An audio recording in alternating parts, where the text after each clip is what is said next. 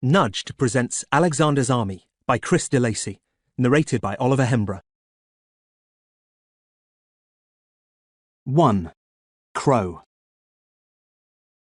"Hey, that crow's in the garden again." "Where?" I gasped as Josie, my younger sister, swept past me. I jumped up from the kitchen table, almost spilling a bowl of cereal. "On the gatepost," she said with a shrug.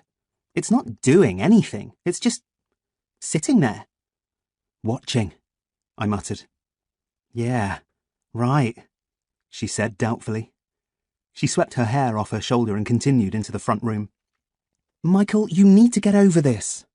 Mum was crouching down, spilling laundry out of the washing machine. She brought a basket of wet clothes over to the sink. "You've been as jumpy as a newborn frog for days, and stuck inside this house every night this week. I realise this hasn't been an easy time for you with Freya passing away and everything. But trust me, this is not what she'd have wanted. Staying in, moping, won't ease the pain. You need to face the world without her now. Nothing's going to bring her back." "Oh no." I took a sharp breath. If only Mum knew what I'd seen in the graveyard when I'd gone to lay a rose on Freya's grave. I pushed aside the blind. "Josie saw a crow." "Yes, I know. I heard her." Mum nudged me aside to get to the drawer where she kept her clothes pegs. "It's a bird. A member of the natural world. Allowed to visit our garden as often as it likes, as long as it doesn't interfere with my washing. What's the matter? Are you frightened of crows or something?" She threw some pegs into the basket and glanced through the window. "I agree. They can look a bit menacing, but you've never said anything about them before. Is there something you want to tell me?" "Lots. Too much." I gulped and said nothing. Mum sighed and shook her head. "Right. That's it. When I've hung up these clothes, I'm taking you out." "Out? Where?" "A garden centre." "What? Weren't garden centres places where old people went?" She saw my look of horror and met it with one of those smug parental grins. "It's either that, or I confiscate your keys, strap you to your bike, and lock you out of the house for an hour. Either way, you're getting some sun on your skin. You're starting to look like milk gone sour." She opened the kitchen door. "Mum?" "What?" "Be careful." "Oh, for goodness sake!" She was angry now. "Will you stop this nonsense? It's a crow, Michael, not a blood-sucking vampire." "It's not. And it could be," I whispered. But by then she was halfway up the lawn, hanging socks on the clothesline. I opted for the trip to the garden centre. I wore a dark hoodie, which made Mum fuss and grumble even more, but I wasn't going to run the risk of being recognised. Some of my school friends' parents shopped there. While Mum and Josie toured the plant displays outside, I hovered in the doorway of the main building, pretending to be interested in a row of shovels. Twice I was frowned at by a security guard for setting off the automatic sliding doors. When I moved deeper inside and stood by a rack of pruning saws, he followed me and pointed to a sign saying, "Not for sale to minors." I pointed to Mum, who had just come in with a shopping trolley laden with plants. The guard bounced on his toes and silently moved on. "Having fun?" Mum quipped. She put a box of slug pellets into her trolley. Slug pellets. Gross. "This place sucks," I said. "It's so boring." "You won't think that when you're 40 and your bedding plants are being eaten away by slimy beasts the size of your thumb. You'll be glad you've got crows in your garden then. They gobble up the little monsters. Schlop." That was it. I couldn't take any more. My mind was so full of fears and secrets. I had to unload them, no matter the cost.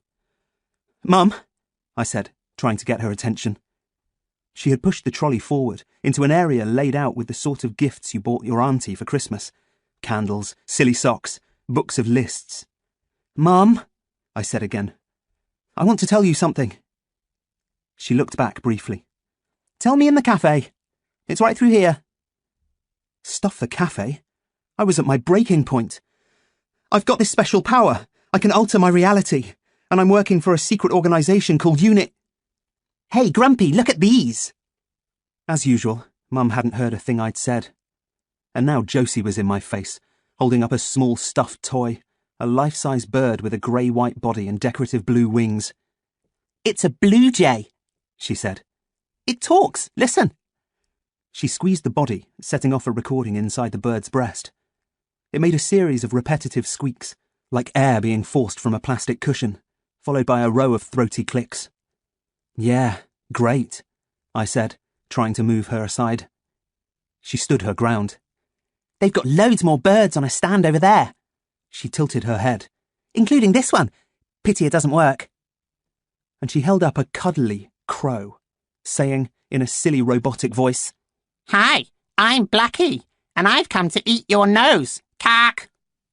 "Give me that," I said, snatching it off her, as she used it to peck my chest. She backed away, making a face. "Honestly, you're such a pain these days. I used to actually like you once." A small look of hurt touched the corners of her eyes. She turned and ran after Mum, leaving me with Blackie the crow.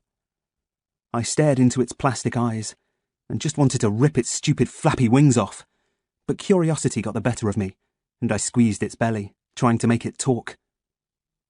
As I did, a voice behind me said, "You've been avoiding me, Michael."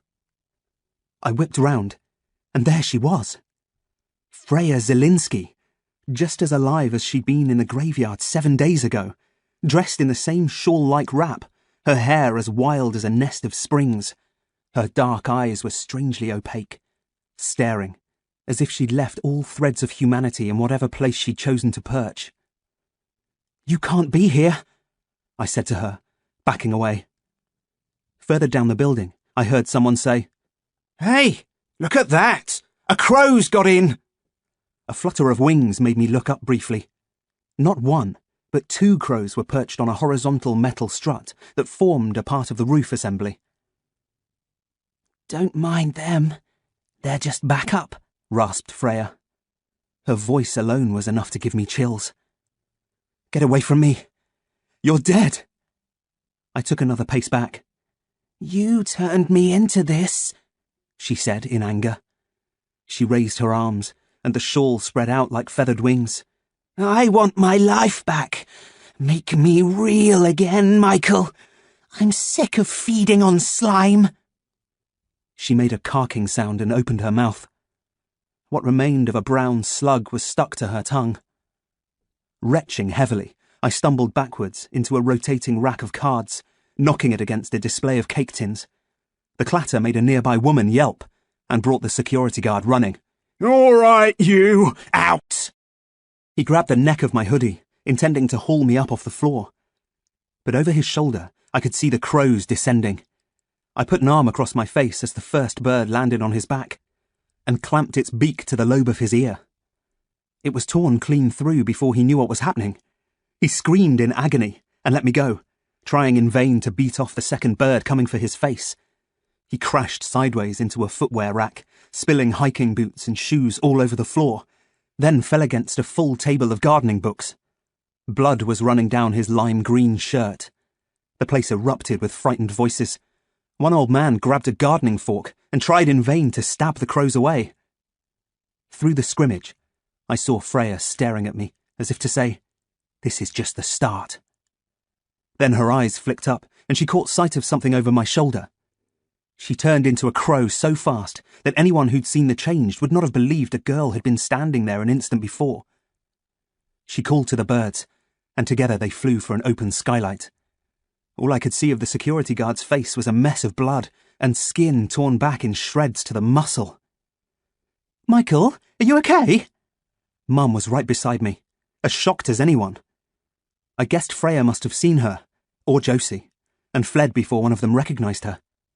"What happened?" gasped Josie. She still had the blue jay in her hand. "Crow's gone mad!" The man with the gardening fork jabbered. His withered hands were shaking, his eyes fixed hard on the skylights above. "Crows? Again?" Mum said. "It was Freya," I panted, my head spinning with fear, confusion, and guilt. "Sorry?" said Mum. "I turned her into a bird," I mumbled. "What?" said Josie, clutching the blue jay close to her chest. Mum took a deep breath. "Look at me," she said, repeating it more firmly when I didn't catch her gaze. "Michael, look at me!" I did. I was almost crying. "Freya is dead," Mum said firmly, as if she'd dropped the hammer at an auction. I glanced at Josie. She was chewing a fingernail, as confused by my gibbering as the folks were by the crows. I looked at Mum again and gave a single nod. What was the point of telling her what I knew about Freya or the Unicorn organisation? How my father, her husband, missing, believed dead these past 3 years, had secretly been working for Unicorn, and how they had recently recruited me too, allegedly to help them search for Dad. "I'm sorry," I whispered, with a weight that seemed to anchor at the bottom of my soul. "It's all right," she said, smoothing the hair from my eyes. "We'll fix this. Don't worry. I know what to do."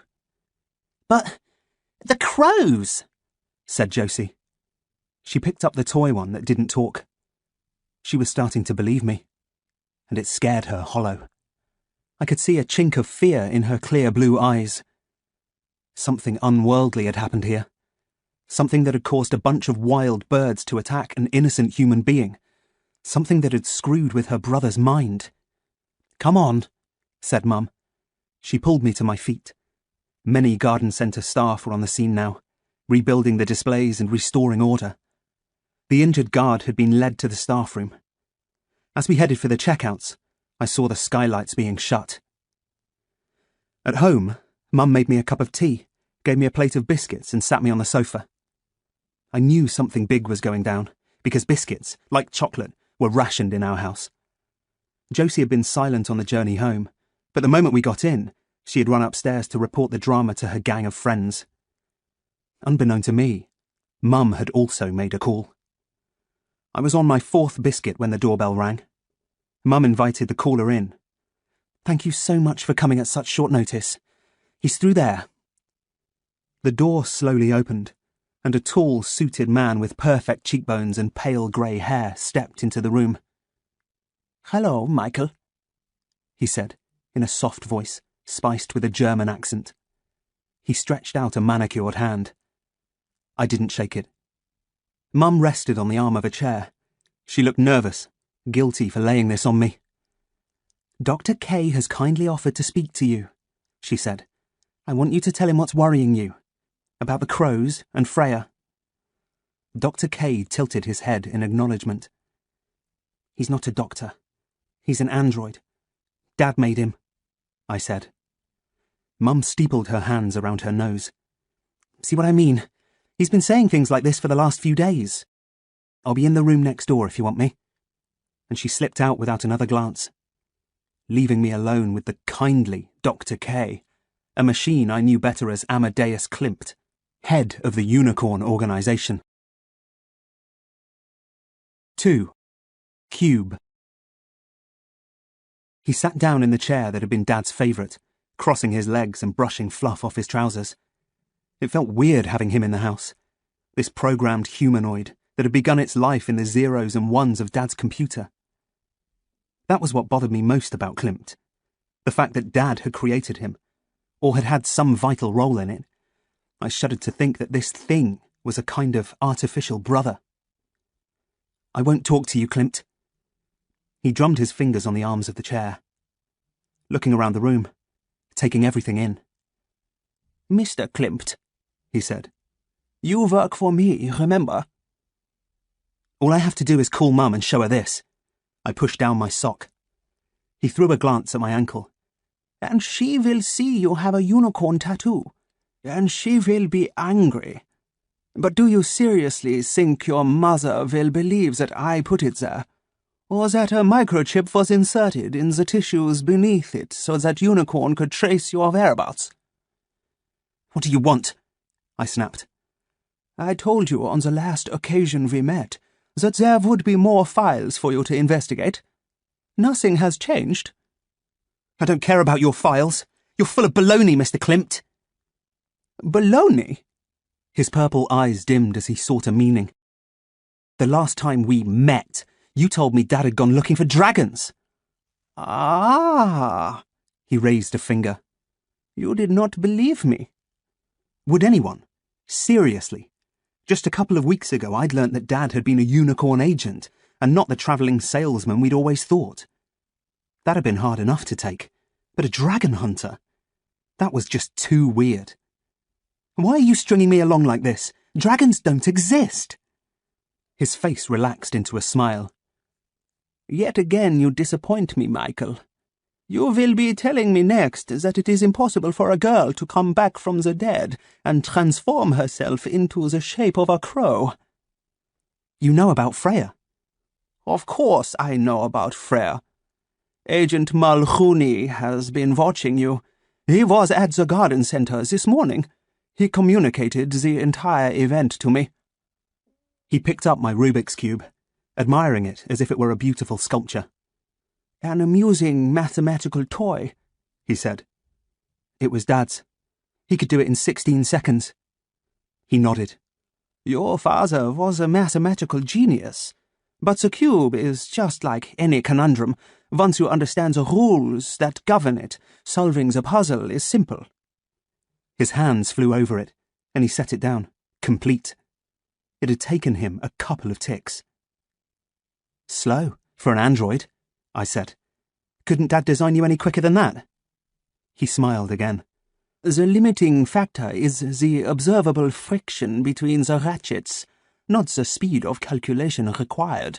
Otherwise, it would have taken me approximately 1/3 of a second, and, to correct your distracting catalogue of misinformed ideas, your father did not design me. His role went far beyond that. Really? It wasn't often Klimt to let slip what sounded like genuine information.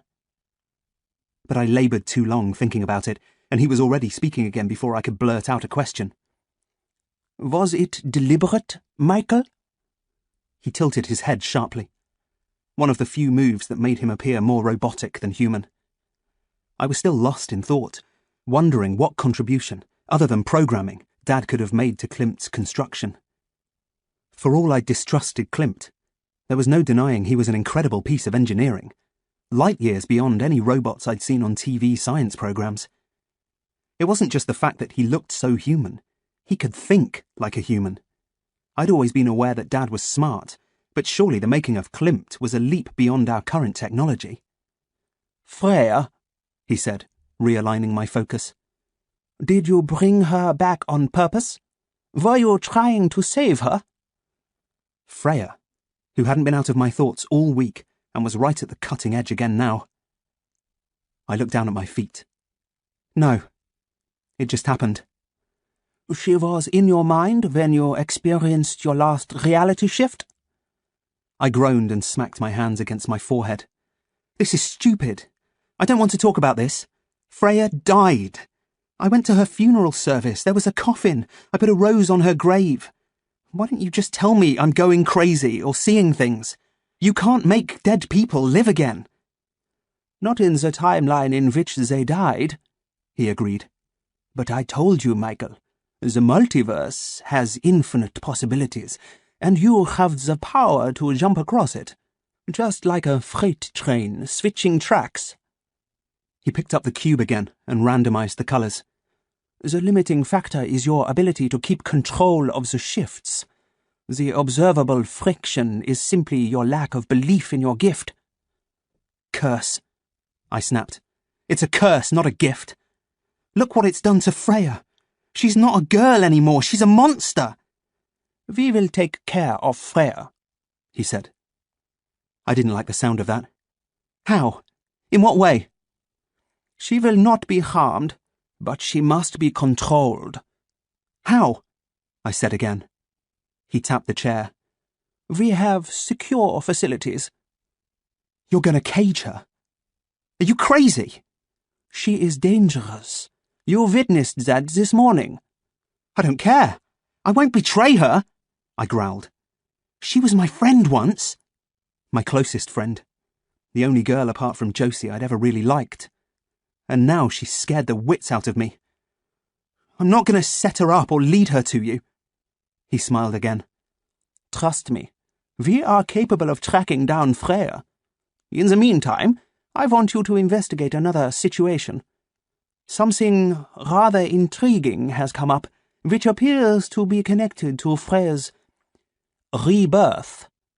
Another force is acting on the changes you made to the boundaries of the temple equilibrium. I spread my hands. In English, please. He reached into his jacket and pulled out what looked like a comic book. Do you know a store in Holton called The Fourth Enchantment? Yes, I said, though I'd never been there.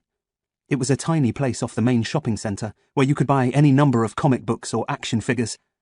A hangout for nerdy types who were into superheroes. I'd read a lot of science fiction books, but Spider-Man had never really been my thing. Klimt leant forward and handed me the comic. This has been prominently displayed in the window ever since Freya changed. I looked at the cover, and my heart all but stopped. The comic was called The Amazing Crow Girl. On the front was a pretty good likeness of Freya. Wild hair, wings spread, crows around her flying. Trapped beneath her feet was a limp human figure. Me. 3. Heel. Or so I thought at first. When I looked closer, it could have been anyone in Freya's claws. The hair was like mine, light brown, a little shaggy, but the facial features were fuzzy at best.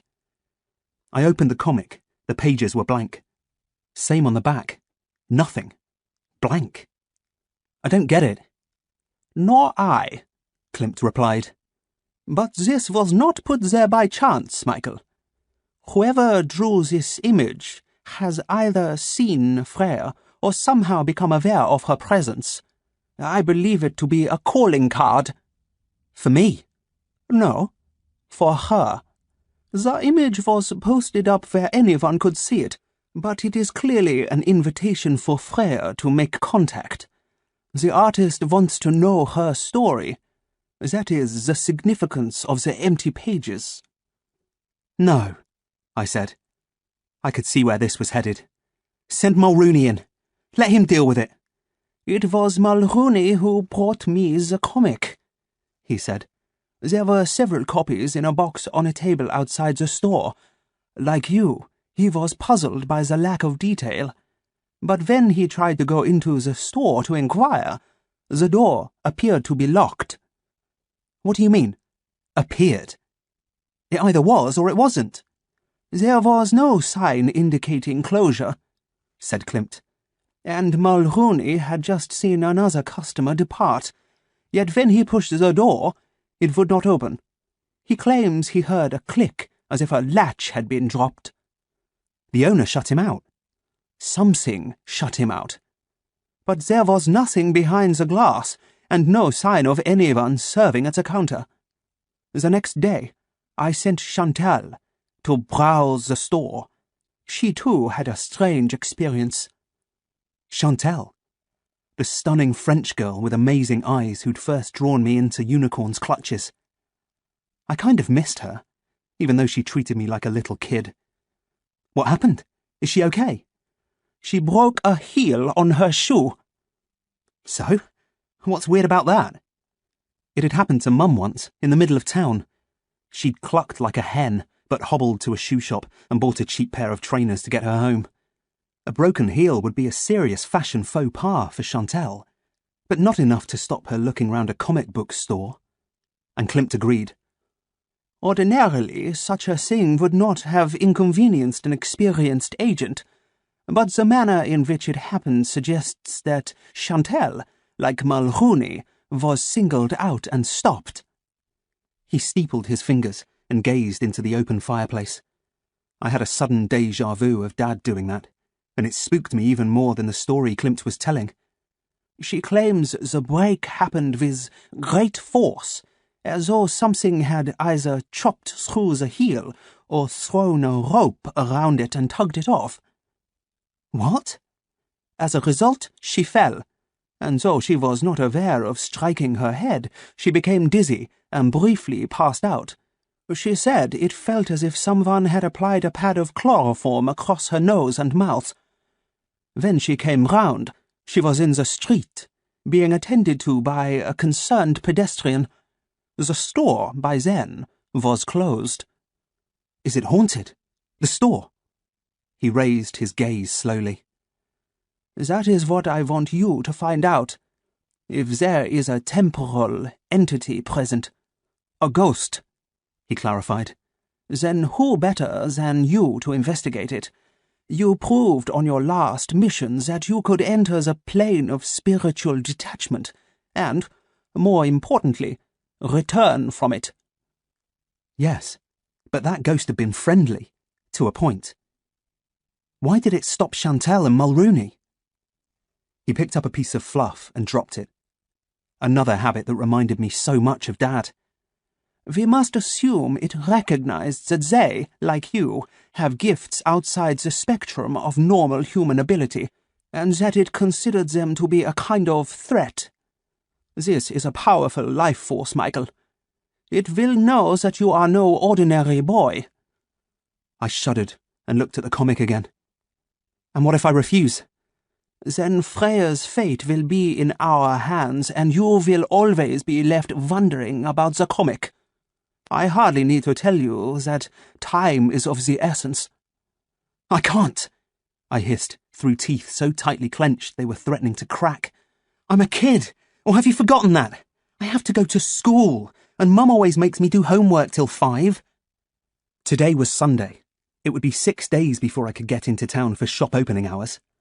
And I didn't dare pull more truant stuff, like I'd done on my last mission. Klimt dusted his trousers and prepared to stand. Keep the comic as a souvenir. You may call your mother in now. But what about the mission? He raised an eyebrow in the direction of the hall.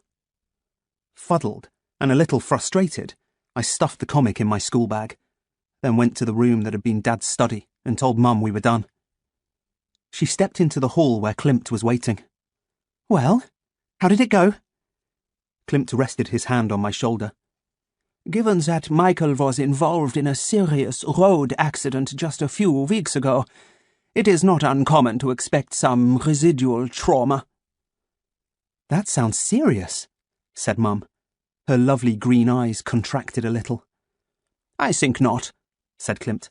I have explained to Michael that the death of someone close can cause extreme emotional reactions, often provoking mild hallucinations and unusual beliefs. He had. I think these visions of Freya are nothing more than that, but just to be sure there are no physical deficiencies, I would like to have him back in the clinic for a day or two, so we can run some checks. He would? Oh, right, Mum said, her voice changing gear. Well, whatever you think is necessary. I'll make arrangements at work and— No, Klimt stalled her. I will send a car for Michael in the morning. All you need to do is phone his school. He will be safe with us. And, of course, you may visit him in the evening. Yes, I see. Well, yes, Mum muttered, now as fuddled as I was. She knuckled my arm. You okay with this? Was Klimt serious about the medical checks? I had been badly hurt in the crash. My left leg ached even now. Or was it just a ruse to get me out of school and into the comic store? As usual, his agenda was pretty murky. 8 o'clock, he said before I could object. We will provide night clothes. He gave a curt nod and was about to leave when his gaze locked onto something behind Mum. The door of the study was still half open. I realised Klimt was staring at a painting on the wall of the alcove, above the desk where Dad used to sit. The Tree of Life, he muttered, his accent almost slurring a little. Oh, yes, said Mum. She fluffed her hair. Michael's father, Thomas, liked the work of the artist. I'm sure you're aware he shared your name. Gustav Klimt, yes? Yes, said Amadeus Klimt, and something seemed to whir behind his purple eyes. Without another word, he marched out of the house and straight down the drive. He left a bit suddenly, said Mum, as we watched Klimt get into a waiting black car. You don't think we upset him, do you? I don't know, I muttered. It didn't seem possible that Klimt could be rattled. But something in the painting had made him pause, as if the twisting pattern of branches had sent a viral worm into his high-powered software. It was the first time I'd seen a flicker in him of something that might be called an emotion. The unnerving thing was, it looked like sorrow. 4. Meeting. "Mum, is it okay if I go out for a bit?" "Out?" she said.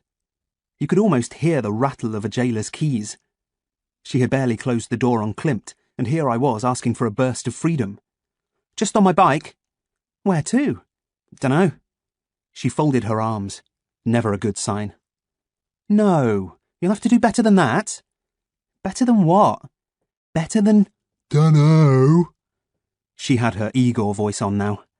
Why did parents always turn into the creepy butler whenever they repeated your own words back? She said, 2 hours ago, I was scolding you for hiding in your room all week. Now suddenly you want to go out? What's changed? "I'm cured," I said. All hail Dr. K, miracle worker. "Don't get smart, Michael." I threw out my hands. "Well, what am I supposed to say? You moan if I stay in, and you moan if I don't. Moan, moan, moan. I'm sick of it." I slumped against the wall, my hands in my pockets. "What's going on?" Josie was slowly descending the stairs like an actress fearful of stepping on her dress. "Your brother's having a tantrum." "Oh, like tell me something I don't know. What did Dr. K want?" "I asked him to come and have a chat with Michael. And now I've got to go into hospital," I ranted. "And have wires stuck in me and—" "All right, that's enough," Mum snapped, before I could mention the weird octopus creature that had crawled on my face the last time I'd been in the unicorn clinic. Right away, I'd almost blown my cover again. Mum had no idea what she was sending me into. No idea. "Hospital?" said Josie. She took the last step with a heavy bump. "For a checkup," said Mum. "Nothing serious.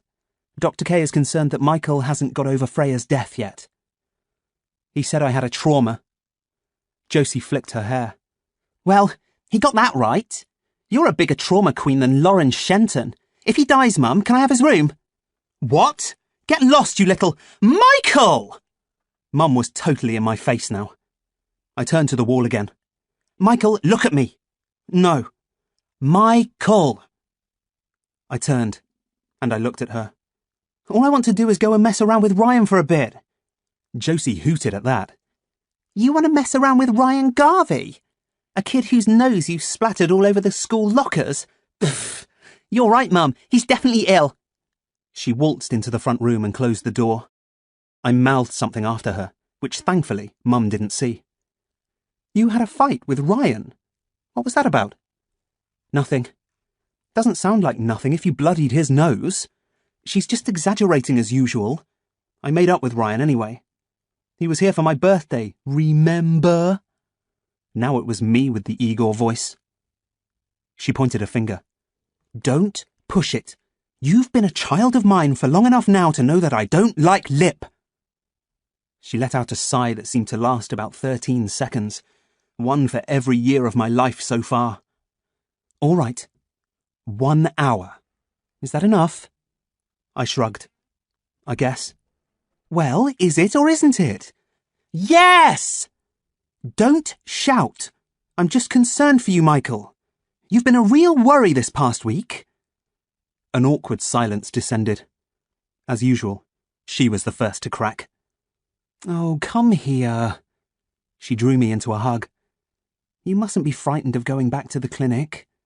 She parted the hair just above my left ear. "Dr. K knows what he's doing." Oh, yeah. Klimt knew what he was doing, all right. I looked over her shoulder into Dad's room. The solitary raven-like bird that sat on a branch in the Tree of Life painting looked right back. "Fly away," I mouthed at it, and squeezed my eyes shut. But it was still there, dark and brooding when I opened my eyes again, and Mum let me go. I pedalled to the coast road. A 10-minute ride. I did think about calling Ryan. Stupid and annoying as Garvey was, he at least made me feel like a normal kid. And that would be no bad thing right now. My fight with him had been over Freya, and who was supposed to be going out with her. So weird. Me and Ryan fighting over a girl. Back in year 6, girls were so far off our radar, they might as well have lived in outer space. So much had changed since Amadeus Klimt had walked into my life. But I didn't call Ryan. I stuck to my plan and went straight to one of the wooden benches that dotted the cliffs looking over the sea. Mum always said we were lucky living so close to the water, where the air was clear and you could breathe and think. But if she'd known what had happened on these very same cliffs a fortnight ago, what I'd been involved in, what I'd done, she would have had us packed up and moved on before I could blink. I spun my bike into a heap, sat down and waited. It was a cold afternoon with no promise of sun. The sea stretched out like a sleepy cat, a dark reflection of the grey clouds above. One small fishing boat was chugging towards the southernmost point of Berry Head. A gull circled silently above, then shrieked and took off in the same direction as the fishing boat. A chill wind ripped at my ankles. The crows were coming. I could feel it. Simultaneously, 2 of them landed on the backrest on either side of me, flapping gently to keep their balance. They cawed as they eyeballed me. And then came Freya. 2 hands slid across my eyes. I jumped so hard that I almost kicked a clod of earth out of the ground. "Guess," she whispered. Shaking, I said, "I haven't got long. You have to listen to me. You have to leave, Freya. You have to get away. I've come here to warn you. They might be watching." She went, her voice rattling as if she had a pea in her throat. "This is sweet. This is how it should be. You and me together, staying close." "They want to put you in a cage," I said. "Fly away. I can't help you. I'm sorry." She drew her hands sideways and down, raking the sides of my face with her claws. "You still haven't told me about the geek." Klimt. She meant Klimt. She'd seen him in the graveyard the first time she'd revealed her crow self to me. "He's not real," I panted. "My dad helped to make him. But the people he works for..." She pushed a claw against my neck, denting the skin. Both crows gave an encouraging cark. "Please don't kill me," I whimpered. "He is real," she rasped. I wanted to shake my head. Not wise. "No, he's a robot." "He has a conscience. I felt it." "When?" "In the graveyard." Klimt, with a conscience. My mind flickered back to that moment in the hall. "No way. He's not like us. He's a machine." "Us," she repeated. She leant over me and breathed out the scent of slugs. But for that claw near my throat, I would have retched. "Am I real, Michael?" "I don't know," I stammered. "Please don't hurt me." "Please don't hurt me," she repeated with a cark. Her claw broke through my skin. "This world, this disgusting existence you've given me, it's like being in the closet with the monsters at night. I sense things you wouldn't believe. I see darkness everywhere. I see it in you. I know what you did to make me like this." "Please, Freya." I wriggled my feet. "I didn't mean to turn you into a crow." "Yet you haven't tried to turn me back," she rasped. "And you've been avoiding me. Bad boyfriend." "No, I want to help you, I promise.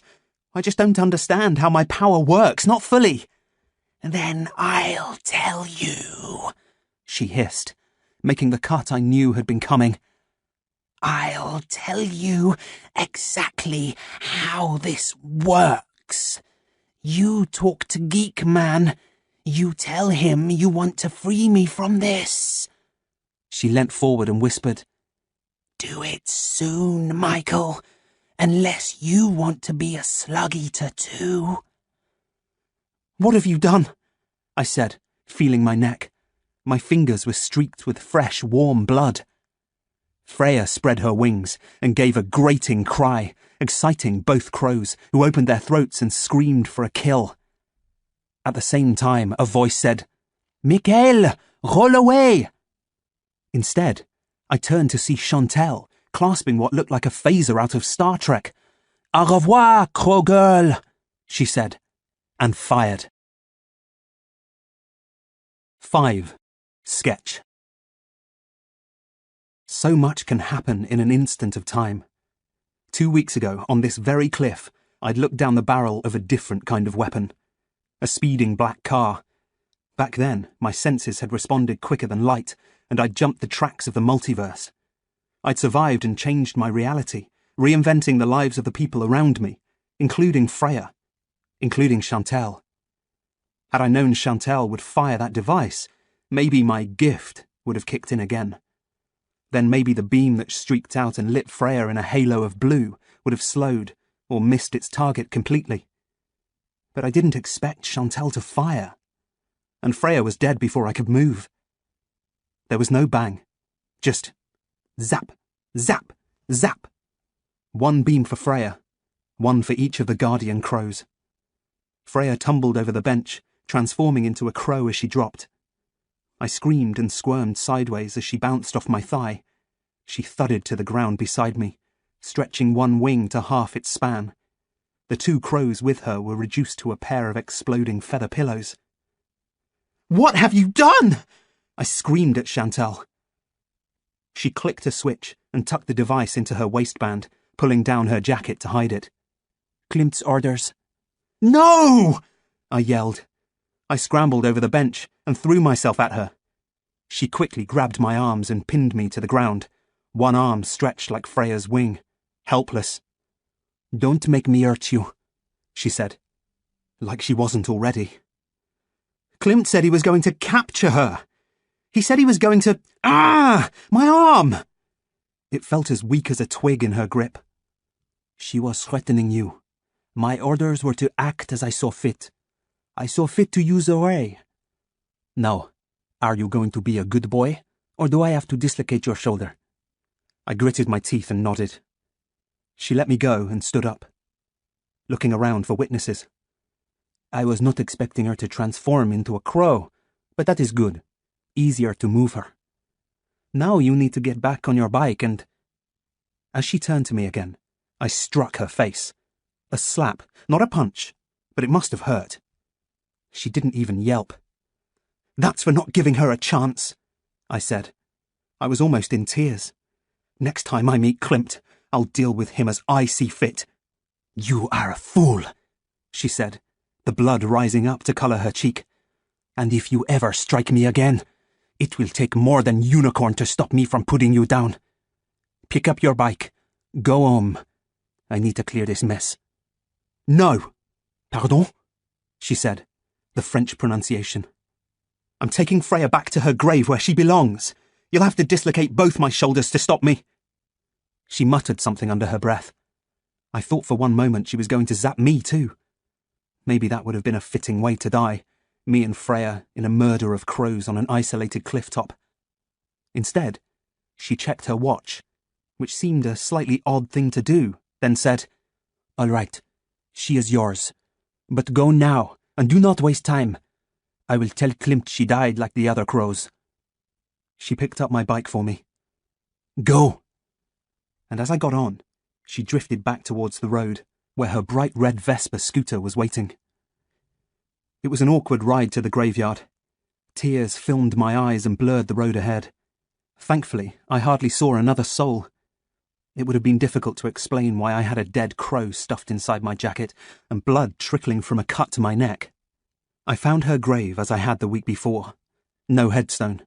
One small wooden cross. Freya Ann Zielinski. The soil was dried and crusted over, covered with flowers dead in their cellophane. 1 or 2 weeds were poking through the cracks. Using a stone, I raked the grave out until I'd scooped a hollow big enough to take a crow. Then I put her in the hole, spread the soil back and patted it into place. I laid a stone on top, and the best of the flowers on top of the stone. Still on my knees, I mumbled a prayer. Something to do with souls departed. It started to rain as I cycled home.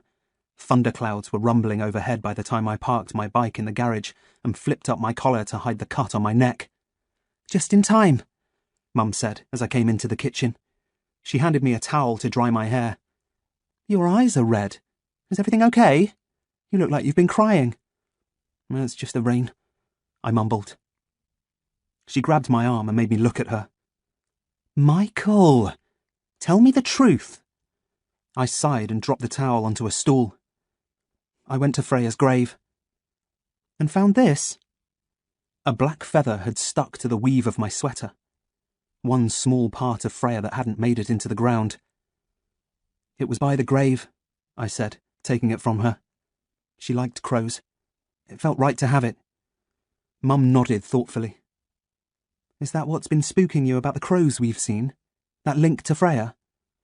"Suppose," I said with a limp shrug. "Well, maybe you can talk to Dr. K about that." I grunted. Why not indeed? We had a lot to talk about, me and Dr. K. The rain continued to fall.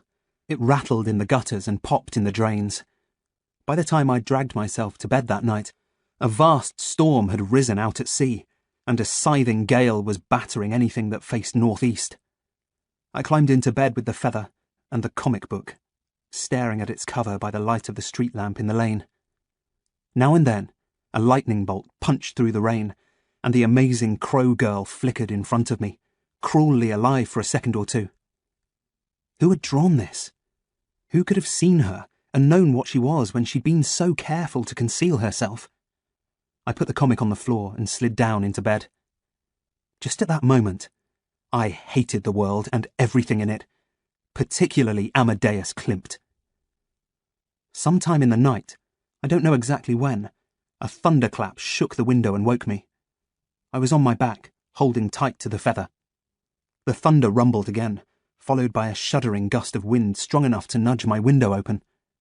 We lived in one of Holton's old stone cottages, a place with low ceilings, which had all seemed to shrink as I grew older. It had original features, according to Mum. Most of those features didn't work in storms. The leaded windows, for instance, and their ancient latches. The sky flashed blue. When I was a kid, Dad used to tell me that flashes like those were the engines of alien ships firing. He would pull me out of bed, and we would stare into the night, hoping for a glimpse of a flying saucer. Nowadays, I never got up. And tonight was no exception. I was burying my head beneath my pillow when a long, deep cark cut through the night. The call of the crow. My blood froze. Shaking, I got up and went to the window. In the arc of the streetlight stood a silhouetted figure. A man, slim and tall. He had his head bent low, so I couldn't see his face, his fingers stretched out taut like a scarecrow's. His hair was soaked and parted on one side, clinging tightly to his ears and neck. He was wearing what looked like army boots, and a knee-length plain white coat, the sort of thing lab technicians wore. I was looking at a man standing in the rain, wearing the garb of a scientist or doctor. The wind yanked at the window latches, and as the sky broke open a second time, the man slowly raised his head. His lips were thin and tightly drawn, but all I saw of his face was the blue and white flash of a lightning bolt dancing in the lenses of his horn-rimmed spectacles. Behind me, I heard the clatter of paper and whipped round to see the pages of the comic book rippling. Out of nowhere, a pencil flew across the room. It crashed against the window pane and danced on the sill as if spiked by the electrical charge outside. Terrified, I looked again for the man, only to see the streetlight explode in a shower of glass. I cried out and fell away from the window. Everything was now in total darkness. Breathless with panic, I banged around my desk for a torch. By the time I'd got the light pointed through the window, the stranger was gone. I aimed the beam into the room. The comic book was lying in the middle of the floor. I picked it up and shone the torch across it. A diagonal strip had been torn off the cover. In the white space underneath was a clumsy illustration, a wobbly pencil sketch of a figure. A strange little man with no eyes. A soldier. 6. Bullets. It looked like the work of a 4-year-old, or someone drawing with their less used hand. The body was all wrong and didn't meet with the head. The limbs were simple, stick-out lines. What made it look like a soldier was the helmet. I'd seen the style before in a history display at school. A half-round helmet with a short, flat rim, shaped like the top half of the planet Saturn. They were worn by British soldiers in World War I. In the drawing, it was sitting on a spherical head that had no mouth, or nose, or eyes. I wanted to call Klimt. I nearly did call Chantal. I hated her for what she'd done to Freya, but she was my unicorn bodyguard, and I would have been glad of her protection for once. In the end, I didn't call either of them. For the rest of the night, until dawn broke, I sat on my bed just listening and watching. There were no more crow calls or flying pencils. I fell asleep eventually, waking groggily when Mum rapped on my door at 7 a.m. The car arrived at precisely 8 a.m. I'd said next to nothing over breakfast, certainly not about the man I'd seen. That would be for Unicorn only. When the moment came to leave, there was the usual fuffle and bluster in the hall. Despite what Klimt had said about my not needing night clothes, Mum had packed me a small bag of toiletries and a change of underwear. "There's some lunch in your bag as well," she said. "Cheese and pickle sandwiches." "Mum, and I thought you might want something to read. You know how bored you get in hospitals? Well, take this. It was your dad's favourite." She thrust a copy of Jules Verne's 20,000 Leagues Under the Sea into my hand. "I've read it." "Well, read it again. Oh, and I found this on the mat this morning." She handed me a sealed white envelope. My name had been scribbled on the front. "Who's that from?" I asked. "Well, how should I know? I don't have laser vision." Huh, she could have fooled me sometimes. "Looks like Ryan's writing," she said. In which case it would be something idiotic. I was about to open it when Mum said, "Don't fuss with that now. The car's waiting. Go on. We'll see you tonight. Be good." I stuffed the envelope deep into my jacket pocket. "Mum?" "Yes?" "I have a feeling I'm going on a dangerous mission. This might be the last time you'll ever see me." Didn't really set the tone I was looking for. Yet how many times must Dad have wanted to say that to her? In the end, I mumbled feebly, "I love you, that's all." "Aww," she cooed, throwing her arms wide. "My baby boy loves me." "Yeah, bye," I said, stepping out of the house before she could embarrass me with yet another hug. "Bye," cried Josie, coming to the step to wave. "Bye," I mouthed, and went out to meet whatever destiny lay before me. Mulrooney, as he had been in the past, was the driver. "You look tired," he said as he eased the car smoothly onto the road. "What happened to your neck?" I found his eyes in the rear-view mirror. I'd managed to conceal the cut from Mum, but he had seen it in less than a second. "Cut myself shaving." That made him laugh. It was Freya, I confessed, before Chantal zapped her. His gaze narrowed. "Does it hurt?" "What, getting zapped?" He smiled ruefully and checked his mirrors. The car accelerated up the road. After a tense few seconds, he said, "I read the report. Chantal was just doing her duty, protecting you. I doubt whether I would have acted differently. The cut? Does it hurt?" I ran my fingers across it. It felt like an irritating nick, nothing more. "It itches a bit." "Klimt will need to know. The lab will want to see that." The lab? The last time I'd been in the Unicorn facility, they had taken me to a lab where I'd seen a few white-coated scientists. Could one of them have been the man in the rain? "We can't take chances," Mulrooney continued. "The cut might be infected." "With slug juice? Great." "Cock!" I said, not intending to startle him, but loud enough to make him punch the brake. He looked over his shoulder, presumably to make sure I hadn't morphed into a killer crow. "Sorry." "Not funny," he replied. I wanted to say, "Neither is witnessing a cold-blooded killing," but I didn't want to get on the wrong side of Mulrooney. He had the chin of a boxer and the eyes of a fox.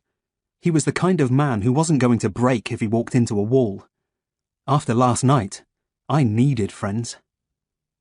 We skirted town and drove into the countryside, closer and closer to the disused mine where the Unicorn facility was hidden. I thought about what Mulrooney had said. Was it possible Freya could have poisoned my blood, like a vampire passing on the undead curse? Or had she just been making an idle threat? I felt the cut again. Definitely itching. It wouldn't be a bad idea to get it checked. Has Klimt briefed you about the comic book store? Mulrooney was speaking again. I nodded. He wants me to go there. Yeah? Well, don't do anything rash. There's something not right about that place. What do you think it was that locked you out? I don't know, but it was smart. And quick. Klimt told me Chantel was chloroformed. Doubt it, he said with a click of his tongue. We couldn't find any chemical traces or swollen capillaries in her nose. It was just made to seem that way. Would a soldier do that? A chloroform attack? Possibly. Why'd you ask? Just wondered. Has Chantel been in the army? That made him laugh. This is about her defense skills, right? I shrugged and looked out the window. I didn't want to be reminded of the ease with which she'd pinned me down. I'd really asked the question to fill in the gaps. I knew very little of Chantel's background, much like everyone I'd met in Unicorn. I trained her, Mulrooney said. He pulled back a sleeve and showed me a military tattoo. I was in the Marines. That made sense. How did you come to be a Unicorn agent? He pulled the sleeve down and drove on a little way, putting on a pair of shades. I used to do this party trick in the mess. Got me into a heap of trouble. He eased the car up to a crossroads and took a right turn towards Poolhaven. Sometimes, when things were quiet, I'd stand a row of bullets in line on a table, then knock the first down just by thinking about it. So it took out the rest like a row of dominoes. The guys in my unit thought it was fake. They would say I'd moved the table or someone else had, or I was blowing on the bullet or wafting my hand. You name it, they always found a reason for that bullet to drop. Until the day I took out the middle one of 9 and rolled it clean away from the rest. That freaked them out. The next thing I knew, someone had reported it to my commanding officer. I was hauled in to explain. I said it was a joke, that I'd used my knee to tap the table and got lucky if I picked the right bullet to fall. He didn't believe me. Not long after that, Klimt turned up. Your commanding officer knew about Unicorn? I guess. So, they're a military outfit? His eyes came up to the mirror again. Any organisation at the cutting edge of human understanding is going to be of interest to the military, Michael. But all you'll ever see is the science and research. I was transferred into a special ops unit. It turned out to be a Unicorn cell. Now I investigate spooks, just like you. They have a name for us. They call us Talons, humans with a gift. I move things with my mind. Chantel glamours people. You flip your reality. Your dad reads moods. There are others. Telepaths, remote viewers, people who can do complex maths at the speed of a computer. They've got a pretty good collection of freaks in there. Why? What do they want us for? His shoulders rose. No one knows, and no one asks. They recruit you, look after you, pay you well, run you through a series of tests now and then. Tests? Lab work. What they call neural enhancement. When you're ready, Klimt will take you through it. They send the best of us out to investigate the U-files. All the weird and wonderful stuff. The truth is out there, as someone once said. But it can be hard to track down, and even harder to believe. Truth? The world moves in mysterious ways, Michael. And so does the human mind. Just do your work and try not to think about the reasons why. Being a Unicorn agent beats getting your head blown off in a war or shoveling fries in a burger joint, right? Right. But it struck me that the biggest U-file of all was Unicorn itself. Someone had to be running it. Someone knew what their agenda was. Last time I was here, I saw a man in a suit in the lab giving orders. Who is he? What does he do? He bites, Mulrooney replied. braking to avoid an oncoming truck. He drove another 50 yards, then turned down a road that looked like a dust track, cordoned off by a set of high gates. You'll meet him soon enough. He opened a compartment next to his seat, took out a badge and held it up to the corner of the windscreen. A red light blinked on a camera outside, and the gates to the Unicorn facility slid open. "This is a different entrance," I said as the car descended a concrete ramp into a small underground car park. When Mum had driven me home from the clinic, we'd gone out through gardens and red brick pillars. This was like a service entrance. "I was told to bring you in this way," he said. He parked, and we got out. He guided me towards an old-fashioned lift, one of those with a grill you slide across the cage, and you can hear the cables straining and smell the ancient grease in the pulleys. Considering this was a secret facility, I wasn't impressed so far. But that soon changed. The lift went down one floor and stopped. The side wall slid away, revealing a bean-shaped transport pod lit by a faint blue light. Mulrooney pointed to the only seat. "What about you?" "I'll be in the pod behind. Put your bag inside the scanner at the front." "It's just sandwiches and a pair of underpants." "Both potentially dangerous," he quipped. "This thing moves fast. You might feel nauseated, but it's no worse than a bumpy tube ride. Get comfortable before the door seal closes. Once it does, you won't be able to move. The pressure in the pod will clamp you in position. Most people prefer to lean back. Don't be afraid. It's perfectly safe. You'll be released when we reach our destination." "Where are we going?" He glanced at my book and smiled. 20,000 leagues under the sea. Get in." This ends Disc 1 of Alexander's Army. Alexander's Army, Disc 2. 7. Bulldog. I'd always wondered what a bobsleigh ride would be like. And now I knew. The door seal closed with a comforting beep. The blue light dimmed. 3 spots on a console lit up in sequence, and the pod began to move. It gathered speed rapidly, squirting along a narrow tube without ever grinding against the walls. I had no idea what was propelling us, and all I could see of the way ahead was the faint reflection of my anxious face. We were banking and descending, that much I knew, but we could have been going anywhere. After a stomach-tugging 2-minute journey, my body jarred and we began to slow down. The pod came to a halt by a silver platform. The door beeped and opened like a roll-top desk. I grabbed my bag and climbed out. Mum would have been pleased to know that her cheese and pickle sandwiches were still intact. Mulrooney's pod pulled in behind mine. "Okay?" "Just about." I nodded. "It gets easier the more you do it." He stepped across the platform to a set of closed doors. He laid his hand on a screen and the doors slid open. Beyond them was what looked like the concourse of a modern tube station, with escalators running in different directions. "How deep underground are we?" "We're not underground," he said. "We're underwater." So he hadn't been lying about the book. "Is this a submarine, then?" We walked into the heart of the concourse. A couple of nerdy types came past us. They were wearing pale orange uniforms, with a rearing black unicorn patched onto the arm. They glanced at me, but didn't speak.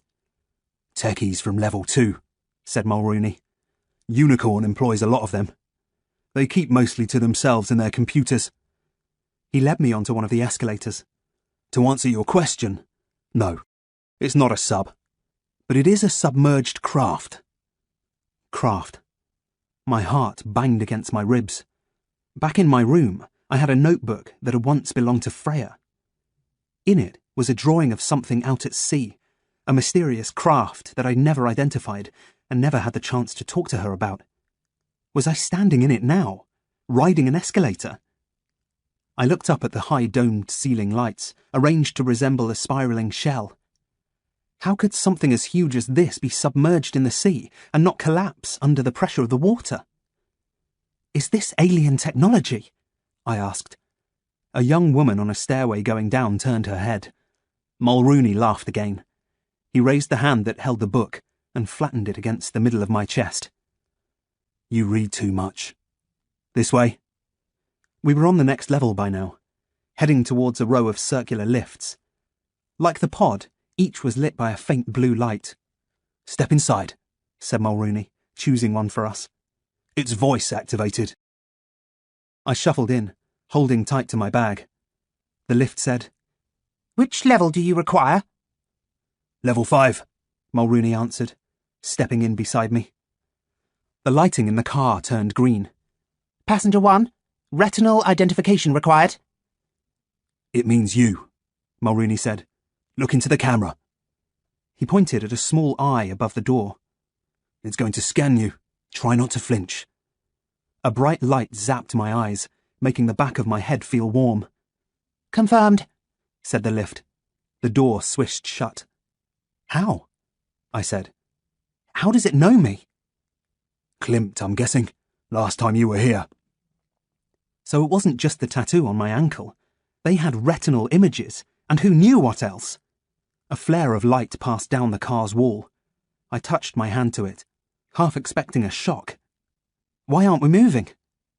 We are, Mulrooney said. We change floors every time the light pulses. This thing lifts and revolves simultaneously. There's some kind of motion dampening software built into it, so newbies like you don't throw up everywhere. The door opened, and the car turned blue again. This is where we part company, Michael. The lift had brought us to a brightly lit corridor, at the end of which was a sturdy wooden door. Carved into the door, at about my head height, was the rearing unicorn. We call this the kennel. Why? Because the bulldog lives in there. He gestured at the door. Think of this as a privilege. Not many get invited to level 5. He patted my shoulder to encourage me out. Remember, he bites. Be polite. Good luck. With that, the lift door closed, and Mulrooney was gone. At the same time, the wooden door clicked open. I moved down the corridor and spoke through the crack. Hello? Come in, Michael, said a voice as deep as an orchestra pit. A well-educated voice, what Mum would call old-school English. The voice of the man I'd seen giving orders in the lab. I gripped my bag strap to stop my hand from shaking, remembering a game Dad used to play with me and Josie when we were young. A tag game in which we had to run from one end of the garden to the other without being caught by Dad. The bulldog. British bulldog. 1, 2, 3. That's what he'd say to start the game. I found myself saying it in a whisper now. British bulldog. 1, 2, 3. I took a deep breath and pushed the door open. 8. Timer. The size of the room took me by surprise. It was rectangular and absurdly long, with a shining marble floor and the kind of decorative ceiling work I'd only ever seen in pictures of stately homes. 3 enormous chandeliers filled the space with sparkling light. The bulldog was sitting behind a large oak table that had dimensions matching the shape of the room. There were no chairs on either side of him, and only one opposite. His head was bent over a folder of notes. He was writing in generous fountain pen strokes. The backs of his hands were dark with hair, but the hairs of his head were silvery grey, matching the coal grey fabric of his suit. There was a telephone on the table, and an hourglass, weirdly. A green onyx ashtray added a dash of colour. 3 cigar stubs stood in the tray like chicks in a nest. There were no windows, but on the wall behind him were 4 huge panels of different colours, each painted with a stylised unicorn head. Sit down, he said without looking up. A voice that carried Class A confidence. Someone used to dirty work, sorting things out. Why am I here? You're a unicorn agent. I control you, Michael. I thought Klimt... Klimt takes orders from me. Everyone takes orders from me. He raised his head. Now I could see why they called him the bulldog. He was fat in the face, with flabby jowls of flesh all around his mouth. Deep inside the crumpled layers of his skin were grey eyes shielded by a pair of bushy eyebrows. The corner of his left eye was slightly wet. He dabbed it with a handkerchief while I was looking. He reminded me of a Wild West gunslinger. If this were a cowboy movie, He'd be the one with the pistol hidden underneath the table. It scared me to think that despite his age, 60 maybe, he'd be quicker on the draw than me. He lowered his head and went back to his notes. "We need to talk about your loyalty," he said, oiling the words with a touch of spite. "I understand from Klimt that you breached our trust, spoke out about Unicorn, that he's had to bring you in." So that's what this was. A dressing down. I was scared because of what my reality shift did to Freya. I could feel my toes curling into my socks. The bulldog had taken his first bite out of me. He continued to scratch away at his notes. Pinned to one corner of the sheet was a photograph. It looked like it might be a school shot of Freya. "Klimt explained the risks when he recruited you. He tells me you were more than keen to join us." He confused me. He said he knew about my father. "You think he misled you?" I folded my arms. The gravelly authority in his voice made me want to wrap up as tight as I could. My shoulders felt like they'd been winched up by a crane. Klimt says a lot of things that don't make sense. He opened a drawer and took out an ink pad and a rubber stamp. Despite the futuristic surroundings, some things, it seemed, could not be improved upon. "Look around you, Michael. What do you see? This is not an amateur organization that passes whispers in smoke-filled alleyways." "What are you, then?" He funneled a breath through his bulbous nose. I gulped, thinking I'd overstepped the mark. But no remand came. Instead, he reached forward and upturned the hourglass. Orange-coloured sand began to drain through the neck. "You're not the first to want answers," he said. "Your father was particularly inquisitive. Ask what you like while the sand is falling, but bear in mind what you already know. Unicorn is a clandestine body. By its nature, some things cannot be revealed. When the timer is done, we will test your loyalty." "How? What are you going to do?"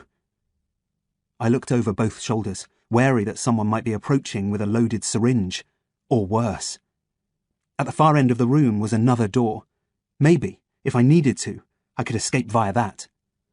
"The timer runs for exactly 3 minutes. And we had to be 20 seconds in already. Dry-mouthed, I asked, "Is it true about Dad? Really true?" He sat back in his chair, a look of disappointment wearying his eyes. He dabbed at the wet one again. "Your father went to New Mexico to investigate claims of a discovery of dragon DNA. Yes." "Even though dragons don't exist?" "Nor do ghosts in most people's minds. Yet you have convincingly demonstrated otherwise." He laced his fingers in the way Klimt often did. "You're wasting sand, Michael. Klimt has told you what we know. To all intents and purposes, Thomas disappeared 3 years ago. If we train you to control your shifts, we might have a means of locating him, though nothing, of course, is certain." He opened the box containing the ink pad. "I hear you're competent in the art of flecking. If you don't believe me, read my eyes." I was ahead of him there. One thing I'd inherited from Dad was the ability to detect when people were lying by seeing minute changes of colour in their eyes. Gold flecks were a positive sign. Green or red usually meant they were hiding something. So far, the bulldog had told the truth. All gold. "What does Unicorn do? And I don't mean ghost hunts and other stuff. What's your real purpose?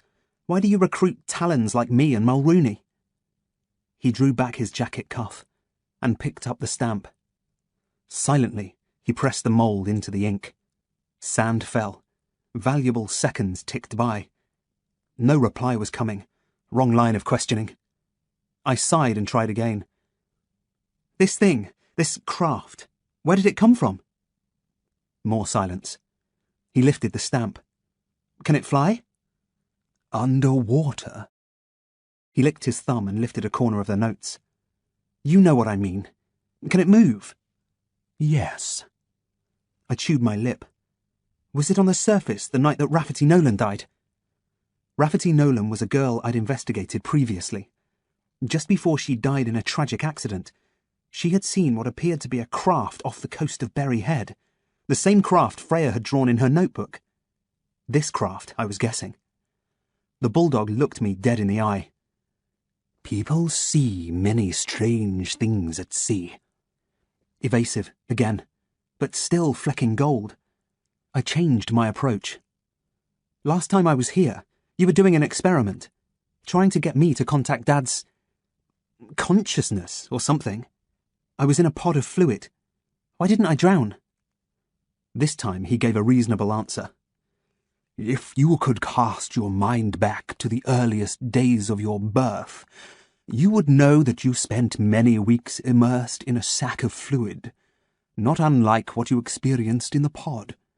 You were suspended in a mixture of electrolytes and other vital substances designed to aid neural transference.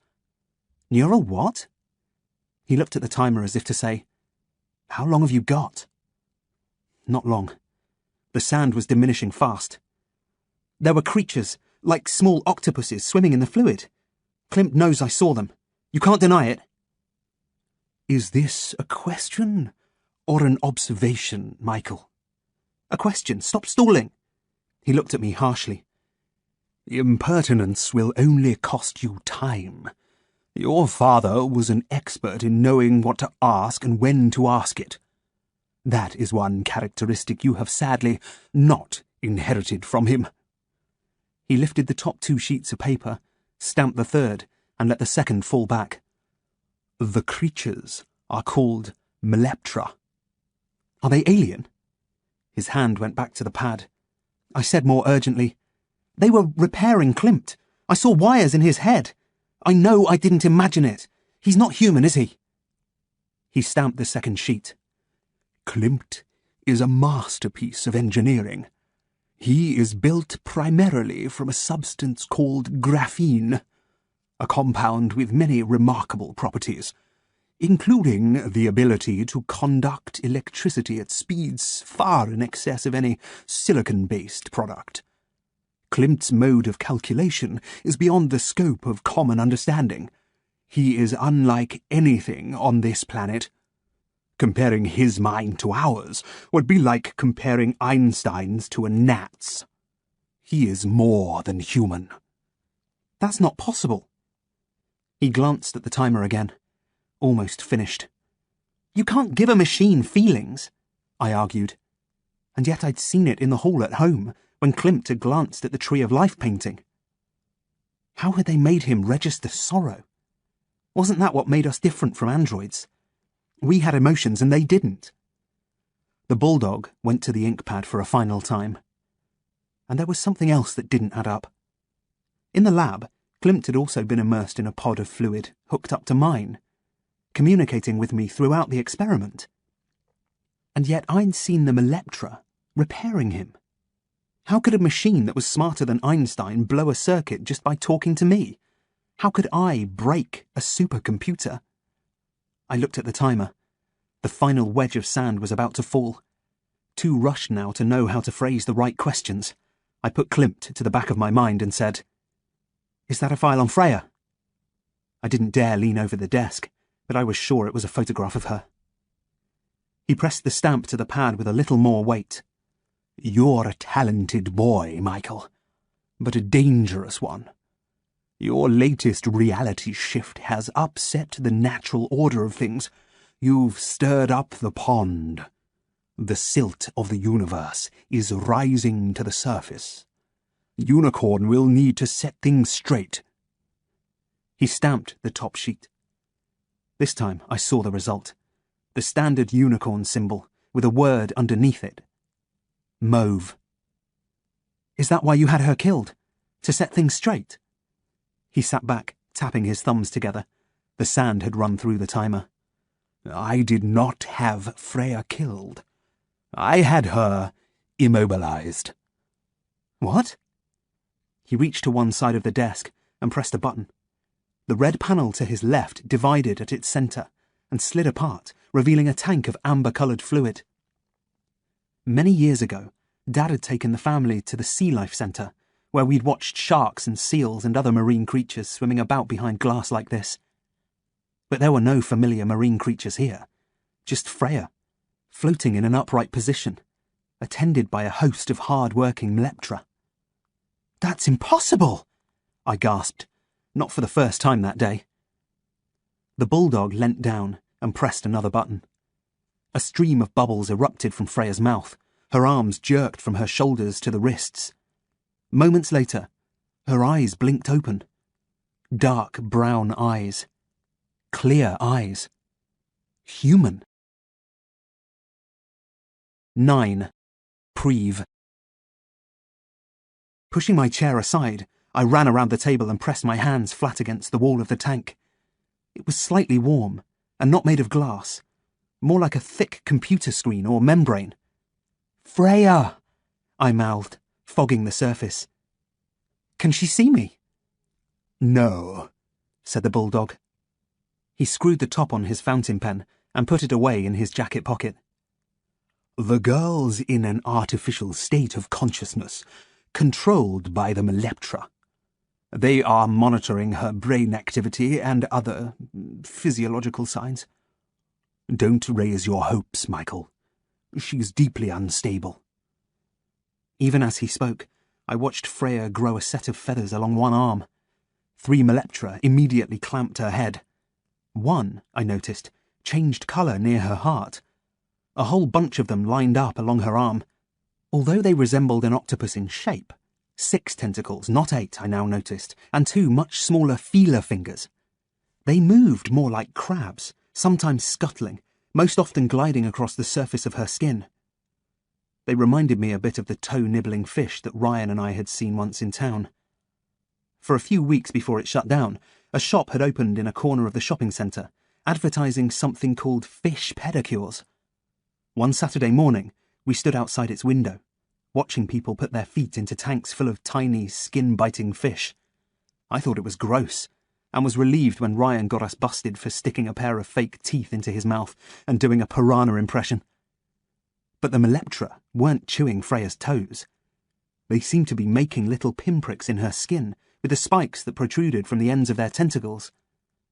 Whatever they were, these things, they were helping her. The feathers receded. I sighed in relief. By now, one of the creatures had swung to meet me, matching its tentacles to my finger shapes. It had a mauve underbelly and tiny pink eyes no bigger than beads. As it mirrored the movements of my fingers, the cut in my neck began to itch. A squiggle of light emerged from a slit between the creature's eyes and ran through the membrane into my palm, producing more of a tickle than a shock. I pulled my hand away. The creature sparkled like a tube of glitter. It made a high-pitched squeak, then kicked its tentacles and floated off to join the others. I turned to face the bulldog, a slew of angry questions forming in my head. Despite the Mleptra's healing efforts, I just wanted to punch a hole in the tank and haul Freya out. How did she survive? I saw Chantel zap her. I buried the crow. How did she even get in here? He swiveled his chair and stared at the tank, like a modern-day Victor Frankenstein. All he needed was a fluffy white cat, and he'd have been the image of the perfect villain. He blinked the eye that was still watering. The ray stunned her, nothing more. Chantel and Mulrooney were under orders to isolate Freya and restrain her if an opportunity arose. By taking your bicycle ride to the cliffs, you made it easy for us. And after that? After that? He tilted his head. I tried to reply, but suddenly felt dizzy and had to steady myself against the table edge. Chantel followed me to the graveyard, didn't she? She must have dug Freya up. Oh, that's so gross. Why didn't she just tell me she planned to bring her here? Because you would have challenged it. You had already indicated to Klimt that you would not betray the girl to us. You had also seen her killed, or so you thought. Chantal could not run the risk that you would alter your reality and compromise her orders if she objected to your wishes. So she used her wits and let you take the body. A risky manoeuvre that fortunately paid off. Klimt had calculated a recovery window of 50 minutes before Freya came round. Chantal guessed correctly that you wouldn't hang around the graveyard for long. So that was why I'd seen her check her watch. You're sweating, Michael. Why don't you sit down? I shook my head. Under the circumstances, not a smart thing to do. My brain seemed to be swelling like something filmed in time-lapse photography. I still don't get it. I was at the grave for 20 minutes. Freya was in the ground for most of that. How come she didn't suffocate? Because she was already dead, said a voice. Klimt had entered the room. He walked over and picked up the file. He examined the top sheet, then enclosed the whole thing inside a thin brown folder. You are forgetting the lessons of your last case, Michael. Death is merely another state of being, another change of track. Humans like Freya, who die but do not make the change, become tied to this plane in what we call a transcendental paradox. Undead is the popular term, I believe. I turned and squinted at the tank again. Freya's eyes had closed, their lids like the skin of rotting peaches. Her once wild hair, though buoyant in the fluid, looked like paper strips flying off a fan. She was so pale and yellow, more lab specimen than human girl. She reminded me, horribly, of a dead frog I'd seen in a jar at school. Mr. Greenway, our biology teacher, had described the frog as inert. That's how Freya looked to me. Inert. Can she die? Properly, I mean. I rested my hand on the tank again. Meleptra clustered to the point of contact, blinking like a row of fairy lights. They seemed agitated, as if they were arguing among themselves. More and more lights fired into my palm. There are procedures, Klimt said, implying it was true. How? How can you kill someone if... Oh. I reeled again. Michael? Klimt had noticed how unsteady I was. I fell back against the tank, spreading my arms out wide like a cross. The room turned into a wavy dreamscape. Behind me, I could hear the Meleptra squeaking, their bodies frantically changing colour. The bulldog was sitting forward in his chair. He had a hand to his face, as if he was fiddling with a contact lens. Klimt, why are the creatures so active? Before Klimt could answer, another figure swept into the room. He was wearing a white laboratory coat and a pair of glasses with dark brown rims. He was tall and gawky, as thin as a test tube, and though he had no army boots on his feet and his sandy-coloured hair was combed in an old-fashioned wave to one side, my mind became fixed on the wild idea that this was the man I'd seen in the rain. Preve, what's the meaning of this? Growled the bulldog. Sir, the tank, the man jabbered. What about it? The meleptral interface. It's off the scale. Klimt hurried around the desk and moved me aside. He put his hand on the tank, managing to dent the membrane slightly. His palm turned mauve, radiating ripples of colour through the fluid. The meleptra gathered to him like bees. Meanwhile, my focus was still on Preve. With a croak in my voice, I said, Don't let him near her. Near her? Near her! The urge to repeat the last two words beat like a drum in my head. I pointed at the scientist. His body shape blurred around the edges. My gaze homed in on his face and neck. Preve looked baffled. He shied away from me and went to join Klimt. I heard the android say, The meleptra have detected another source of the Corvine virus. Where? Said Preve. Outside the tank. Klimt swept round, scanning me with his purple eyes. Fake! I rasped. Fake! Fake! I felt lighter in my bones, as if I could fly. And suddenly, I did. A rush of dark energy took me past Klimt. My feet were off the floor as I thumped into Preve. He screamed as his hair became locked in my fingers. My eyes swiveled painfully, taking in half the room in one glance. In the tank, I saw Freya transform into a crow and dig her beak into one of them Electra, splitting it and spilling blue fluid from the gash. I saw the bulldog rising from his chair. His eyes were different colours.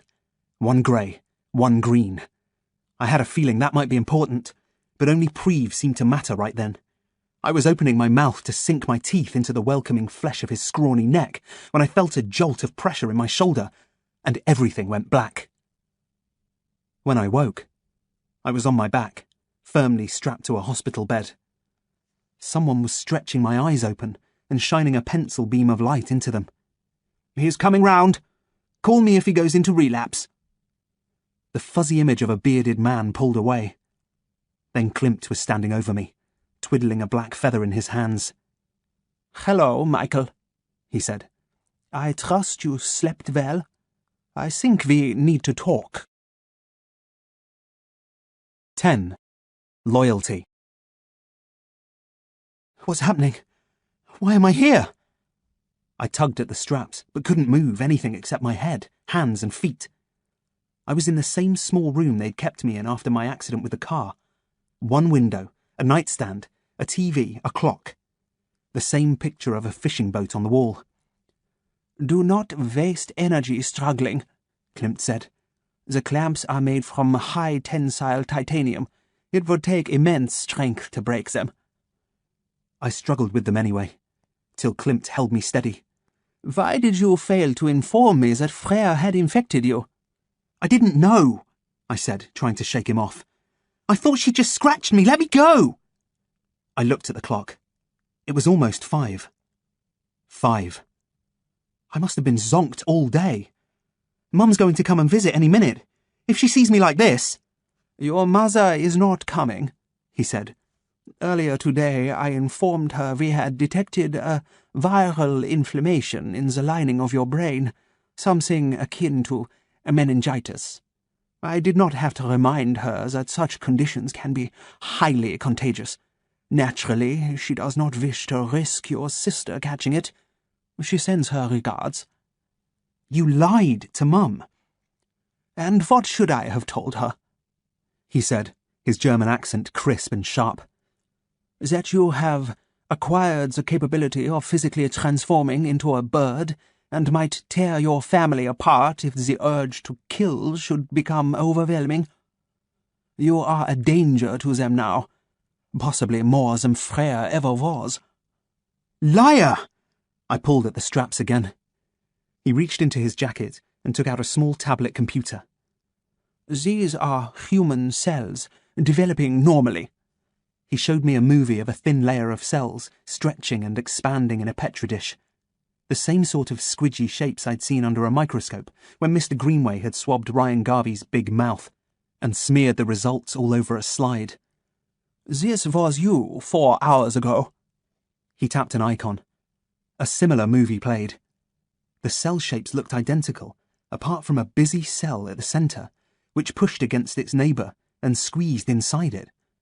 The invaded cell billowed, turned black, and then ruptured. I turned my head away from it. "Why should I believe you?" "Because it would be dangerous not to." And that was Klimt in a sentence. I never really knew what was truth and what was fiction. "Am I—" I hardly dared say it. "Like Freya now?" "No." He put the tablet away. "Keep still, please." "Why? What are you—" "Hey!" He pressed my head sideways against the pillow and lifted the tape on a cotton pad stuck to my neck. "Ow!" "Good. This is improving. We have sterilized the wound and treated the infection. As far as we can tell, the virus is receding. We will know more tomorrow." He pressed the pad back and released his grip. I snapped at him like a foaming dog. Needless to say, he wasn't impressed. "You are being restrained for your own safety, Michael. Physical exertion will not improve your position." "That man, the one shining lights in my eyes, who was he?" But it came to me before he could spin me a line. It was Liam Nolan, wasn't it? Liam Nolan had been my father's doctor. something I'd only recently discovered. He had been at the heart of my last mission. For a while, I'd suspected him of being involved in the accident his stepdaughter, Rafferty, had died in. But when Freya had suffered a heart attack, it was Liam Nolan who'd rushed her to the hospital. So I had a lot to thank him for. But to see him here, connected to Unicorn, was beginning to raise my doubts again. I didn't want to admit it, but 10% of my brain still didn't quite trust him.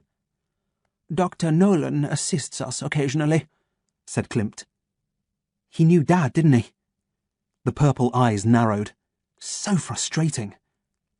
How many times had I wished I could read those artificial irises?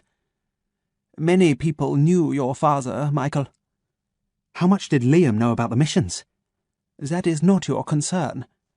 Anything to do with Dad is my concern. He leant forward, giving off an air of slight menace. Dr. Nolan assists us in a medical capacity. He does not become involved in Unicorn protocol. He helped to stabilize you this morning. He is a good doctor. I recommend him. Did he treat Freya? I saw her change. We have specialists like Preve who deal with cases like Freya. You were the stimulus for her reversion, by the way. The virus feeding back to itself. Once you were removed, the Meleptra regained control. Freya is stable, but in a critical condition. If she flips again, it may be permanent. Then we would have to terminate her. I gulped and laid my head to one side. Your concern for Freya's welfare is touching, Michael, but we must concentrate now on our plans for you. What plans? He closed the window blinds a little to shade my eyes from a ray of late sun. Why did you attack Preve? I blinked at the wall. I'm thirsty. Can I have a drink of water? He went to the cooler and filled a plastic cup. As he returned to the bed, he pressed a button and the straps drew back, freeing me. A show of trust, he said. Sit up if you can. I was stiff, but I managed it. I took the water and drank it in one gulp. Preve, he reminded me. Did I infect him? No. We stopped you just in time. You were attempting to tear out his throat. Why? There was someone outside my house last night. A man in a lab coat. I thought it could have been Preve. He took the empty cup and crushed it. Dedicated Unicorn operatives do not have a mainland existence. They stay on the craft, where they are given whatever comforts they need. Preve is such a type. Why would you imagine he was at your house? So I told him about the man in the rain, the streetlight exploding, the strange drawing in the comic. Like a magician pulling a rabbit from a hat, he removed the comic from his jacket. He tapped the drawing of the faceless soldier. You are certain no one else could have drawn this? Josie, perhaps? To tease you? I shook my head. I didn't show her the comic. Why would she draw a soldier anyway? Why, indeed, he mused. Why would anyone leave a signature like this? He put the magazine away. Very well. We must assume that the entity Chantal and Mulrooney encountered at the store has some connection to the man you saw, and that he knows of, or senses, your involvement with Freya. Did he see you? I don't think so. I was standing back from the window.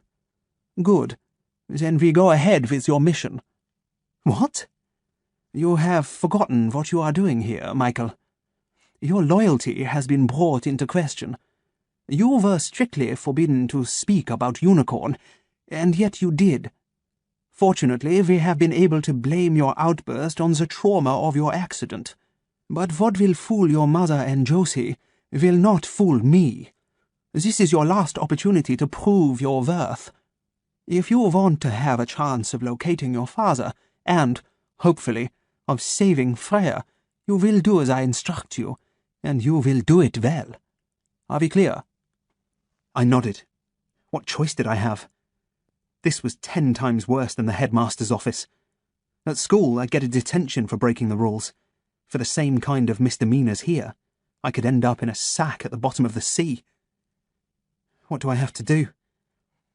Tomorrow, Mulrooney will drive you to the comic book store. Look around, observe, buy a comic or two. Report anything unusual to Mulrooney or Chantel. That's it. For now. Should I ask about the picture of Freya? He mused on this for a moment or two. Take another copy of the comic to the counter. It would be reasonable to ask why there is no story. Find out who drew the cover if you can. Ha! No pressure then. Maybe for fun, on the way to the store, I could learn to swallow fire and tame a runaway lion. What if he's there? The man in the rain? Leave the store without fuss and report to Chantel. Do not engage him. That is an order. What if the ghost interferes? There is no ghost, he said. There is a temporal force at work in the store, but not of the haunting kind. Ghosts never travel from their primary location, and they rarely draw pictures. Then, who did? The man in the rain. He controlled the pencil and drew the soldier. How? He was 30 feet away. He sighed and checked his watch. Always you disappoint me, Michael. Have you forgotten the kind of mysteries we investigate? The man has telekinetic abilities. He moved the pencil by the power of thought. He drew the soldier with his mind. 11. AJ. Okay, I'm going to drop you here. Mulrooney eased the car into a parking slot and killed the engine. The shopping centre was busy for 10 on a midweek morning. 3/4 of the car park was already full. You know where it is, he said. The comic store. Through there. I pointed to a diagonal break between the Comfy Foot shoe store and Pets We Like. Where will you be? Around, he said. Close.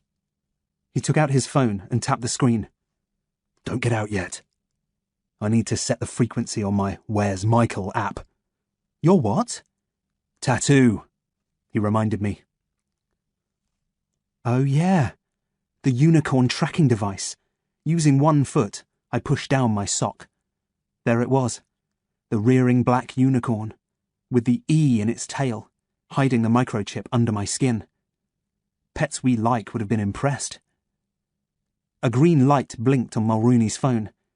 He plugged in an earpiece. Okay. You're clear what you have to do? Go in, be interested in comics. No random stuff, okay? We don't want a repeat of what happened on the cliffs. No. Thanks for reminding me of that. How's your neck this morning? Fine, I mumbled. The crow virus had been neutralized, according to Klimt, the cotton pad replaced by a simple plaster. To make sure nothing drew attention to it, Klimt had also made me wear a scarf borrowed straight out of Chantel's wardrobe. I couldn't believe I was going on a mission dressed in a French girl's scarf. So embarrassing. Okay, we're ready, Mulrooney said. Remember, anything weird, you get right out of there. I nodded silently and opened the door. It was cold in the open. Or maybe it was just the chill in my bones bringing my temperature down 5 degrees. Welcome to the world of espionage, Michael. I zipped up my jacket and headed for the shopping centre. The street on which the Fourth Enchantment stood was little more than a service road, filled mainly by panelled doors and loading bays for the bigger outlets. There were 2 other shops, one on either side of the comic store, a bookseller's held together by dust, and a jeweller's with a grill in its window. It was the sort of street you wouldn't want to walk down unless you needed to mug someone or cut through to the bus depot opposite. A stray dog was urinating against a lamppost. Pigeons were fighting over half a baguette that had fallen out of an overfilled litter bin. Water was dripping from a bent gutter. It was a wonder anything survived along here, never mind a business. There were tables outside the bookshop and the comic store. Both were bowing with the weight of the boxes they supported, and the rutted slope of the cobble surface. I hovered by the books for a moment or two, but they were mostly wrinkled paperbacks and old car manuals, nothing a kid my age would like. As I moved sideways to flick through the first stack of comics, I saw the amazing Crow Girl cover displayed in the window, just as Klimt had described it. There were overlapping posters of many of the regular comic book heroes, but clear space had been given to the Crow Girl drawing. Taped across one corner was a strip of paper saying, "Last few days." I was wondering what "last few days" could mean when a face ballooned in the window. I jumped back as a jam jar thudded against the other side of the glass, trapping a moth inside it. Behind the jar appeared a geeky face. The guy it belonged to spotted me and waved. Seconds later, he was in the street. "Sorry, man. Didn't mean to scare you." He smiled apologetically and held up the jar. "Moth Patrol. Place seems full of 'em lately." He took a postcard off the end of the jar and set the moth free. "Name's AJ. What's yours?" Michael," I said, unsure if I should have used my real name or not. I flashed a glance at him as he looked along the street. He was wearing red chinos and a short-sleeved Hawaiian shirt, lank hair uncombed, slightly spotted skin. Aged around 25, I guessed. He was tall and lean, the same body shape as the man in the rain, but in no way menacing. The scariest thing about him was his yellow bow tie, flopping half-heartedly at his neck. On his feet were a pair of creased old trainers, their laces undone. He looked my way, turning a wad of gum on his tongue. "You like comics, right?" I nodded weakly. "Cool! Come on in. Take a look around. We've got all the comics you want in here." And he scratched his head and dipped back inside, leaving the door open for me. 12. Alexander. It was a place of bare floorboards and flaking paint, about the size of a large bedroom. Some natural light was limping through a window near the sales counter, but most of the interior was lit by a single unshaded bulb hanging from a charred and dirty cord. Nearly every flat space, including the ceiling, was claimed by a poster of a comic book character. Spider-Man firing webs from his palm, Thor crushing a mountain with his hammer. On the wall behind the counter was a life-size cutout of a being called Galactus, plated in armor, with shining neon eyes. I could see now why people were so into this. Crossing AJ's threshold was like stepping out of Doctor Who's TARDIS into any number of foreign worlds. The comics themselves were stacked in wooden boxes around three sides of the room. Most of them appeared to be second-hand. Some were bagged in plastic and had stickers on them saying, "Collectible." They were more expensive than the others. Despite the dingy atmosphere, the colours were amazing. It looked as if a stained glass window had shattered and rearranged its fragments in the muscular guises of masked superheroes and villainous automatons. All a bit overwhelming at first. But that, I guessed, was part of the appeal. "Who's your favourite?" AJ was beside me suddenly, nodding at the comic I'd lifted from a box. The Fantastic Four, about to save the world from the threat of Doctor Doom. You okay, fella? You seem a little jumpy." Wait, I get it. Kid like you should be in school, right?" I nodded, making myself look guilty. It wasn't hard, and it helped to hide my real anxiety. Mulrooney was right. There was something weird about this place. I'd been here less than a minute, and already I was having what Mum would call a feral experience. "Wild animals can always sense danger," she would say. I was alone in the store with AJ, but I was sure I could feel another presence, behind the posters, watching me. "No worries," AJ rattled on. "Me and the moths, we ain't gonna tell. And these guys here, they don't say much." He gestured at a bunch of action figures on a shelf above the boxes. Characters from movies like X-Men and Star Wars, along with some axe-wielding warrior women and a couple of snarling dragons. The dragons made me think of Dad. If he were here now, he'd breeze through this assignment. He'd be chatting normally, but looking for flecks in AJ's eyes. The eyes, I told myself. Read the eyes. "So, the four." AJ was drifting back towards the counter, his laces trailing across the floor. He scratched his head again, mussing up his hair. Another moth fluttered towards the light. I couldn't tell if it had come from the hair or not. I don't know, I said. Torch, maybe? Fortunately, I knew the characters. Ryan was a fan of comic books and was often droning on about stuff he'd swapped or comics he'd read. He liked the Fantastic Four. Lauren Shenton had once told him he was uglier than the Hulk-like monster, The Thing. To her bewilderment, Ryan had been quite flattered. Good choice, said AJ. He raised a finger.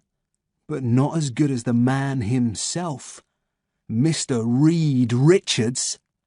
He lifted his chest and shoulders, trying to stretch like Mr. Fantastic. To stretch like him would be cool, I agreed. He put a hand to his mouth and pulled a line of gum. Sure would. He reeled the gum in with a smack of his lips. Those guys, though, had their day, don't you think? He picked up a paperclip, flexing the loops like a magician caressing a pack of cards. I noticed more clips on the countertop. Every one was bent out of shape. He said, I like to see new characters coming through, don't you? I dropped the Fantastic Four into their box. Like, Crow Girl? I said. I turned and looked for his eyes, but the light was too bad for me to see any flecks. He tapped the paperclip on the counter. You picked up a copy, right? Drat, I'd forgotten to look on the table outside. Oh man, are we out of those again? He marched to the door and almost jumped into the street. He came back a moment later, waving the comic. He pressed it against my chest. Last one. Thanks. I gulped and flipped it open. It was just like the copy Klimt had given me. A great cover drawing, blank inside. You like the artwork, yeah? Yeah, it's cool, but why is there no story? Now, for the first time, his mood began to change. He stared through me briefly, his eyes as creepy as a ventriloquist's dummy. The few flecks I could see were scarily still. He picked at one end of the paperclip. I thought I heard a creak from the room above, and looked up to see the light fittings swinging. Who's up there? Hey, you're hurt, he said. Sorry? I threw him a puzzled look. He ran a finger down the side of his neck. Oh heck, the wound. He must have seen the plaster when I put my head back. That was just my sister. We were fighting. He smiled and rolled his gum. Now I didn't need to see flecks in his eyes. I could tell from his expression that he didn't believe me. Upstairs, I heard a sudden tuck, tuck, as if someone had stood to attention. AJ gestured with his hand. Turn the comic over. On the back was a competition form that hadn't been on the copy Klimt had shown me. You have to tell the story, said AJ. You draw it in the book. Best script wins. You do draw, right? Yeah, of course you do. Every kid who comes in here draws. Not me. Josie was the artist in our family. I shook my head. I can. A bit, but I'm not very good. I like reading. I think I better go now. I edged towards the door. The noises upstairs were seriously weird, but somehow the quiet was even worse. Sci-fi? He prompted before I could turn. Yeah, I said tamely. Bradbury? Asimov?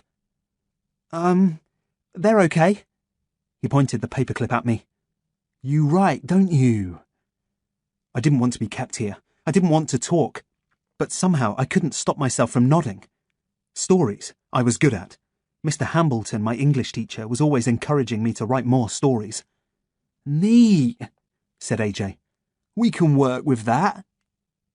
We? He pitched his gum around his mouth, bending the paperclip to 90 degrees. I thought I heard laughter in the room above. That really freaked me out. There's someone up there, I said. He dropped his lip and popped a bubble of gum. Oh, that's just Alexander. Listening to the radio, maybe. And, right on cue, I heard the faint crackle of a radio broadcast. But why now? Why not all the time I've been in the place? Alexander? His keen eyes narrowed a fraction, as if he half expected me to recognize the name. Me and him, we run this joint.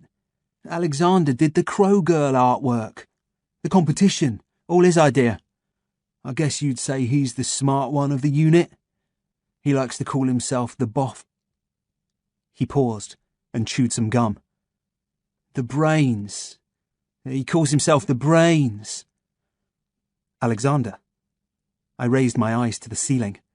The green lantern peered back from a poster. He had a hand outstretched as if to warn me. Don't go here, Michael. Run while you can.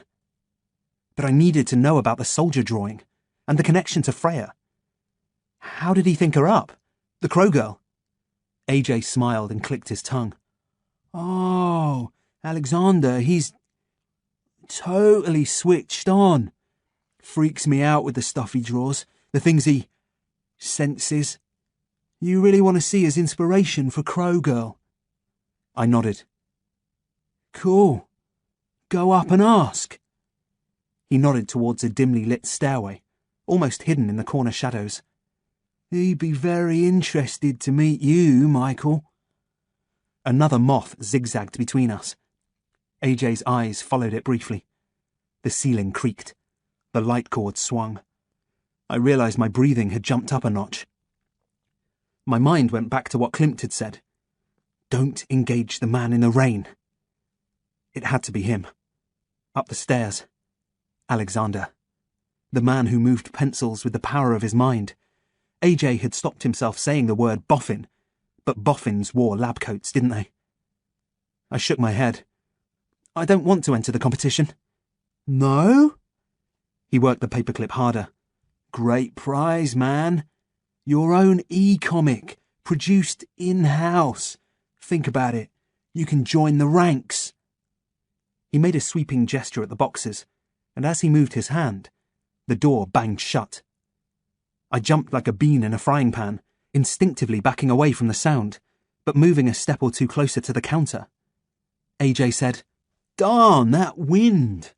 Really gotta buy a stop for that door. Hey, almost forgot to show you. You get one of these as well, if you win. From under the counter, he brought out a faceless wooden doll.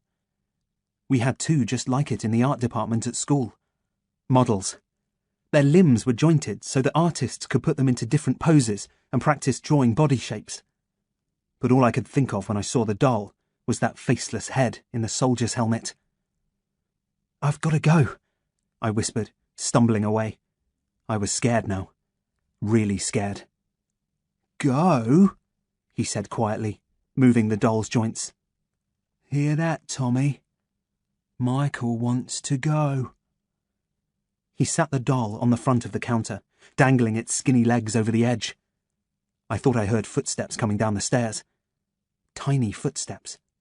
Lots of them. Let's talk some more about Crow Girl, said AJ. No, I said. He was staring again, but differently now. Almost with the neon eyes of Galactus, as if some entity were looking right through him. We're not finished, he said darkly. But we were. Before I could reach the door, someone had opened it from the outside. A man. A big man. A man I knew. Michael? He boomed.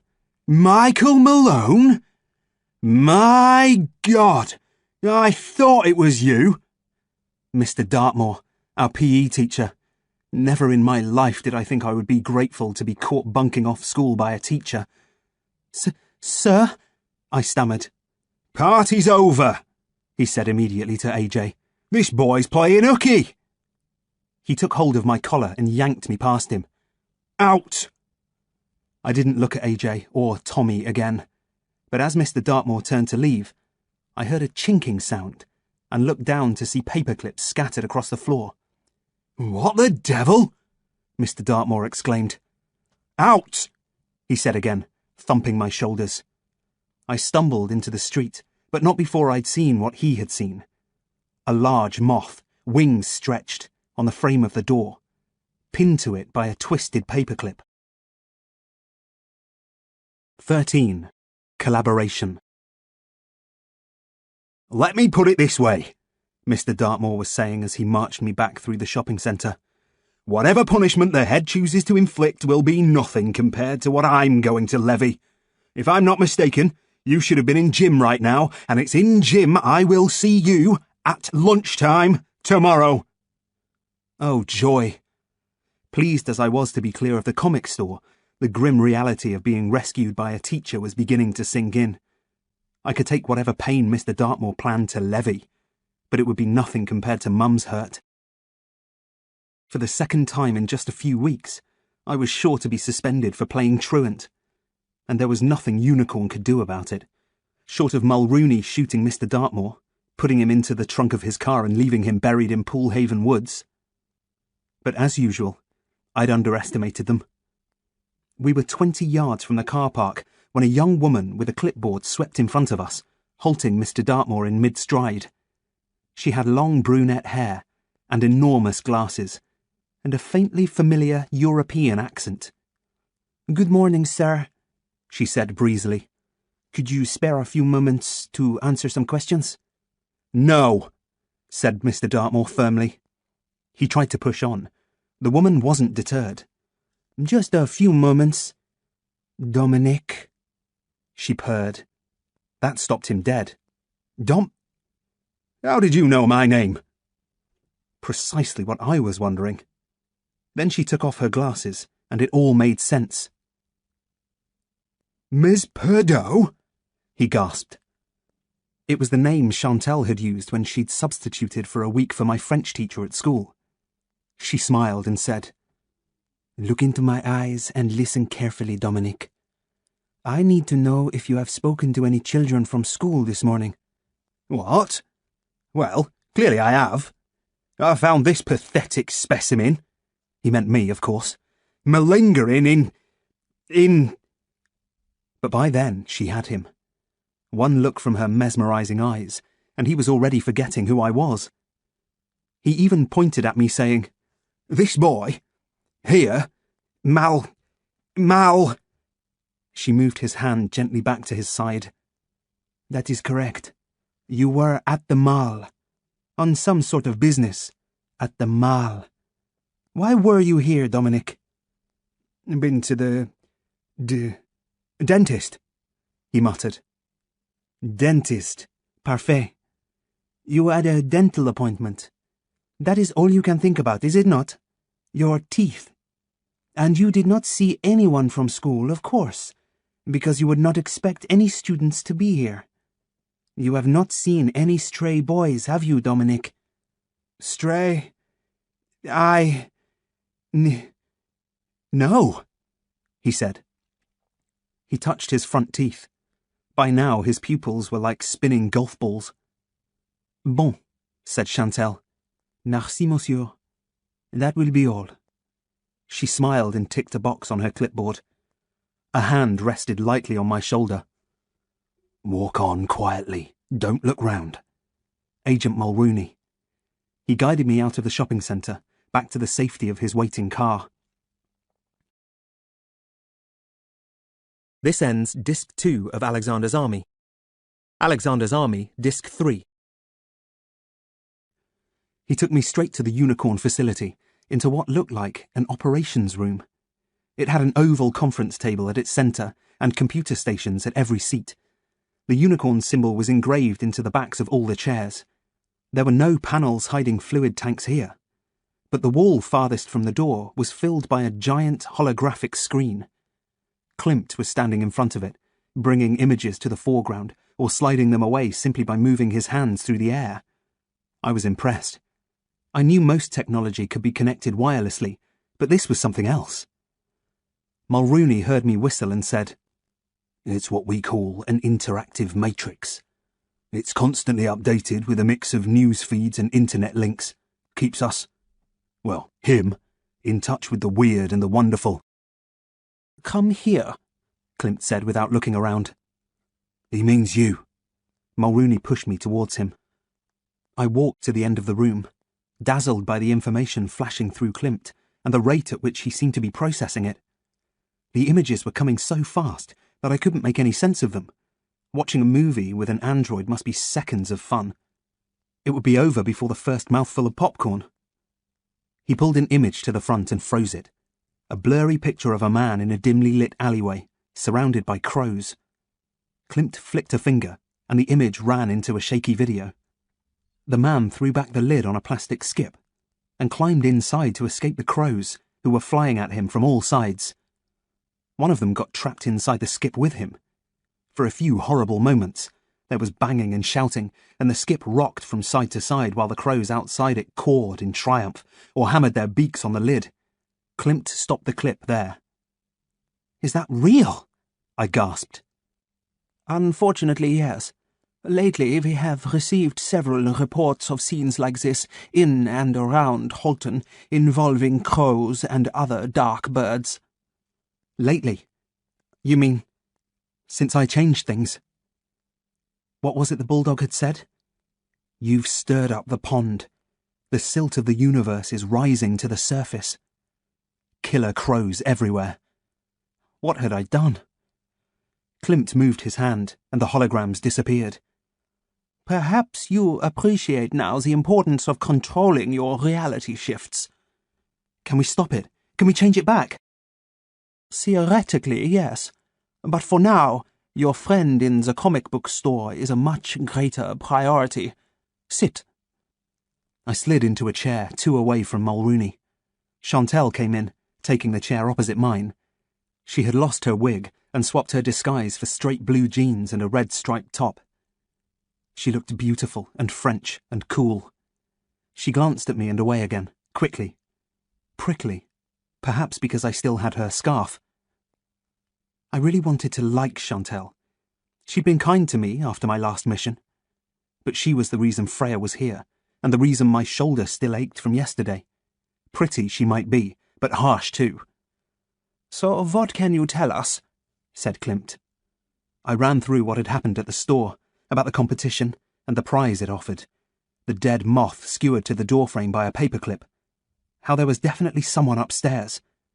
"Alexander?" Klimt repeated when I mentioned the name.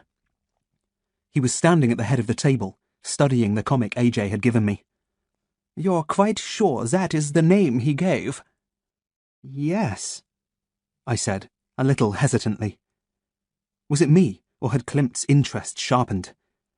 It was weird the way he said it, like he was testing me to see if I recognized it. The agents exchanged uninterested shrugs, but Klimt, I noticed, had dipped his gaze into the middle distance. That artificial brain of his was definitely whirring. "Arrogance," Mulrooney suggested.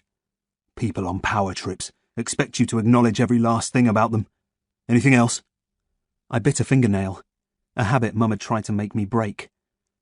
It sounded like more than one person was up there, as if there were toys running around or something. "Jouet?" Chantel said scathingly. I heard small feet on the stairs. Oh, and the radio came on, but only after AJ mentioned it. Mulrooney tapped the table. "We need to get in there," he said to Klimt. "We ought to get a look at this Alexander guy." "How?" I said. "He's kept both of you away from the store already." Mulrooney shrugged. "Yeah, but there are ways we can—" "I agree," Klimt interjected. "We need to know more, but a forced entry would not be wise. Michael is still our best mode of contact." I'd had a feeling he was going to say that. He paused as if an alarm had sounded, then opened his jacket and removed a small vial of blue-coloured fluid from an inner pocket. I'd seen him sipping this stuff in the back of one of their limousines. It had a methylated smell and flowed with the same consistency as mercury.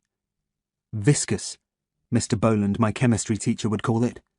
A viscous blue fluid. I had no idea why Klimt was drinking it, and it didn't seem appropriate to ask.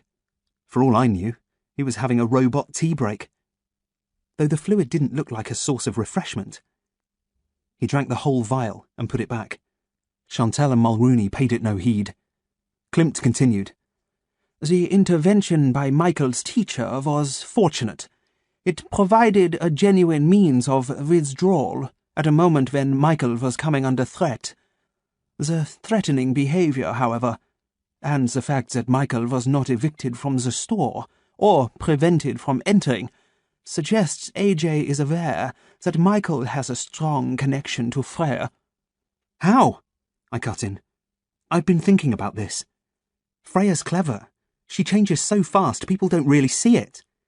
How did AJ, Alexander, whoever, even come up with the Crow Girl stuff? That is an interesting point, Klimt agreed. But one we must put aside for now. AJ will be annoyed that you escaped, and will try to engage you again, no doubt. I suggest we make it easy for him. What are you thinking? Asked Mulrooney. We give Michael back. What? Had I heard that right? Klimt was planning to send me back.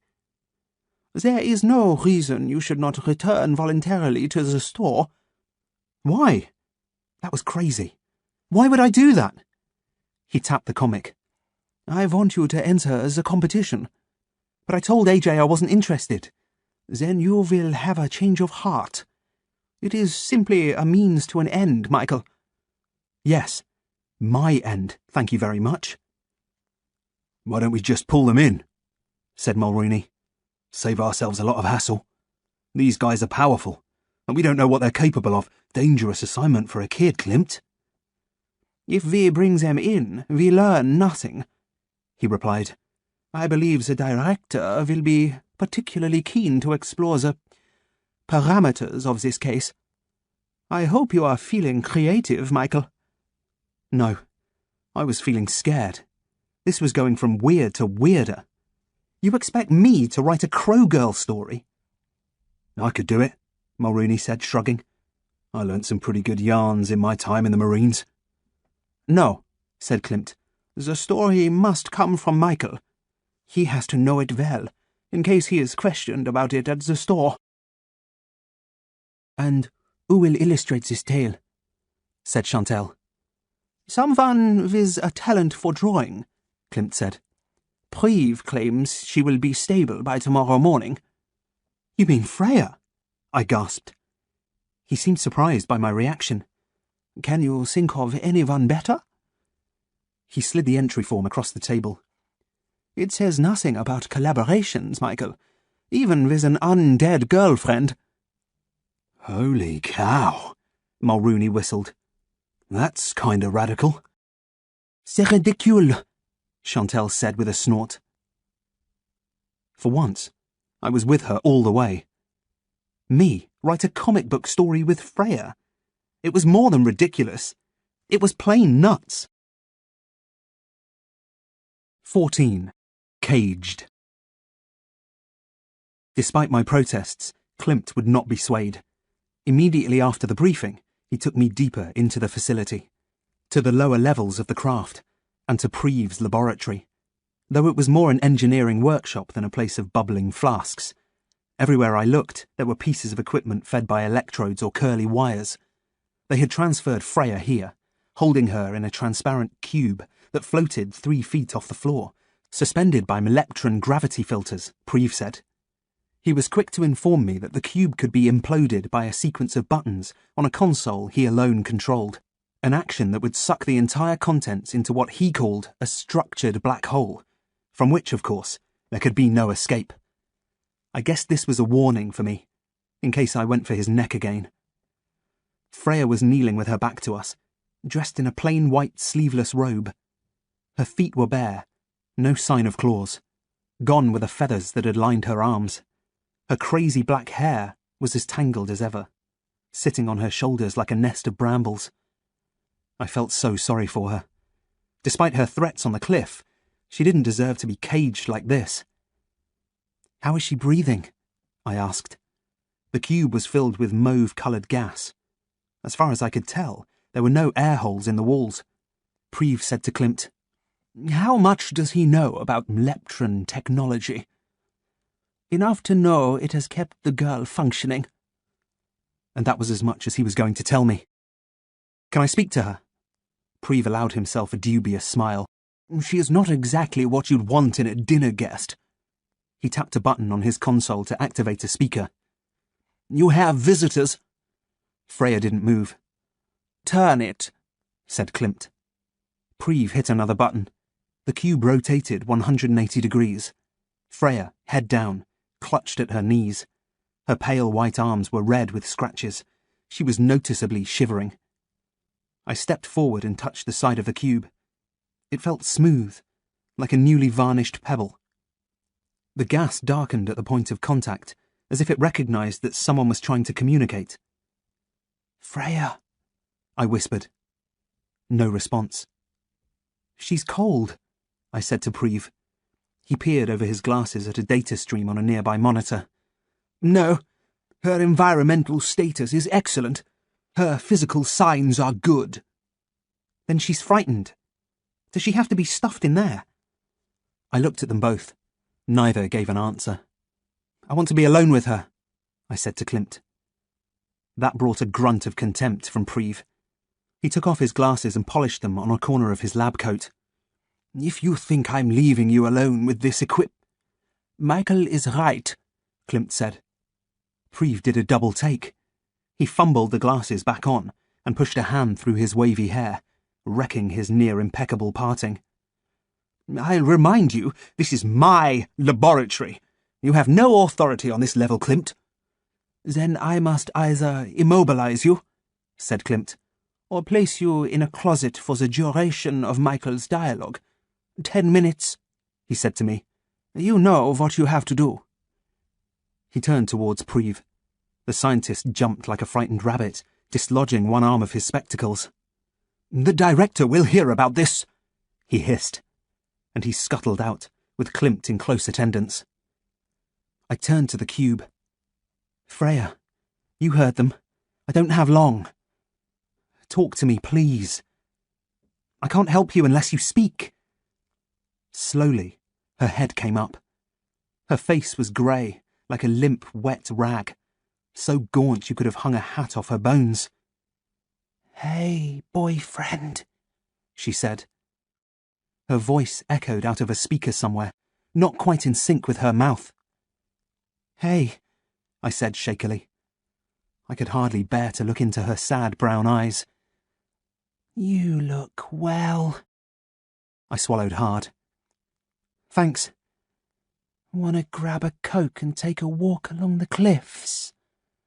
We could catch a movie after if you like. What do you say, Michael?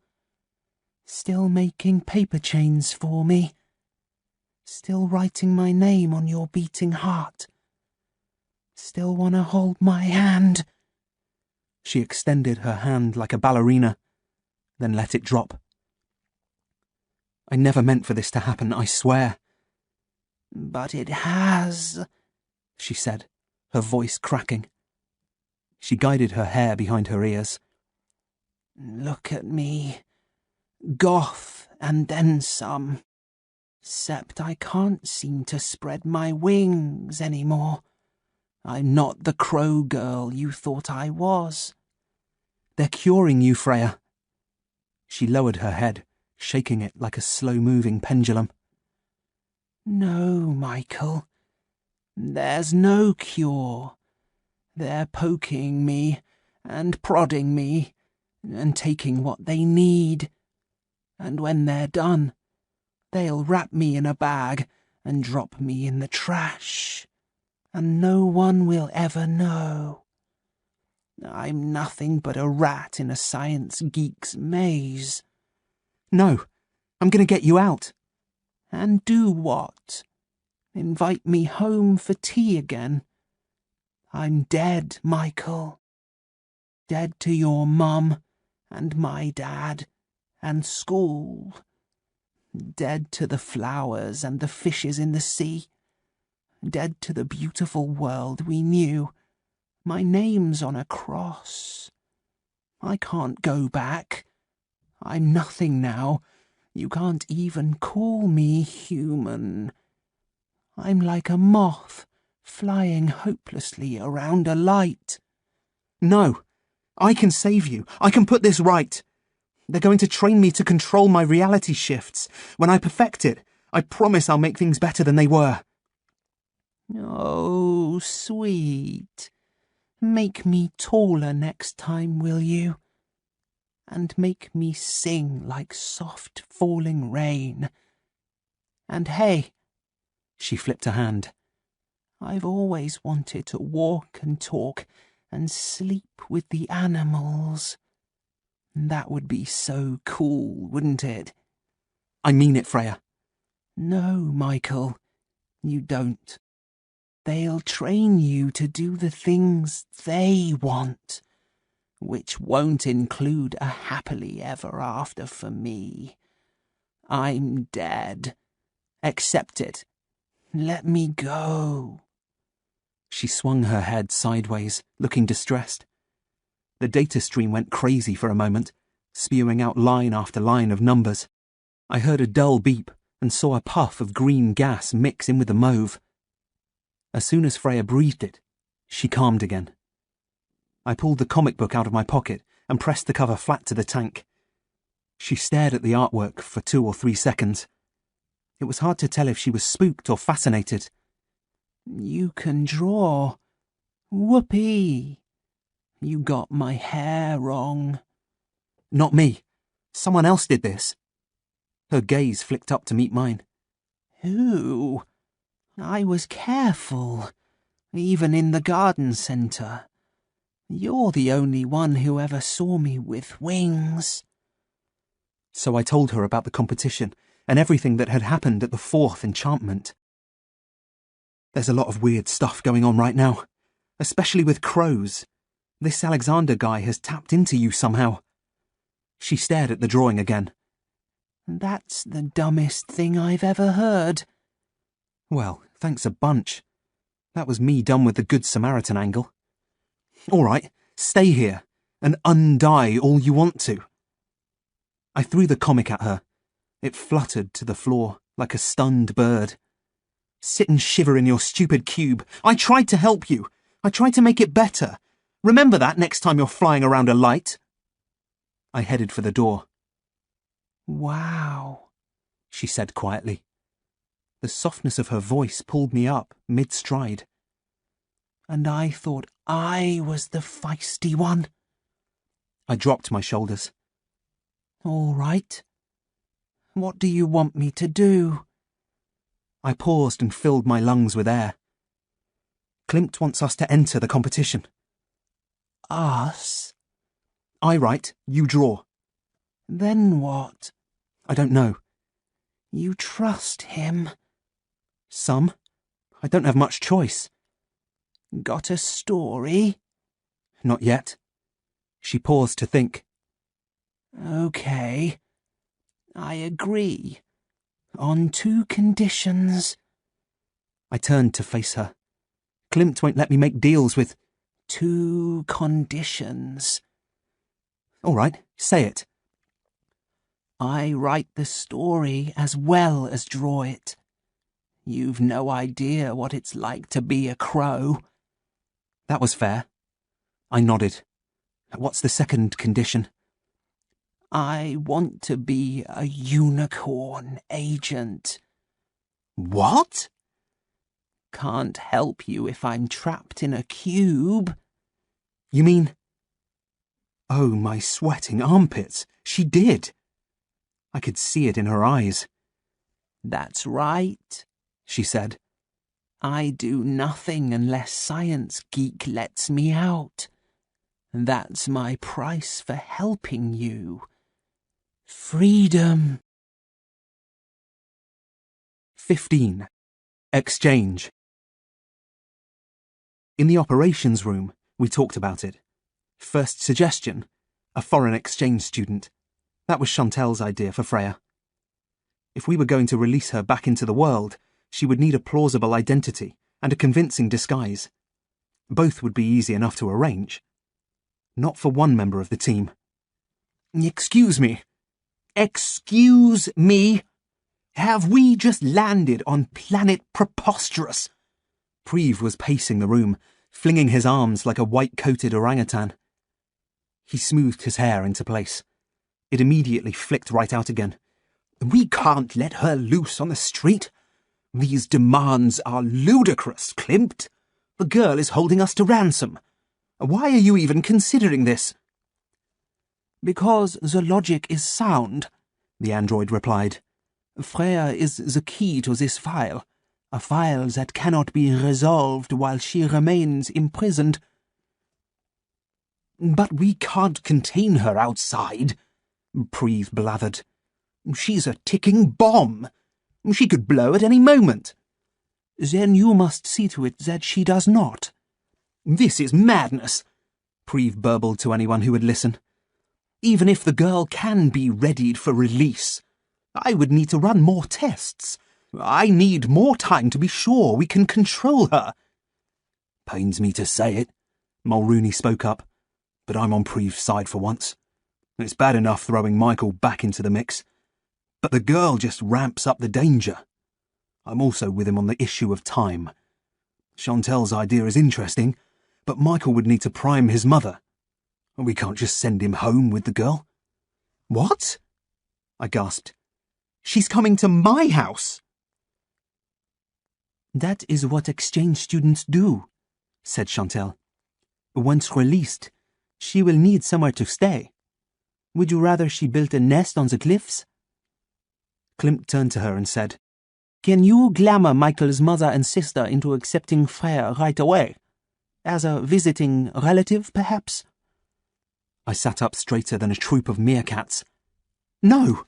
You're not going to mess with Mum or Josie. I'm not hearing this, Preve sang in the background. La la la la la la la. No, Chantel said in answer to Klimt. The child would be easy to turn, but the mother is likely to become confused. She would soon begin to resist the effect. It is better that Michael simply persuades her to take part in an exchange scheme. Won't work, I said. Everyone looked at me. Exchange visits happen in the summer, not during school terms. Mum would know right away I was up to something. Anyway, there would have been letters from school, stuff to sign. It's a terrible idea. I might have a better one, Mulrooney said. He dropped his hand to the table, rolling a pencil back and forth under his fingertips. You say the sister would be easy to manipulate? Chantel nodded. Then how about a sleepover? A sleepover? With a girl? I squeaked. I can't have Freya in my bedroom. Mum would go nuts. Pour l'amour de Dieu, Chantel tutted. He means with Josie, idiot. Mulrooney nodded. I suggest we let Chantel glamour Josie into thinking that Freya is her BFF. Then have Josie invite Freya to the house. That way, Freya gets a taste of freedom, and Michael has a chance to read the story before we send them to the comic store. What do we do with Freya in the daytime? Said Chantel. It would be dangerous to let her roam around freely, even under supervision. You forget she is our captive, Klimt replied. We do not have to submit to all her demands. We will keep her in the complex during the day so that Preve can monitor her. Huh? Preve grunted from down the room. Sounds good, said Mulrooney, rocking back in his chair. A night at Michael's house can be her reward for towing the line. Plus, it's a good opportunity to test her disguise. That might be important at the comic store too. How easily can you get to Josie? Chantel lifted one shoulder. There is no reason Miss Perdot, the popular French supply teacher, should not pay a visit to the school. There is also the question of how we deliver Freya to Josie. But that should be easy. I can drop Freya into the crowd as the children are leaving school, having already planted a suggestion in Josie's mind to make sure she recognizes her new friend. No, I cut in. Time to punch another hole in their logic. Even if Freya agrees, a sleepover doesn't make sense. Josie and Freya would never be friends. Freya's 3 years older than Josie. Chantel shrugged. She can be made to look younger. And Michael's sister is tall. They are physically well matched. It will work, Klimt. I agree. Set it up, he said.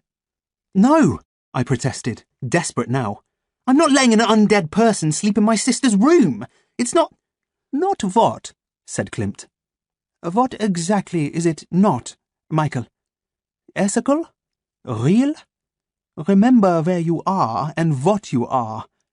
Look again at the tattoo we placed on your ankle. You are a unicorn agent, involved in a mission to tame the supernatural. These men at the comic book store are searching for Freya and have identified you as a conduit to her. They have come for you once, and they will come again. We must be ready. Chantal, go to the laboratory with Prive and do what you need to disguise the girl. Prive, you have less than 48 hours to make Freya stable. Give her medication to carry if necessary. You're the ones who need medication, he muttered. What do you want me to do? Asked Mulrooney. Klimt checked his watch. Put Michael in the car. He's going home. 16. Cards. It was lunchtime when Mulrooney dropped me off at the end of our drive. Mum was waiting anxiously on the steps, already primed, I guessed, by Klimt. Oh, sweetheart, how are you feeling? She gushed. She gripped me in a hug that would have pulped a puppy. Good, I said, managing to squeeze a minimal shrug out of my heavily clamped shoulders. Even at times like this, it was important for a boy to maintain his teenage credibility. She stood me at arm's length, examining my face. Dr. K sounded hugely relieved on the phone. Thank goodness he double-checked the lab results. I'm so glad it was a false alarm. An inflammation of the brain could have been very damaging. She kissed her fingers and tapped my forehead. You might have forgotten how much I love you. No, not possible. Mum, it's raining. Can I come in now? Ah! She gasped and covered her mouth. I forgot to tell you. I rented your room to a travelling magician. What? She rolled her eyes and stood aside to let me in. Maybe we should triple-check those lab results. I went to school that same afternoon. Mum couldn't believe it. To some extent, neither could I. She'd offered me something that was every kid's dream, the run of the house while she was at work. But I didn't want to be on my own right then, just in case Alexander came knocking. At school, I received little sympathy. Somehow word had got around that I'd had a brain scan. As I walked into my history class, there were several jibes about my intellect. Ryan naturally had to have a pop. You mean they actually found a brain? I threw my bag onto my desk. Good thing it wasn't you. Don't think they're set up for measuring tumbleweed. Big laughs. Ryan tried again. Yeah, well, everyone knows you've got a brain the size of... We waited in awe as his tumbleweed sorted out what kind of object, smaller than a brain, might reasonably fit within the human skull. A tennis ball, he spluttered. Well, that's considerably larger than your peanut, said a voice. Mr. Fursum, our history teacher, swept in. Brilliant, even bigger laughs. Take your seats, please, ladies and gentlemen. It's story time. We have an hour of gruesome warfare to get through. I liked history, and Mr. Fursum. He was the weirdest teacher on the block. Small and skeletal, bug-eyed, with holes in one ear for at least 3 studs. Rumour had it that he played in a heavy metal band and lived in a trailer, eating nothing but soup. He scared kids just by the way he moved. For a man who was not much wider than a broom, he had an enormous stride. Lauren Shenton called him the puppeteer, because of the way he shaped his hands when he was describing moments from history. He was also the teacher with the wittiest put-downs, as Ryan all too often discovered. As we found our desks, Ryan whispered, Anyway, you're way behind. I thought he meant with lessons, but he opened his bag and flashed me a small stack of cards. They were face down so I couldn't see what they were, but it was clear I'd missed some kind of new craze. I wasn't big on collecting or swapping stuff, but I liked to join in when something was happening. If anyone other than Ryan had said it, I might have been jealous. So? I mouthed. These are mega! He mouthed right back. He was about to show me when Mr. Fursum boomed. If that's what I think it is, Garvey, they had better go away. Ryan snatched his bag shut. Just getting a pen, Mr. Fursum. Glad to hear it. Make sure you write with the pointy end, won't you? Yes, sir, Ryan grunted, and actually put the wrong end to his notebook, which caused an explosion of laughter from the neighbouring desks. Mr. Fursum picked up a remote and aimed it at the ceiling projector. The whiteboard flickered into life. Up came one of those old-fashioned photographs of a handsome man in a military jacket, sporting the biggest moustache I'd ever seen.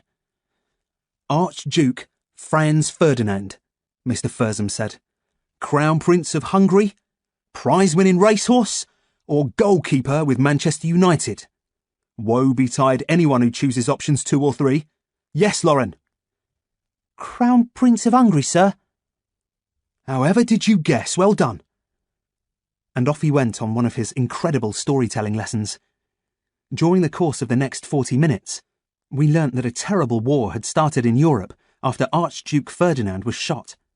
Mr. Fursum showed maps of the countries involved, and pictures of trenches and muddy fields, and tanks that looked like old bathtubs. It was horrific. But the images that got to me most were the soldiers. One was of a troop of British men, all wearing the kind of helmet I'd seen on the drawing in AJ's comic. My mouth was already like a dried-out bug when Mr. Fursum said, "I'm sure one of you would love to tell me what popular name was given to these troops." Ryan's hand shot up. I was expecting him to say something stupid as usual. Instead, he spoke a word that almost turned my bones to dust. "Tommy, sir." "Well done," said Mr. Fursum. Ryan licked his finger and marked my airspace.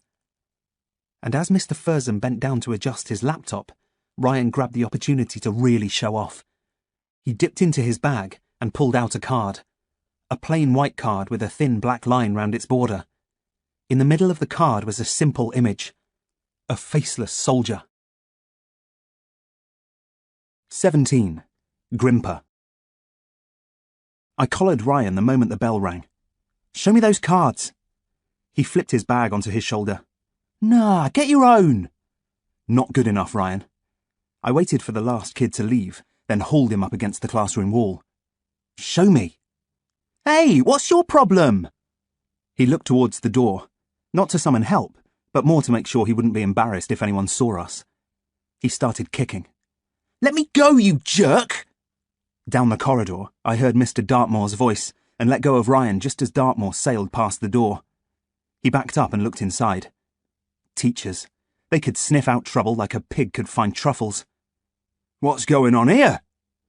"Nothing, sir," we muttered feebly. And Ryan added, "We were just swapping cards." "Cards? Again?" Mr. Dartmoor tutted. "Is it me, or is the whole school in the grip of this swapping nonsense?" He rested his fists on his hips. He was dressed in a tight white t-shirt and grey tracksuit bottoms. Most people would have said he was a handsome man, but Mum would have called him obscenely muscular, right down to the hairs on his arms. He eyeballed us from head to toe. "You pair look about as healthy as 2 fish out of water. Why don't you get outside and do some exercise instead of wasting your time on ridiculous cards? Malone, do I need to speak to you about something?" "No, sir." "It's just—" He twisted his nose as he sought out a memory. "Please," I was thinking, "don't remember the shopping centre." When he bellowed down the corridor, "Higginbottom! If I see you spitting out of a window again, I'll make sure the rest of your body follows suit, you disgusting excuse for a boy!" He looked back at me and Ryan. "What was I saying?" "That we should go outside, sir." Ryan made a move. Mr. Dartmoor stood aside and wafted us away. "Well, get along then. I've got a match to start. I can't stand around refereeing your silly twaddle." Whatever. We trudged down the corridor shoulder to shoulder, with Mr. Dartmoor a pace or 2 behind us, bellowing at more unfortunate boys. After what seemed like a small eternity, he exited a door that led to the gym. I immediately turned on Ryan again and bundled him into the shadows beneath the main stairwell. "What are you doing?" He flung out an arm. This time, he was ready to fight. "Look, I'm sorry." I raised my hands to stop him from running, or hitting. "I'm just fed up with missing out on everything. First my accident, now this stupid brain thing." "You said it," he sniffed. He straightened his jacket. "Will you show me the cards?" A long bell rang. "We've got English," he said. "Well, later then, before we go home." He sighed and stubbed his toe against the wall. Just go to the book fair like everyone else. Book fair? In the library? He said, drooping his lip. You know, that place where you practically live? He sighed and brushed past me, knocking my shoulder. We clumped up the stairs towards the English department. Someone came to the book fair with the cards. He yanked a door open, almost splatting a little kid against the wall. Sort of. They were in the comics. My veins iced. Comics? I held the door open for a teacher to pass. Ryan turned and walked backwards down the corridor.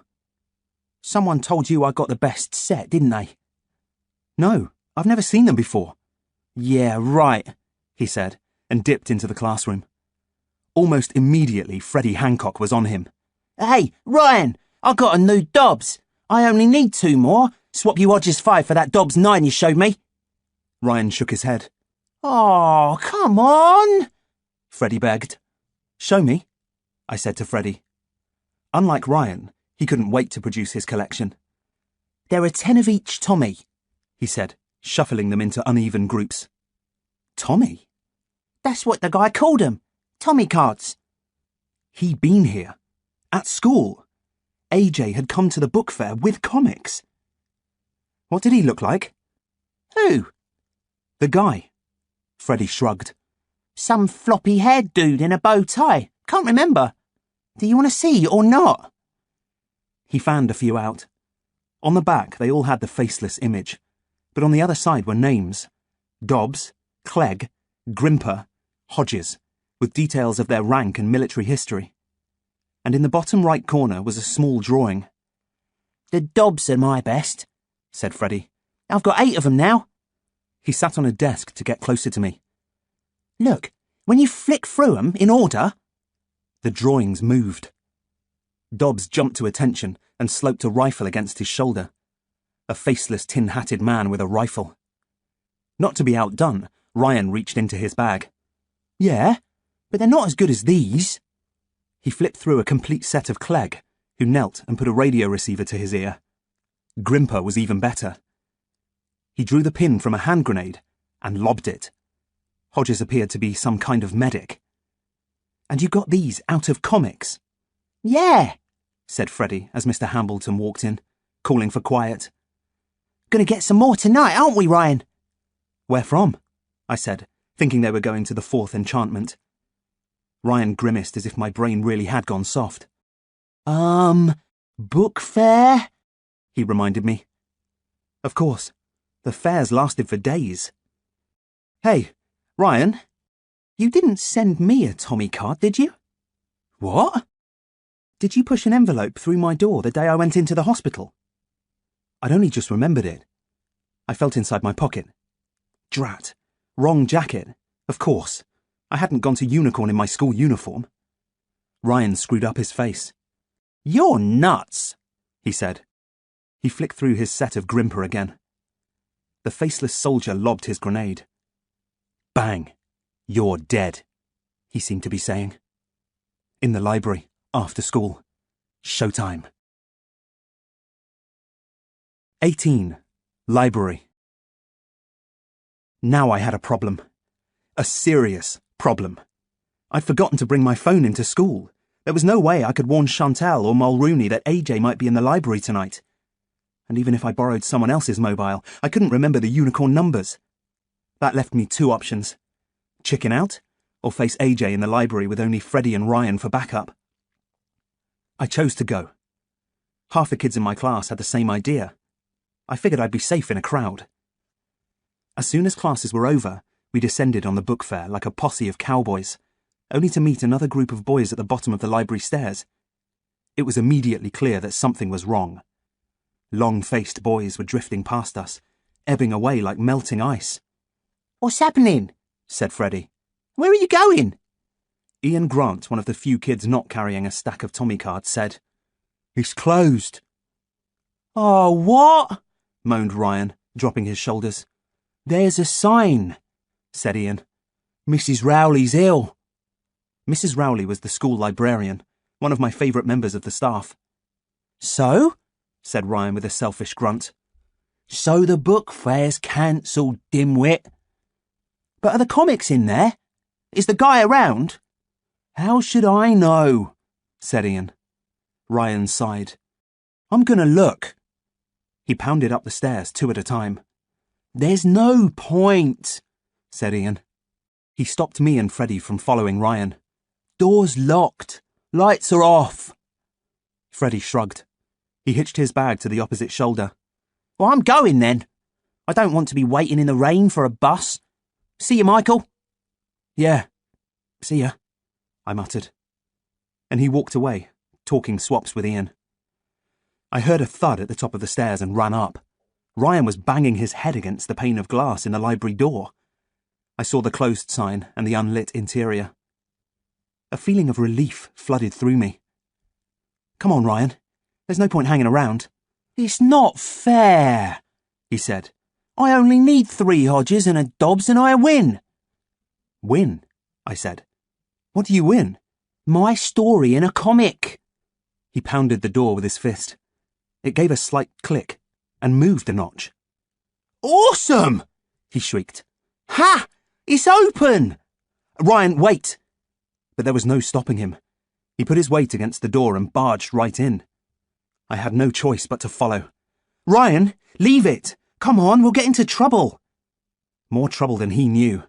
I was certain I'd heard the click of the door latch a fraction before his fist had struck. What if AJ, or Alexander, was in here waiting? I fumbled for the panel of light switches that I knew was just inside the door. I had been a library helper from time to time. Turning off the lights had been one of my jobs at the end of our book club. Now all I could think about was turning them on. I flipped the whole set with a sweep of my hand. Nothing. The lights were dead. Ryan, get out! It's not safe! I shouted.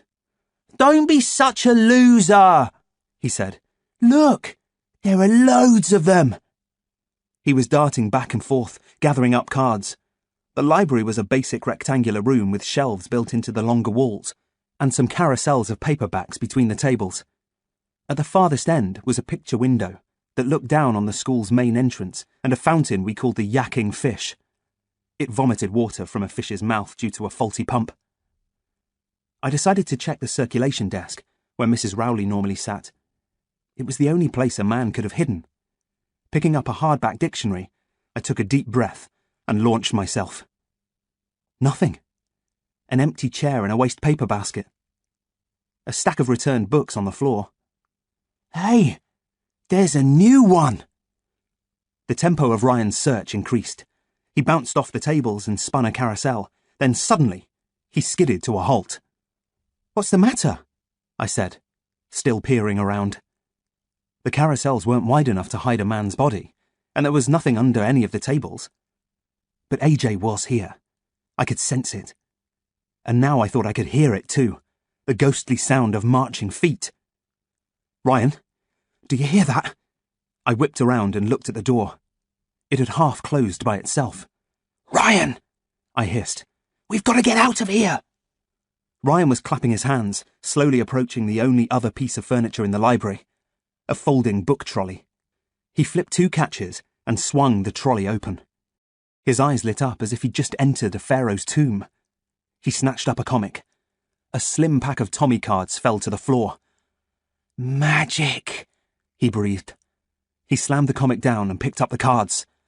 Yes, he said in triumph, pulling an invisible chain with his fist. By then, I was on him, tugging his arm. Come on, I mean it, we've got to run. He pushed me off and ran to the window, where he could see the new cards better. He ripped the pack open. These are cool! A carousel turned. A whole strip of paperbacks clattered to the floor. Ryan, too immersed in his cards, didn't notice it. One last time, I shouted his name. Then the trolley began to move. Once it started, it moved like a car burning rubber at a light. As it bore down on Ryan, I screamed his name, and my head went through a familiar routine. A slight touch of dizziness. A moment of breathlessness. I squeezed my eyes shut. Idiot, was all I could think as I tried to picture Ryan anywhere but against that window. The trolley went through it with the force of a 10-ton truck. I covered my ears as the window shattered and glass rained down on the courtyard below. I heard a thump and a wrenching of metal. A spray of water flowered past the window. A young girl screamed. Shell-shocked, I staggered to the window and looked down. The trolley had landed on top of the fountain, demolishing the fish and the dais the fountain sat on. Water was jetting from a broken pipe, spraying outwards, flooding the courtyard. Books and comics were everywhere. 2 men and a woman ran out of the school's reception area. One of them was Mr. Solomon, the head. "Turn off the water!" he shouted to the other man, Eric, the caretaker. I stood back from the window as Solomon looked up to see where the trolley had come from. And that's when I saw Alexander, a white-coated figure in horn-rimmed glasses and army boots, standing on the flat roof opposite the library. Just like the time in the rain, he had his arms stretched out in a taut umbrella shape. Without looking at the library, he backed away and went down an isolated fire escape into the school car park. I saw him take off his glasses and get into a van before calmly driving away. I looked again at the wreckage. There was no sign of Ryan, but on the floor where he'd been standing were the cards he'd been looking at before the crash. I picked one up and was almost sick. In the corner where Dobbs and the other men had been was a picture of a scientist in a lab coat and glasses. Diagonally opposite the drawing were his details. The boffin. 19. Hearing. At school, the fallout was horrendous. The next morning, Mr. Solomon rounded up every boy, and 2 girls, who were known to have collected Tommy cards or swapped them. All cards were confiscated, and use of them in school was strictly prohibited. Anyone seen with them would immediately be suspended, Mr. Solomon told a school assembly. Whoever had committed this appalling act of vandalism would be tracked down and dealt with, and made to pay. He interviewed all of us at length, including me, Freddie, Ian Grant, and a very confused Ryan Garvey. I tried to call Ryan after the incident, only to hear that his phone was off. I spent most of the night fretting that I'd killed him, or pasted him into an alternative universe. To my relief, he turned up at school as usual, safe and unbruised, but strangely withdrawn. "You okay?" I'd asked him, expecting the usual arrogant grunt. Instead, he'd shied away and sat alone at a desk, hidden behind a book. Whoa. Call the documentary makers. Ryan Garvey with a book was like the 8th wonder of the world. If anyone approached him, he said he was reading the 9th wonder of the world, and flapped them away. Something was definitely wrong. I knew I'd saved his life last night by changing my reality at the crucial moment. But what had it done to him? We'd been in the library, I reminded myself. But Ryan, the bookworm? Surely that hadn't been in my head. I got my answer during my stint in the headmaster's study. Mrs. Greaves, his secretary, marched me in. "Shoulders back, hands at your sides." That in itself was pretty unnerving. I half expected to look through the window and see Mr. Tavistock's woodworking class constructing a gallows out in the yard. Mr. Solomon was sitting at his desk, swivelling his huge leather chair. His gaze never left my face as he spoke. "The people over here are 3 of the school governors." I glanced to my right. 2 men and a woman were on a row of chairs. One of the men was sitting forwards, wringing his hands, head bent low. The woman's expression was as dour as the crumpled fish outside. "Look at me, not at them," Mr. Solomon said. "They are here at my request to listen and observe. The young lady on your left is Janice Maywater. She is the school relationship counsellor. She is here to make sure you have a fair hearing. I'll come straight to the point, Malone. I understand that you were one of the last boys to visit the library after school yesterday." "Yes, sir." "Was anyone with you?"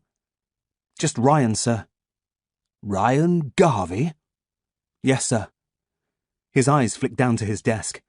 Janice Maywater scribbled something on a notepad. One of the governors breathed in sharply. "Tell us why you went to the library, Michael."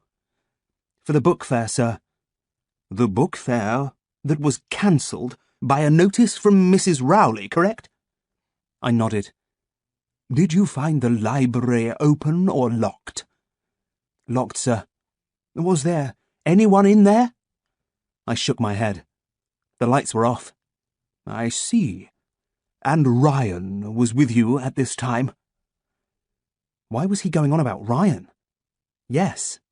Sir. I glanced to my right. The governor nearest to me was stirring the air with the toe of his shoe. Look at me, Michael. I found Mr. Solomon's gaze again. Did you force the door open? No, sir. Are you sure about that? Yes, sir. Positive. What, I wondered, had Ryan told him? But you tried the door, didn't you? I shrugged. It was locked. So you made no attempt to force your way in? Janice Maywater raised her hand. The head gave a tight-lipped nod. She said, "Did anyone with you force the door, Michael? Or anyone after you, perhaps?" "I don't know, miss." I shook my head. They were starting to confuse me now. Ms. Maywater threw me a troubled look. "Michael, you do know that if you're found to be lying, the consequences will be very serious?" "Honest, miss, I didn't break in, and neither did Ryan." "Well, on the subject of Ryan," Mr. Solomon was swift to take the lead again. "how do you explain this?" He threw a newspaper to the front of the desk. "Go on. Take a look." I stepped forward and peered at it. On a page of the Holton Post was a picture of Ryan sitting in the medieval stocks that were one of Holton's tourist attractions. Around his neck was a sign saying, "Idiot." Nearly every kid in Holton had stuck their head in those stocks at some point, but idiot was the last thought I'd had in my mind when I changed my reality. Faster than the speed of light, I must have pictured Ryan there and rearranged the timelines to make it happen. Now the emphasis on him began to make sense. "You look puzzled, Michael." Mr. Solomon steepled his fingers, as if his hands were a snare in which he might trap me. He leant forward and tapped the picture. "Let me clarify something for you. I rang the Holton Post this morning. This photograph was taken at around 3:25 yesterday. So unless you've reinvented the laws of physics and somehow made Mr. Garvey appear in two places at once, he couldn't have been with you at the library, could he?" "But Freddie and Ian—" "Oh, yes. Hancock and Grant have given us the same bit of flim-flam. Garvey led the charge to the library. Garvey was the one most deeply disappointed about the cancellation, and therefore Garvey, a known troublemaker by implication, broke into the library, pushed a trolley through a plate glass window, and caused more than £3,000 worth of damage. But we both know that's not true, don't we? I'm afraid you've been undone, Michael. Your carefully thought-out plan has been derailed by virtue of a timely piece of journalism." "Mr. Solomon," Janice Maywater tried to cut in. But Solomon was steaming now. He had me in the crosshairs of his sights. "I will ask you plainly, and you will answer me true. Did you or did you not go into the library last night and push that book trolley through the window?" I looked down at my feet. "Answer me, boy!" "No, sir!" I shouted across the table. A tear rolled out of my eye. The toe-flipping governor slapped his knee. "Then why are you lying about this fool Garvey?" Mr. Solomon's gaze turned laser-sharp.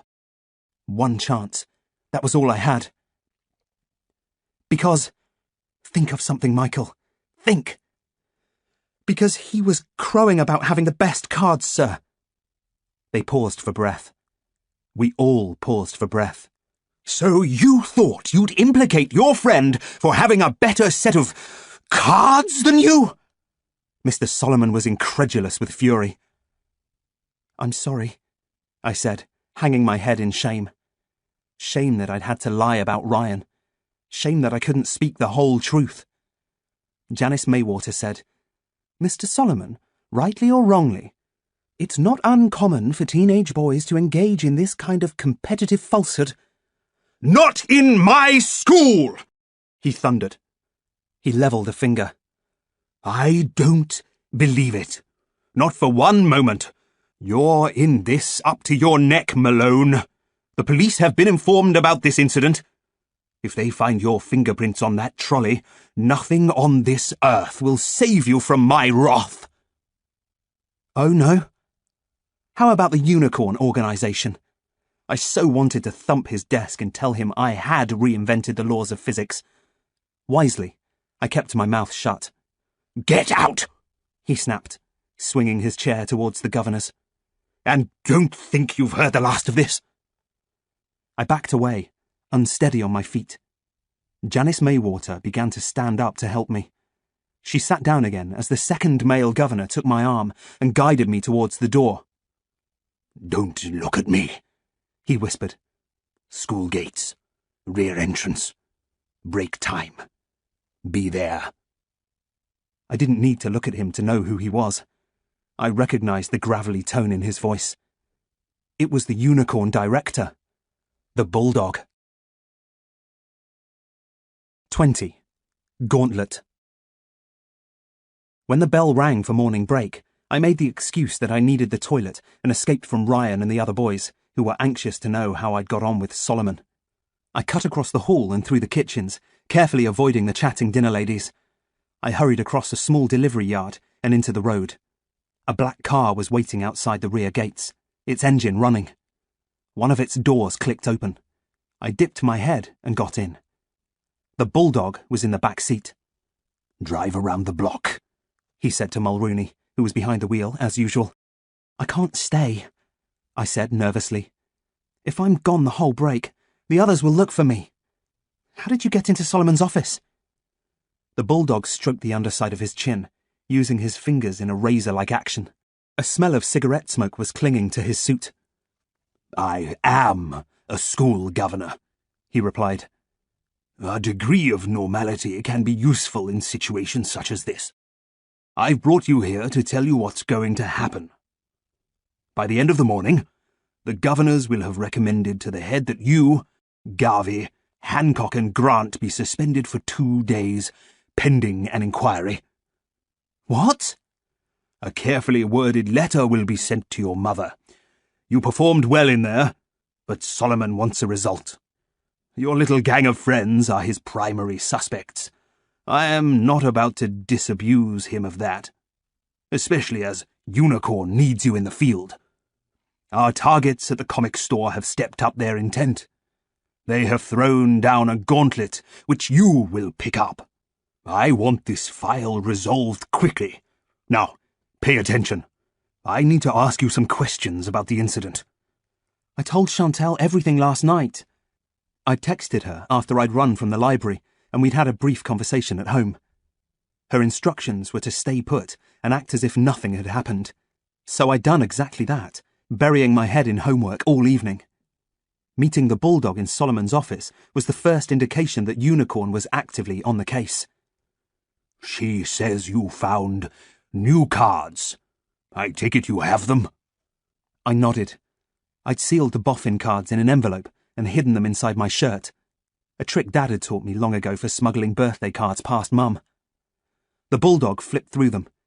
He stared at the image as if it meant more to him than he wanted to reveal. He doesn't do much, I said. Unlike the soldiers, the boffin figure just stood, head bent, in his lab coat and boots.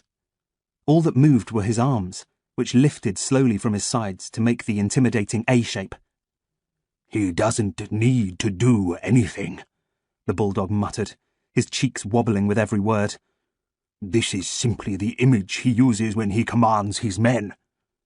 Men? I said. The soldiers on the cards, Mulrooney said. People with telekinetic ability always use some form of visualization to help them concentrate their mind.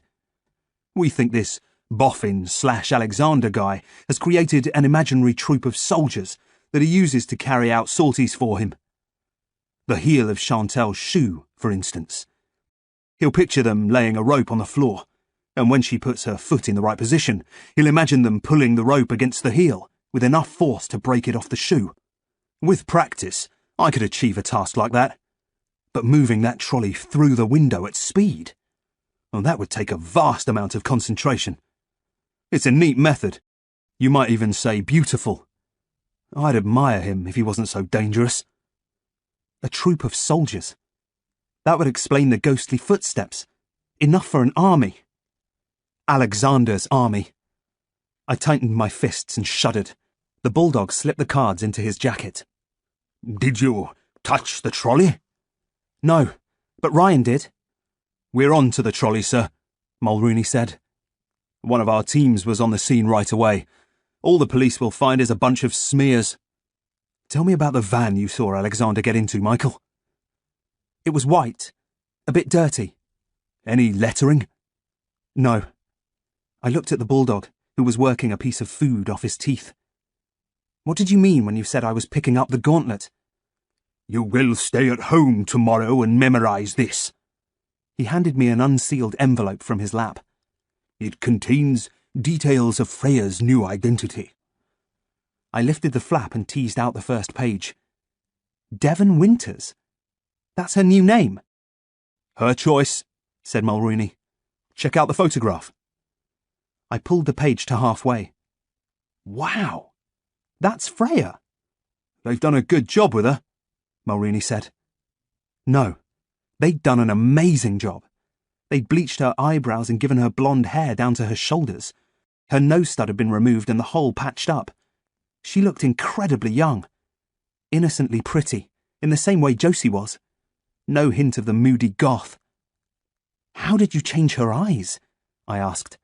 They'd miraculously gone from brown to pale blue. Coloured contact lenses, Mulrooney said. A crow in contacts.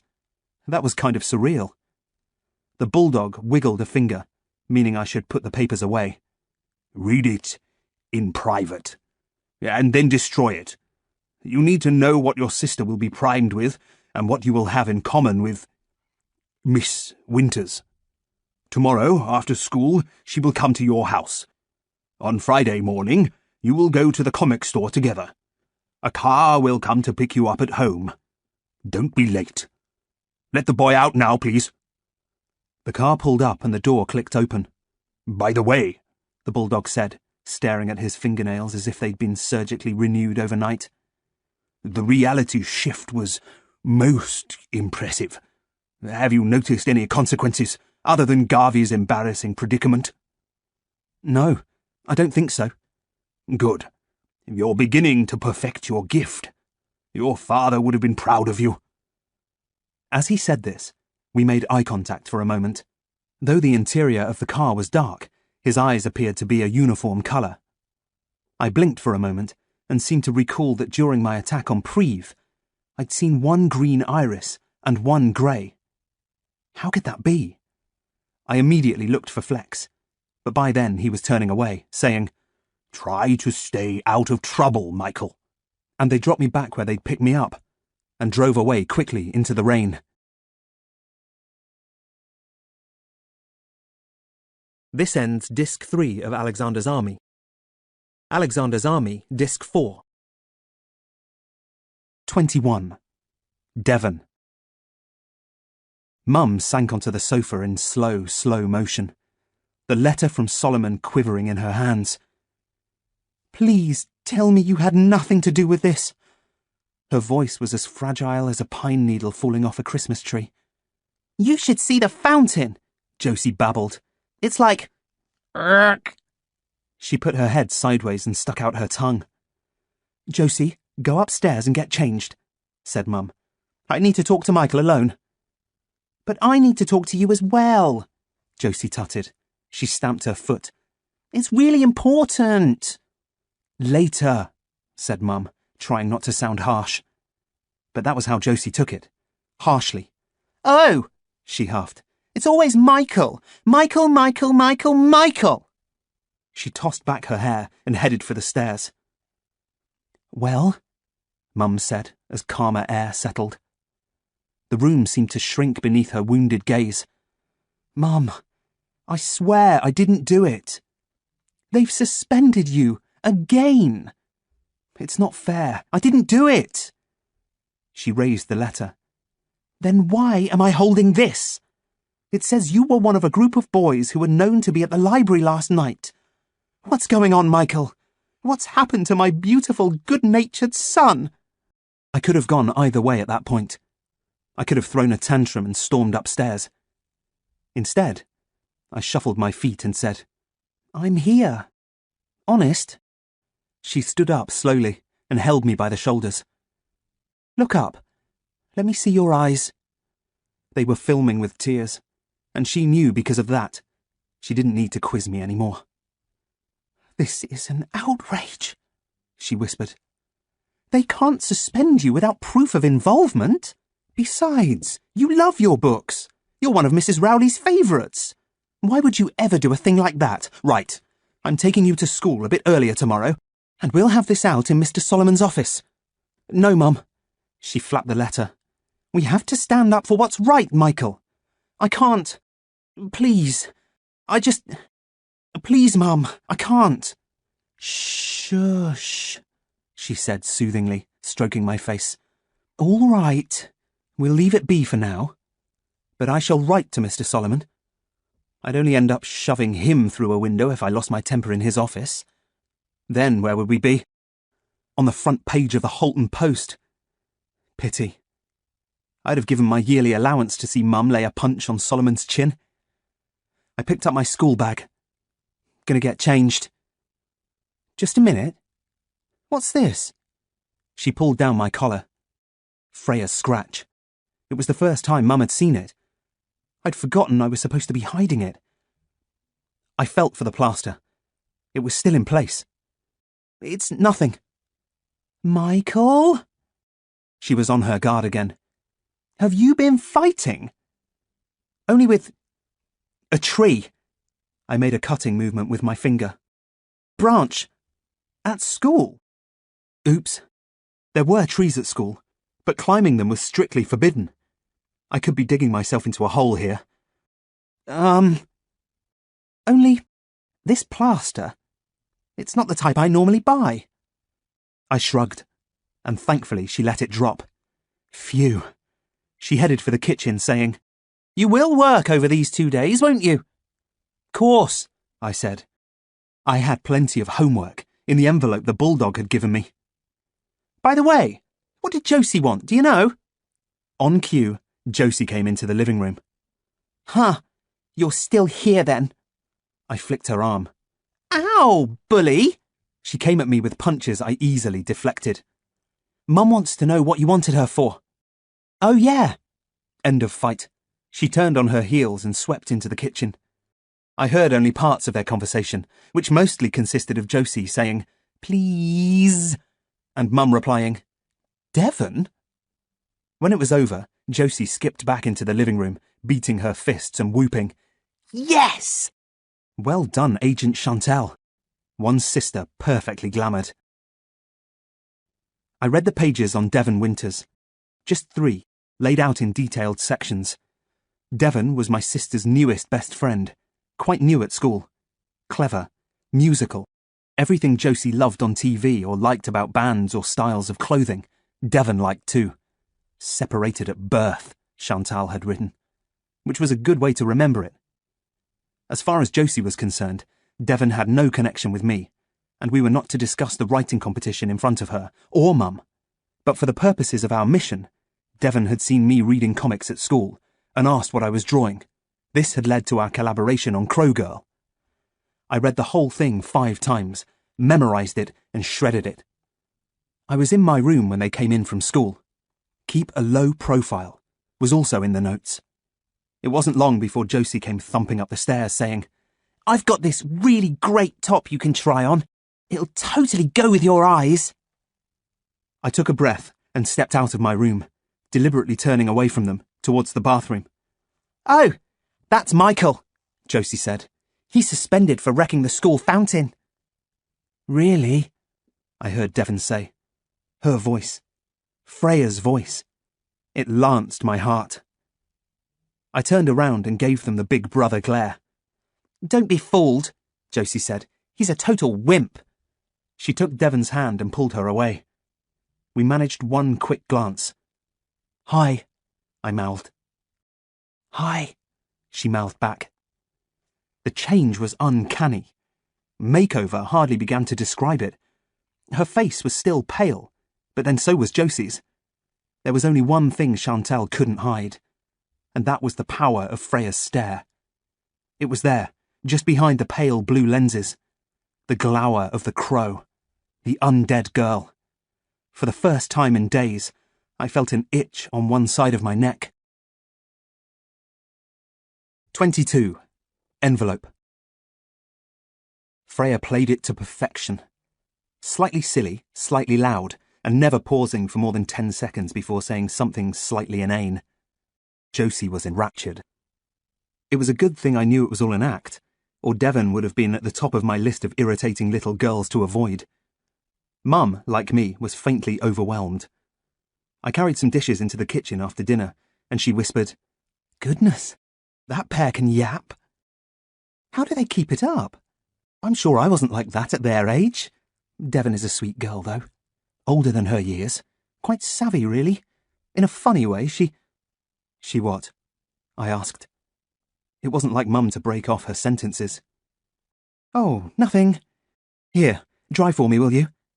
She offered me a tea towel, which I gladly took. Any excuse to stay clear of the 10 best boy bands ever discussion going on in the living room. I picked up a cup. "What were you going to say?" "Nothing. Forget it, just a silly thought." She looked out into the garden, lit gold by a low sun filtered through clouds. "How did you do today?" "Mum!" I gave her my best hard stare. She pulled on a pair of yellow gloves and paddled the dishwater into suds. "All right, but promise me you won't be upset." "I promise." She held her breath for a second. "Devon reminds me a little bit of Freya." My tongue could not have turned drier if I'd stuffed the whole tea towel into my mouth. Mum saw my shock and immediately went into flappy hand mode, spraying the plants on the windowsill with suds. "Oh, I knew I shouldn't have said that. Let's change the subject to something more cheerful. Let's talk about football, eh? Mum, you hate football. Why do you think she's like Freya?" Mum's logic would never let her mind accept that it really was Freya beneath the disguise. All the same, it was worrying that she'd made the connection. I glanced nervously into the living room. The girls had reached the top 3 of their boy band list. "I'm not sure," Mum said. "Her voice, a little. But more her wit. I know they're basically talking nonsense, but if you separate them out, Devon is a bit ahead of Josie. Just like Freya was that time she came for tea. I liked that about her. She was a very smart girl." Yes, she was. I put the cup down. "Oh, now I'm making it worse," Mum tutted.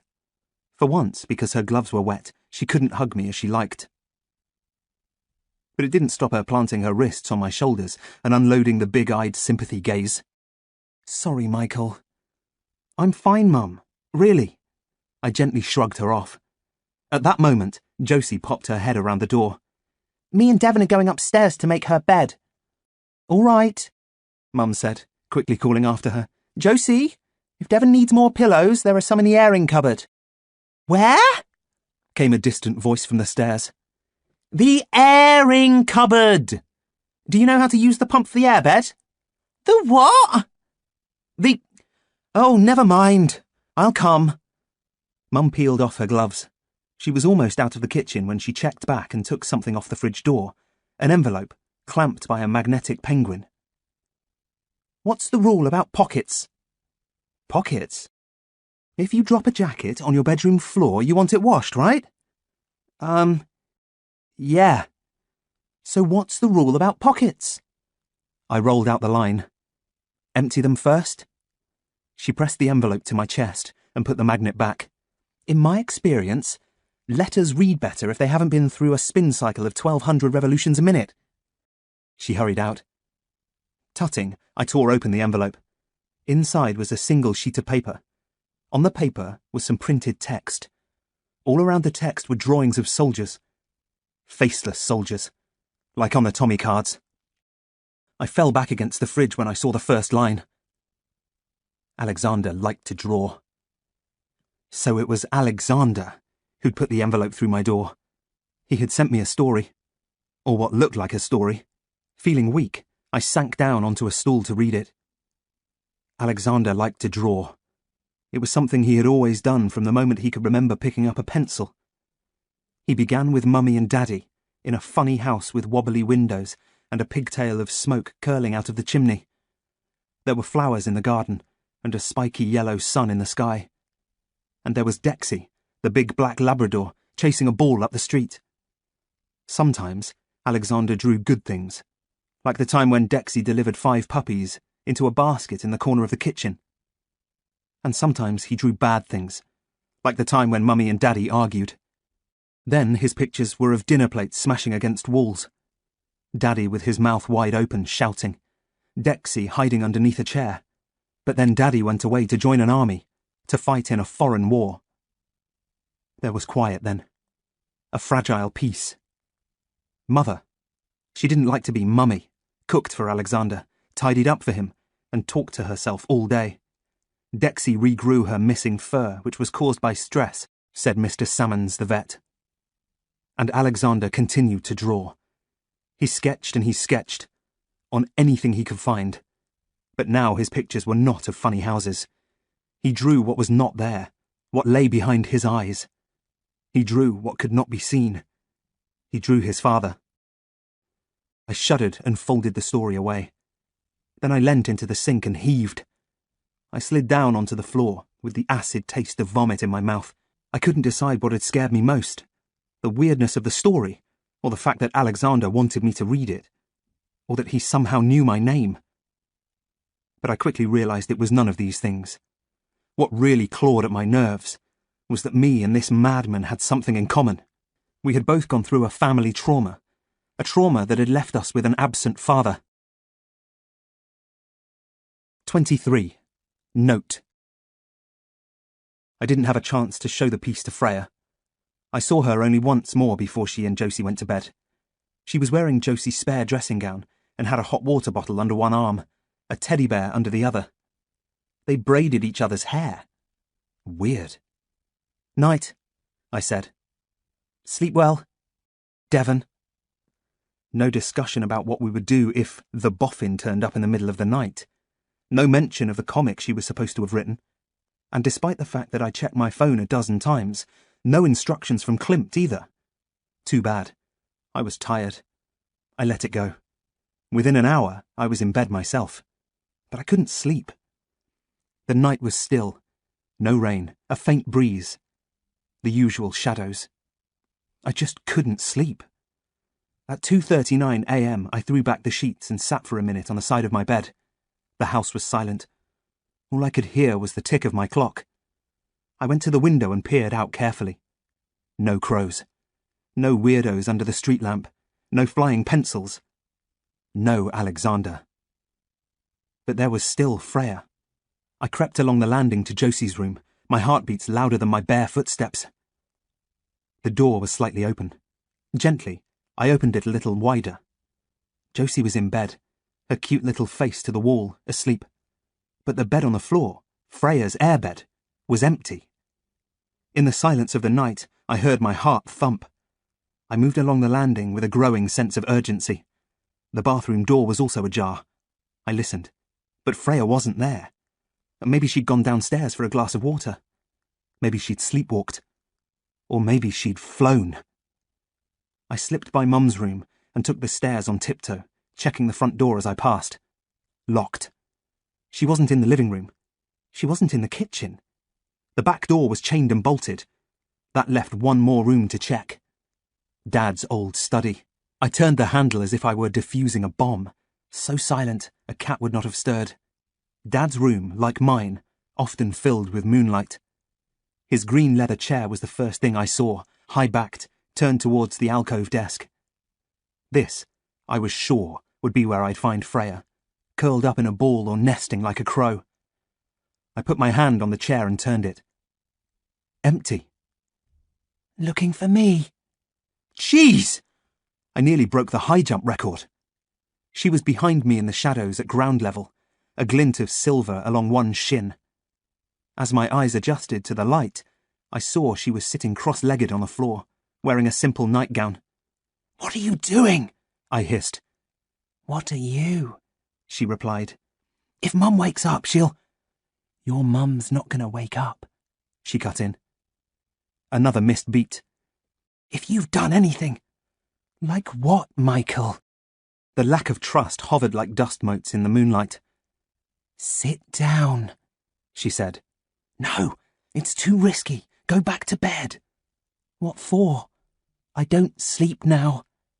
I never sleep. I have you to thank for that. I slapped my hands to my head. This was so not a good idea. Why had Klimt ever sanctioned this? She took hold of her ankle and pulled one foot in tighter to her body. Why don't you stop being a drama queen and sit down and talk to me? This was my dad's old room, I snapped, making it sound like she'd broken a rule by even daring to ruffle the carpet. I know, she said plainly. Josie told you? She didn't need to. I can feel your dad's orma. His what? Orma. It's an Inuit word for fire, but in my world we use it to describe someone's life force.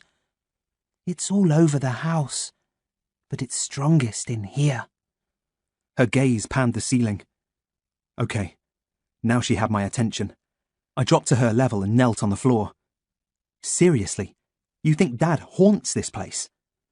No, that's way too simple. It's more like I hear his consciousness knocking, as if he's tapping on the wrong side of frosted glass. She swiveled her eyes to focus on a single point behind me. I looked over my shoulder. Her gaze had come to rest on the alcove wall. The print. What about it? Something's drawing me to it. Like what? She frowned. I don't know. Go and look. Sighing, I stood up and switched on the desk light. It burned with a smell of ancient dust.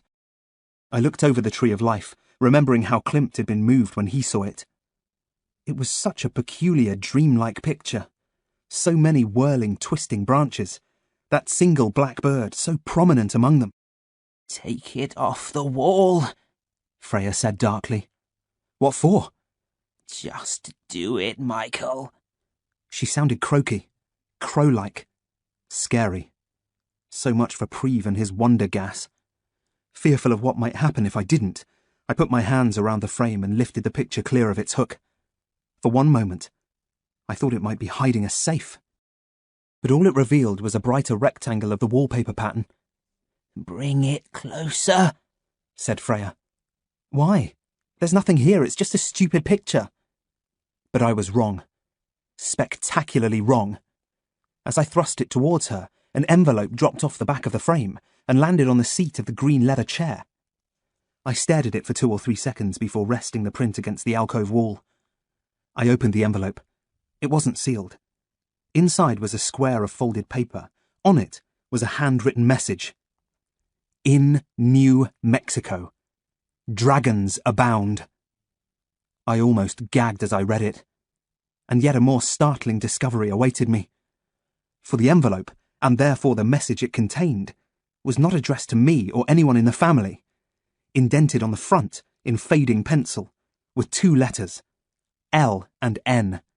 I knew only one person with those initials.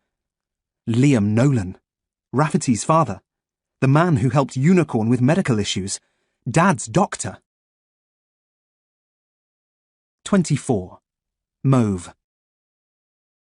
My knees gave way and I sank into the chair. In the space of just a few hours, I'd had a message from a lunatic and now one from Dad. I couldn't stop shaking as I read it aloud. Freya didn't respond. I gave it half a second and looked over my shoulder. She was no longer in the room, but on the floor where she'd been sitting was what looked like a comic. Our comic. I told myself I should probably go after her, but I couldn't find the will to get out of the chair. I read the message 3 times over, just to be sure I wasn't dreaming. Dragons. New Mexico. Liam Nolan. Then I picked up the comic and took it to the desk, and I sat in my father's green office chair, trying to make sense of all that was happening, and read the story of the amazing crow girl and the unicorn boy. It was short, just 2 pages long, mapped out in squares of varying sizes. Scratchy drawings.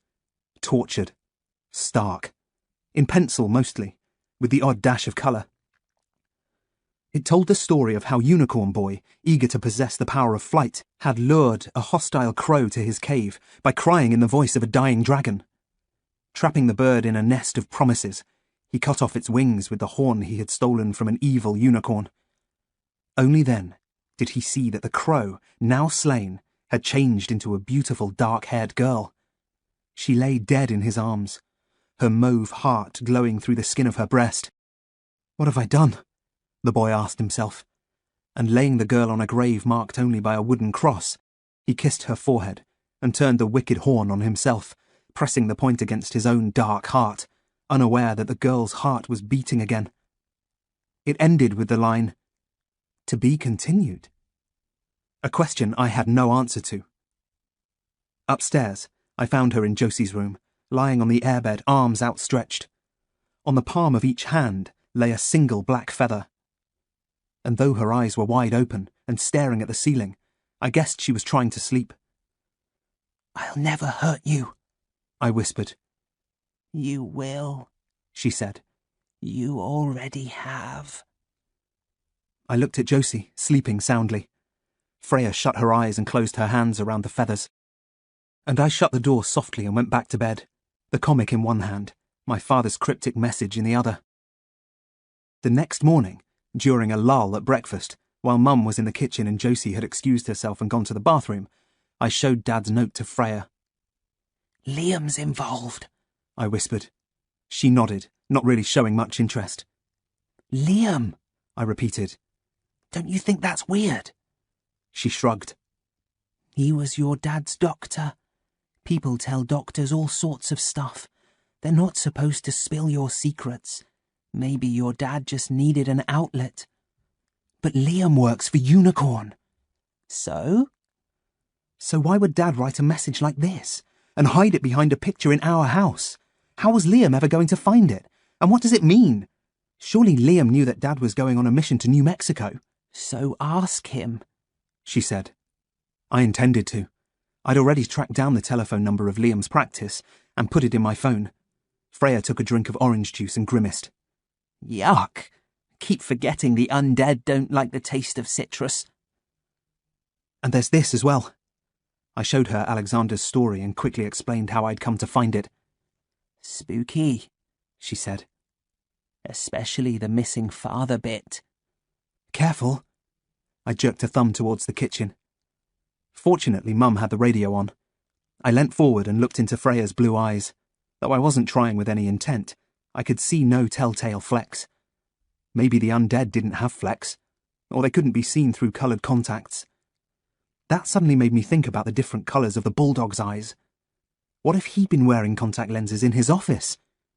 "You're skilled at the art of flecking," he'd said, one eye continually watering.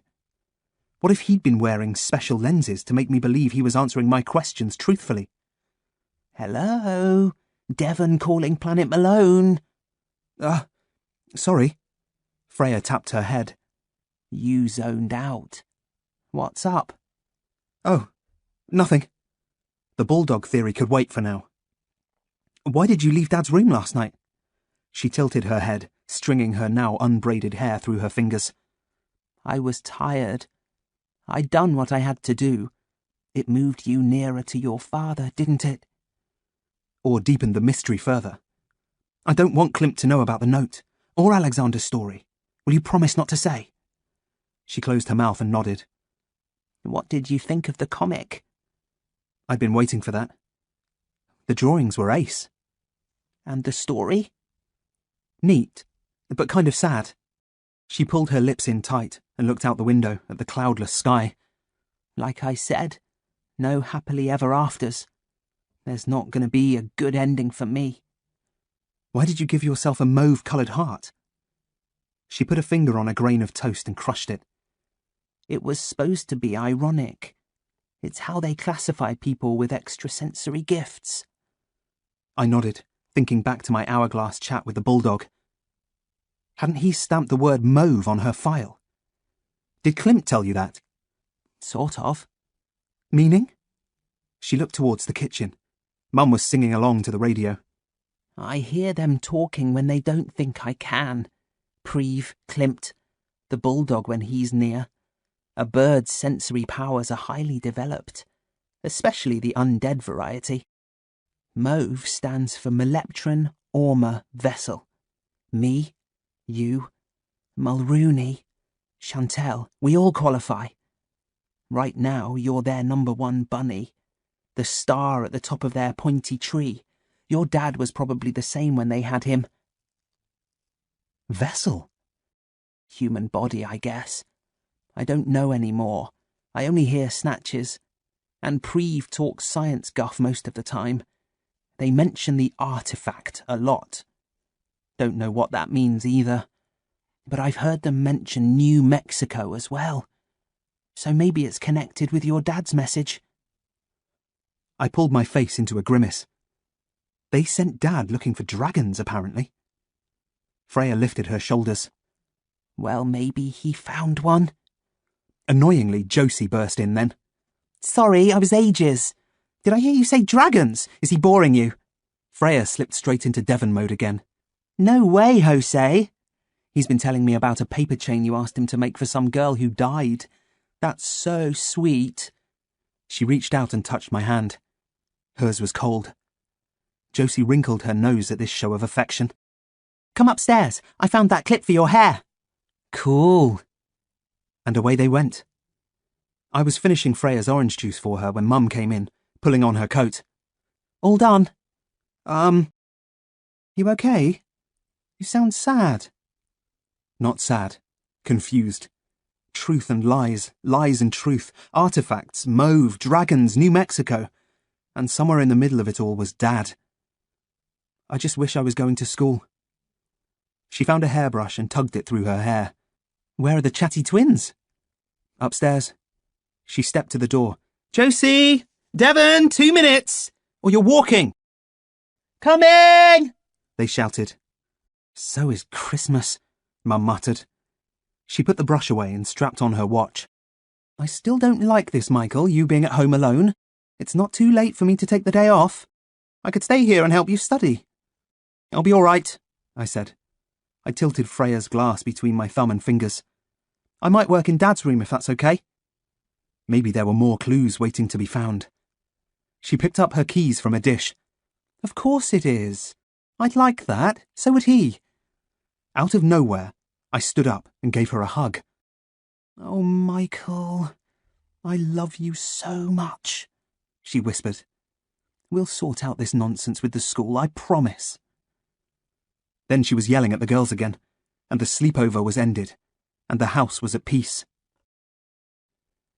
At 9:28, when I'd finally found the nerve, I called the number for Liam Nolan's surgery. Poolhaven House, a woman's voice said. I ran my fingers over the note in my lap. Can I speak to Dr. Nolan, please? You want to make an appointment? No, I just want to talk to him. I'm afraid that's not possible without an appointment. Are you unwell? No, it won't take long. I need to speak to him about my father. Is your father unwell? No, he's... Are you okay? She said kindly, filling my pause. Only, you sound very young and really quite anxious. Is everything all right? Between you and your father? Yes. Look, I've got to go. The unicorn car had pulled into our drive. Please will you tell Liam... Dr. Nolan... I called. Do you know Dr. Nolan personally? Headlights flashed at the window. Yes. Tell him Thomas Malone has sent him a message. Thomas Malone? She repeated in the way people do when they're writing something down. Well, Dr. Nolan's not in the surgery until this afternoon. I can't promise anything. Can he call you on this number? But by then the phone was halfway to my pocket, and I was on my way to meet Alexander's army. 25. Post. Here are your orders, Klimt said as Mulrooney drove me and Freya, whom we picked up on the way, into town. You will go into the comic store and hand in your competition entry. You will not attempt to provoke a situation. You may converse if you wish, but if AJ or Alexander tries to detain you, be polite and say that Devon's father is waiting in the car park. Then leave. That's it, I said. That's all we do. That is all you do, Klimt replied. I do not want to incite them to violence. It is enough to make them aware that they still have a thread of contact with you. Note how they react to Freya, assuming, of course, they recognize her. Remember, she is Devon Winters now. Do I really have to face them in this? She said, plucking at the neck of a Holton school sweater. You're not Lara Croft, Mulrooney said. You heard Mr. Klimt. This is strictly low-key. Freya, do you have your medication? Asked Klimt. Yuck. It makes me heave, she complained. She broke the top off a vial of liquid and downed it in one swig. Tell Preve it tastes like rotten apples. Not that he'd care. But it's working? I asked, trying not to sound anxious. Last night in Dad's room, she'd seemed close to flipping. She flicked her blonde hair. Devon through and through. Don't worry. I plucked my leg feathers before I came out. Really? Michael! She made a stupid face. Okay, 1 point to her. Being undead hadn't killed her warped sense of humour. You have your phones? Klimt asked. I tapped my jeans pocket. Freya showed him the mobile Preve had given her. A flashy state-of-the-art thing that would have made Josie thoroughly jealous. And, most important, the story? My story, said Freya. She snatched it off my lap. I want to be the one who puts it in his hand. We're here, said Mulrooney, bringing the car to a halt. Klimt looked at us both. Anything else before we send you in? Bottle of pop and a hand grenade, said Freya. Klimt graced her with a rare smile. Michael, are you nervous? You seem withdrawn. Hardly surprising. So much had happened in the last 2 days. So much I wanted to challenge him with. But this wasn't the time or place. Let's just get it over with, I said. He nodded and the doors clicked open. Freya jumped straight out. Klimt put a hand on my arm. Be careful. She is very impulsive. Oh, like he really needed to tell me. I shook him off and stepped into the car park. As we entered the shopping centre, I looked behind me and watched the car back up and pull away. It made me wonder what Klimt did at times like this. As far as I knew, he didn't get involved in field operations. But assuming Mulrooney was part of our backup, we were too far away from the Unicorn facility for him to drop Klimt and return to the store. So? Nice boots, I heard Freya say. She was looking in the window of the Comfy Foot shoe store at a pair of cherry-red army-style boots. Huge laces, heavy on leather. The sort of thing she would have worn in her goth existence. The sort of thing the boffin wore now. I shuddered and hauled her away. Come on. I don't think shopping was on Klimt's agenda. You know nothing about Klimt, she said, hooking her arm slightly venomously through mine. Or his agenda. Oh? What else have you heard them saying? She walked on a little way, looking around at the shoppers, perhaps wondering, as I was, if there were Unicorn agents watching us. Nothing you couldn't have worked out for yourself. I unhooked her arm and yanked her to a stop. I'm tired of playing guessing games, Freya. Just tell me. She chewed her lip, taking off a little of the light pink makeup that hid the telltale blue underneath. All right. Pretend I've got something in my eye. I nodded and gently pulled down on her cheek. Not too hard. I'm in contacts, remember? Sorry. Go on. I bent my head. I haven't heard anything new, but I'm pretty sure I've figured out what's going on. Klimt could collar these guys any time he likes, and yet he's sending us in. I think he just wants to rate Alexander to decide how useful he might be to Unicorn. So he's pitting him against his best talent. The boffin versus Unicorn Boy, a.k.a. the reality kid. As for Crow Girl, she's the expendable bait, thrown in to stir things up a bit. Entering the competition is just an excuse to get us in the ring. I released her eye. That doesn't make sense. If that was true, why would he have told us to keep this low-key? She waited for a mother to go past with a pushchair, then set off walking again, veering away down the shopping lane that led to the far side of the buildings. For a girl so slight, she covered the ground like an athlete. If Klimt put a lightsaber in your hand and told you to challenge AJ to a fight, would you do it? No. Exactly. This is not a mission. It's an experiment, Michael. Something's going to happen in that store. Klimt is just... Suddenly, she stopped walking and pulled me to one side. I'd hardly noticed that we passed through the shopping centre and were now on the service road only yards from the bookshop. A colourful figure had just stepped out of the fourth enchantment. AJ. Luckily, he was walking away from us. He turned the next corner and went out of sight. Now what? I whispered. Her eyes narrowed. If AJ's not there, Alexander must be looking after the store. I guess we're gonna meet him sooner than we thought. Let's take a look. But when we got there, stuck on the door was a sign. Back in 30 minutes. For some reason, that made me more anxious, not less. Freya cupped her face with her hands and peered through the door. Can't see a light. Good. So we could leave. With one eye on the alleyway, I took out my phone. I'm calling Mulrooney. Wait. I've got a better idea. A grin as wide as the street lit her face.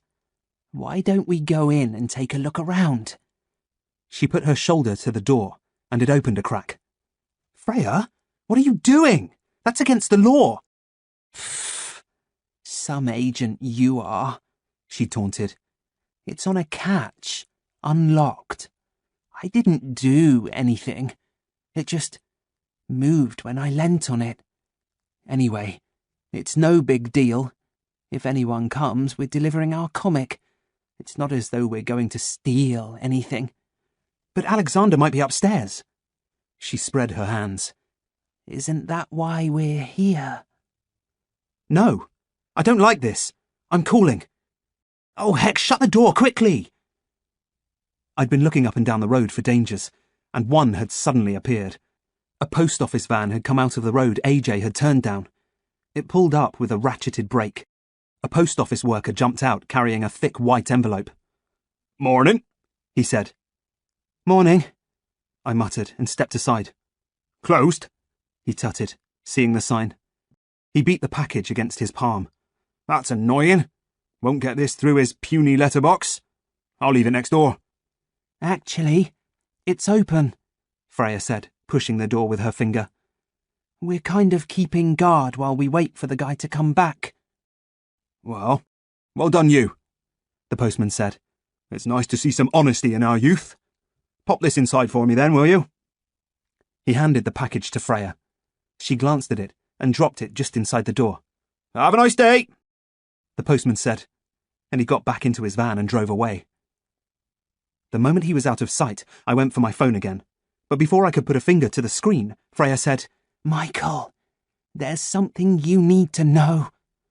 I told you we're leaving. I'm not taking chances. We don't need to. The store is empty. I threw her a puzzled look. How do you know? She opened the door again and picked up the package. Check out who it's addressed to. I cast my eye over the name. Alexander Jonathan Dayton. Alexander Jonathan, she said. AJ, I whispered. She nodded slowly. There's no one upstairs. AJ was fooling you. He is Alexander. He's the boffin. 26. Attic. Scared hardly began to describe it. Sick, weak, slightly lightheaded. That was how I felt as I began to put the pieces together. The noises I'd heard from upstairs last time I'd been in the store must have been AJ flexing his mind, picturing his army standing at attention or turning on the radio. He wasn't just duping me. He was chalking up a kind of smug victory, telling me the truth in a weird sort of way. Alexander Jonathan was upstairs. Or at least that projection of his mind was. On top of all this, there was also the boffin, the spooky comic book villain Alexander became when he ran the big operations, like moving the library trolley or blowing the street lamp outside my window. I looked at the address again and wanted to run, but Freya was psyched up and ready to roll. She had already melted into the store. Freya! Even if AJ wasn't here, to be caught inside would be a big mistake. I double-checked the street. An ash-red pigeon was strutting about, pecking at a patch of crushed crisps. Where, I wondered, could Unicorn be? I could see no obvious hiding places, and the windows opposite were boarded up. It felt very much like we were on our own here. This is so cool, I heard Freya say. With one last look outside, I stepped into the store and pulled the door shut. A ray of sunlight through the posted window had carved the room into splintered shadows, giving us some weird silhouettes for company, but also some low-level light. Freya was walking around the boxes, dragging her fingers over the comics. Look at all these. I'd like this place if it wasn't run by a wacko. Freya? Okay, let's get busy. She pirouetted and moved to the back of the store, then slipped behind the counter and dropped out of sight, rustling around like a mouse in a waste paper basket. I checked the time. 5 minutes since we'd seen AJ leave. For now, at least, we were safe. Nothing much here, Freya reported. Just paperwork and an old banana skin. Ow! As she stood up, she bumped her head on the counter. It was then I saw the Tommy doll. It was sitting against the cash register, lit by a spot from the rear window, its cone-shaped head lolling off to one side. Suddenly, an arm sprang sideways. I gasped so loudly even Freya squealed a little. What? The doll. It moved. She picked it up and played with the limbs. Don't be thick. It was me banging the counter. AJ's not here, remember? She tapped the doll's head and put it back. I still shuddered. It gives me the creeps, that thing. Look, leave our comic on the counter and let's just... My words dried up and the sentence fell away. I tried to swallow, but it seemed as if my tongue had grown to the size of a small pillow. In the stairwell, a light had clicked on. He's here, I whispered. How? Said Freya. A back entrance. I don't know. Let's go. Chill out, she shushed, stepping away from the counter. I'd sense him if he was here. It's probably one of those movement detector things. And before I could stop her, she'd gone to the bottom of the stairs and shouted, Hello? No response. As she turned back to me, the light clicked off. See? I wasn't convinced. I looked at the Tommy doll. It had slipped into a floppy heap of limbs. This is too weird, I said. Well, man up, 'cause it's gonna get worse. She took a coin from her pocket. Heads or tails? What are we flipping for? Who stands guard and who goes upstairs? No, Freya. We've done what we needed to do. Let's just go. And tell Klimt what? That you had the chance to go up a floor but didn't. She flipped the coin and trapped it on the counter. Heads, I said reluctantly. She lifted her hand. Typical. Heads. Your choice. I picked the upstairs, mainly because I didn't trust her not to disturb stuff. The basic agreement was this. She would stand outside the store and keep watch, with my number queued up on her phone. If AJ appeared, all she had to do was set my phone ringing, and I would have time to hurry downstairs. Then one of us would tell him we'd found the door open, and we hoped he didn't mind, but we'd put our competition entry on the counter. Then we'd leave. Simple. The light clicked on as I took the first step.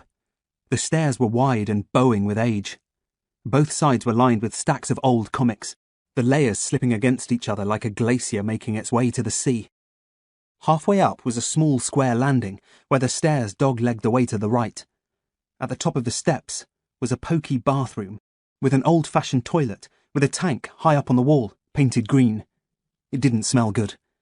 Water was dripping onto the floor, eating a sagging hole in the boards. Even here, there were posters of comic book heroes. I turned away, pinching my nose. It would have taken something heroic to cure that smell. Opposite the bathroom was a single bedroom, messy with clothes and unwashed dishes. Yet more comics were spilled around the floor. A wardrobe with a broken hinge stood next to a door that seemed to lead out to a fire escape. AJ's trademark bow ties were arranged around an arched mirror propped against the wall, clipped to its edges like sleeping butterflies. I passed by that room as well and crept along a landing, into the room that would be over the shop. Like the bedroom, it was small and untidy, bursting with dusty storage boxes and comics piled up in ceiling-high columns.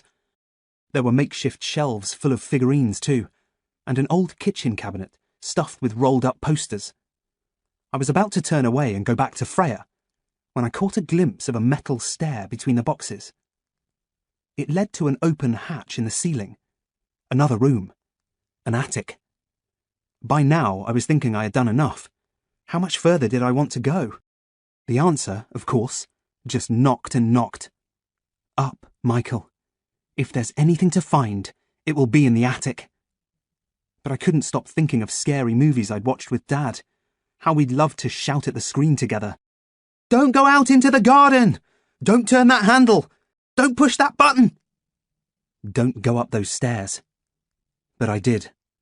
Using the light from my phone to guide me, I climbed the ladder and eased through the hatch. The roof space was high enough to comfortably stand up in.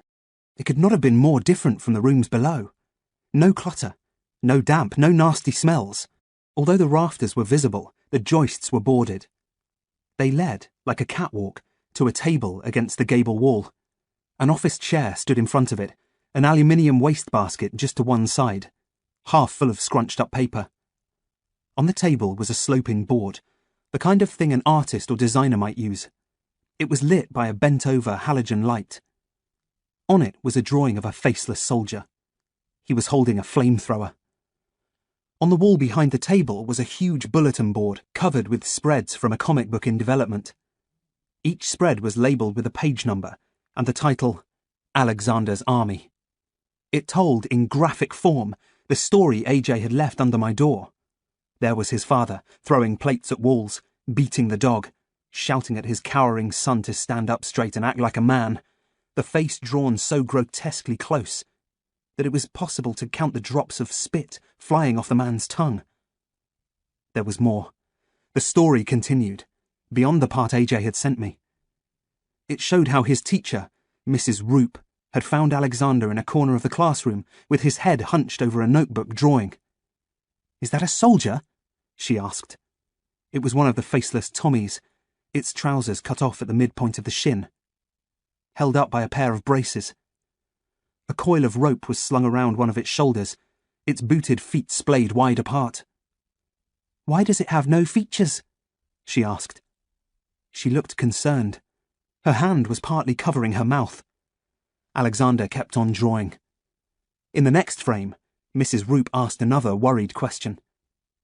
"Is everything all right at home, dear?" And Alexander replied, "Dog's got fleas."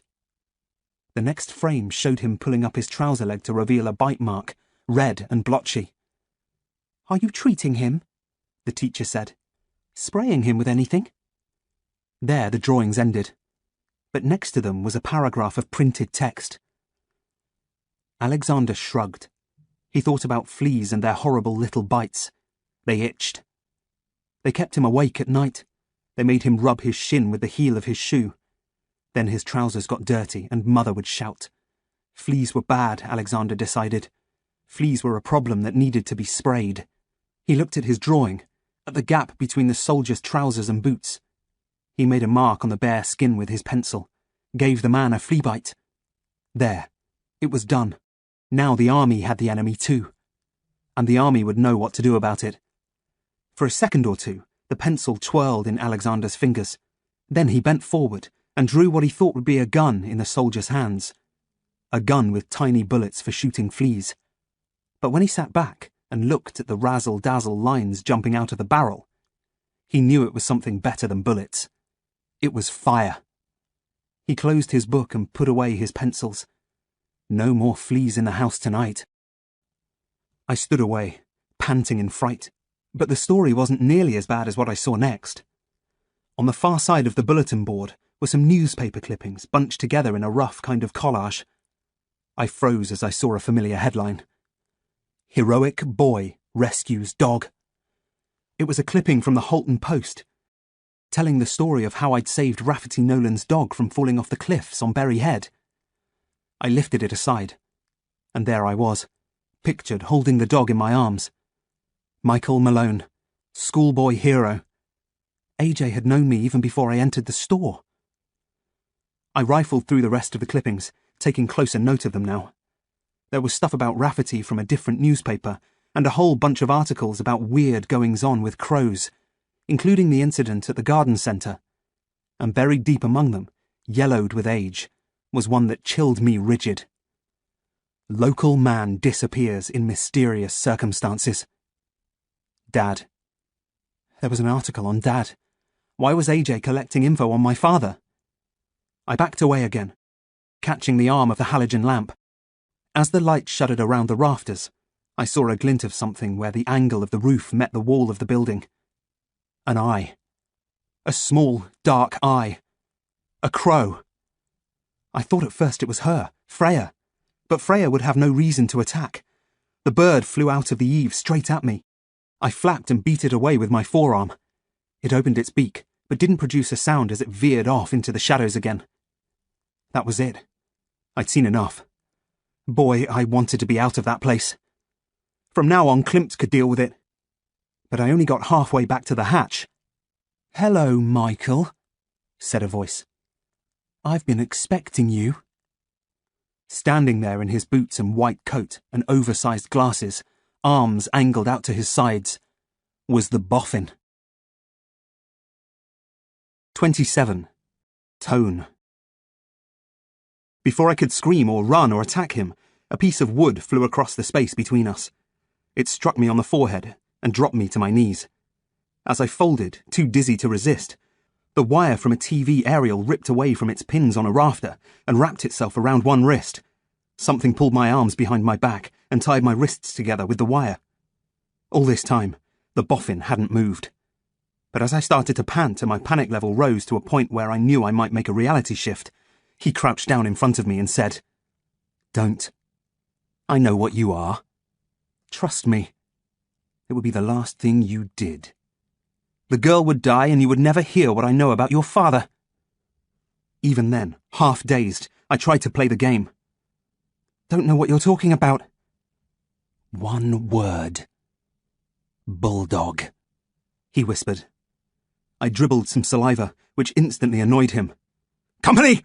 Clear that up!" he barked, aiming his words into the space beside us. I thought I heard a patter of booted feet and what sounded like a ladder being erected. Right before my eyes, a tissue jumped out of a box on the desk and skittered across the boards. It dabbed at the spill, then scrunched itself up and flew away into the darkness. "Litter!" he shouted, adding weirdly, "It does matter, Hodges. 10 laps, the lot of you. I've told you before, discipline is everything. Dissent will not go unpunished." And the whole attic drummed to the eerie sound of running. The boffin grabbed my chin, behind the lenses of his glasses. His eyes swam like fish in a bowl. "You must at least be intrigued, Michael. Grimper, lift your feet or you'll go 10 more. "What do you want?" I panted. "Revenge," he said plainly. "Why, what have I done?" "You? Nothing. And if you do as I say, you won't be harmed. It's him I want, your boss, the top dog. I thought the girl would be my ticket, but I was wrong. You're the real prize, aren't you? If you hurt her, I'll—" "Company! Halt!" With a quick chuck-chuck of boots, the invisible army stopped running. The boffin released his grip on my chin. "Find his phone! Quickly!" He blinked his eyes once. With great force, my jeans pocket was ripped from its seams. My phone tumbled out, along with some coins. He picked up the phone and started tapping the screen. "Why don't we call her? She must be getting cold outside, and look, it's beginning to rain." He snapped his fingers, and a blind rattled back on a sloping skylight. Heavy spots of water were crowning the glass. Or perhaps we'll send Charlie to keep her company. He held out an arm and made clicking noises. The crow fluttered to his wrist, teetering as it landed. What do you say, Michael? Shall we invite the amazing crow girl to our party? You're crazy, I snapped. He smiled again. So would you be if you knew what they'd made me do. Who? Michael, he tutted. He tapped the phone again and brought up an avatar of Chantel, a pic I'd taken when she wasn't looking. This is one of their agents. Pretty, isn't she? Wouldn't show Freya if I were you. Let me go. Freya will come looking for me any minute. With a spare finger, he stroked the crow's wing. The bird tried to caw as it strutted restlessly along his arm. Hear that, Charlie? She's going to come looking. Your beloved mistress, your dark crow queen, the half-human you've been spying on for me. What is it, eh? What's making you hop? Are you sensing her now? On the stairs, perhaps? Perhaps she's hiding in the bathroom, ready to spring. Freya! I shouted as loudly as I could. Freya, he's got me! Run!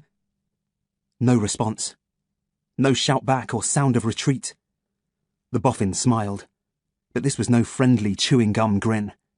There was no sign of the bow-tied AJ on this side of his split personality. No cavalry, he said. So what's upsetting Charlie boy, eh? He pushed his arm forward. No, I cried, thrashing around as the bird flew at me. Company! Hold him! The boffin growled. Instantly, the invisible army pulled me down flat, almost trapping the crow beneath my arm. Be careful! He thundered as Charlie spread his wings. That bird's worth more than 20 of you. What was that, Dobbs? You horrible little man! You break one feather of that tail, and I'll put you in a hole so deep the sky will be reduced to a single dot. I felt the pinch of claws on my shoulder. Get it off me! I yelled as the beak jabbed my neck, close to the area where Freya had scratched me.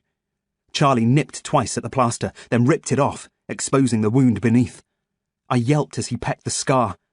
A warm, wet trail ran under my collar. Enough! Said the boffin, flapping Charlie away. He pressed a thumb to the skin beside the cut. Tainted you, hasn't she? Darkened your blood. Perhaps she wants you to join her, Michael. So you can rule the crows together, or am I being too romantic? What do you want? I screamed. Why couldn't I cause a shift and put him in a hole? But in a small and diminishing part of my mind, I already knew the answer to that.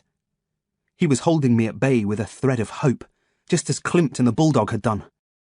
He clearly knew about Unicorn, and that meant there was a chance he was telling the truth, that he really did know something about Dad. He stood up and walked to the desk. You're going to help me get to the bulldog.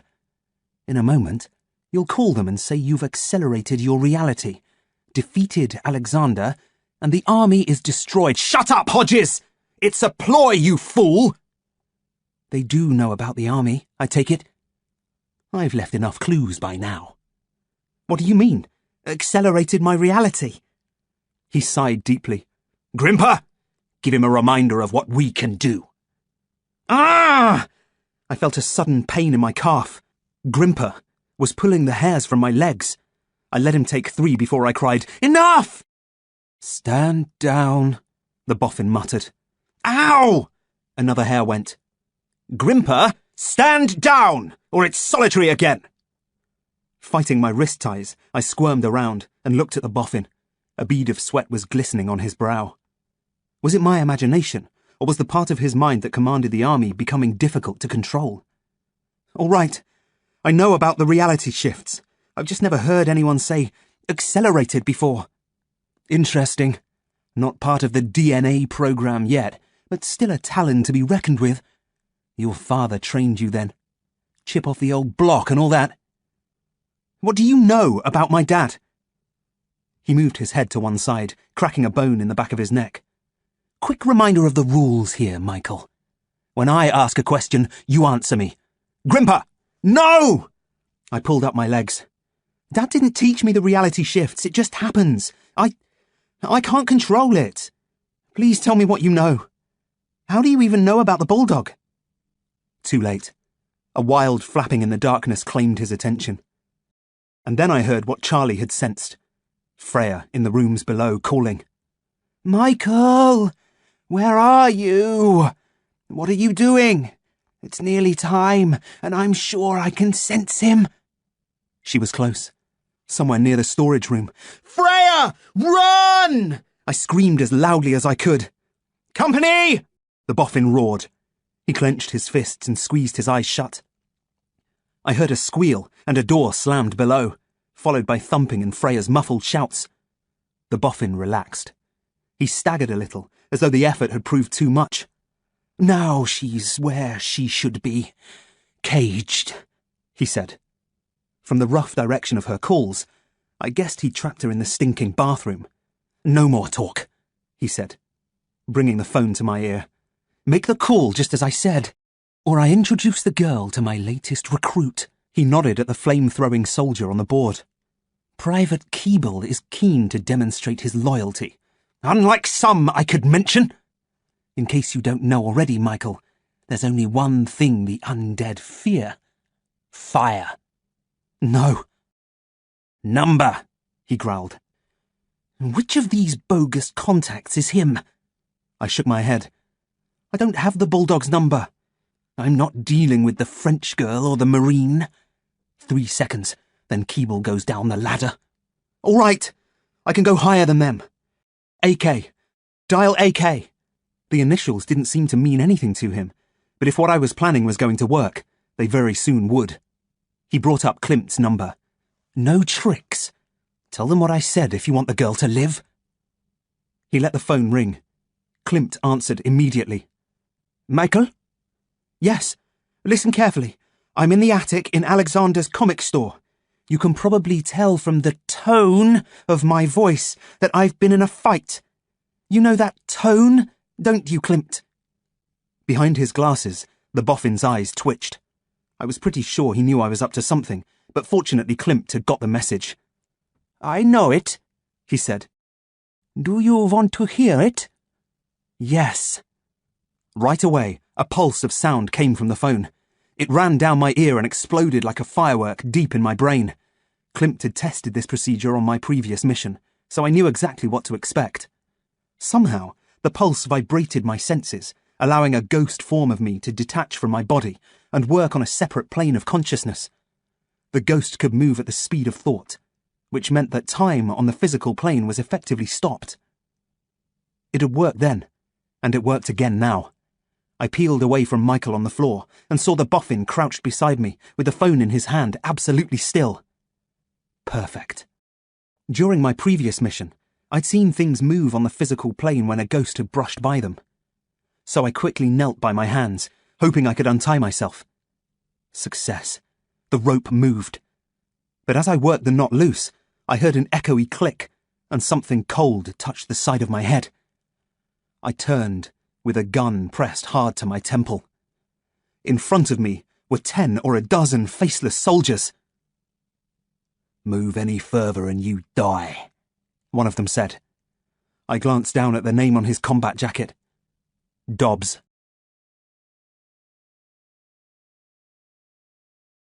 This ends Disc 4 of Alexander's Army.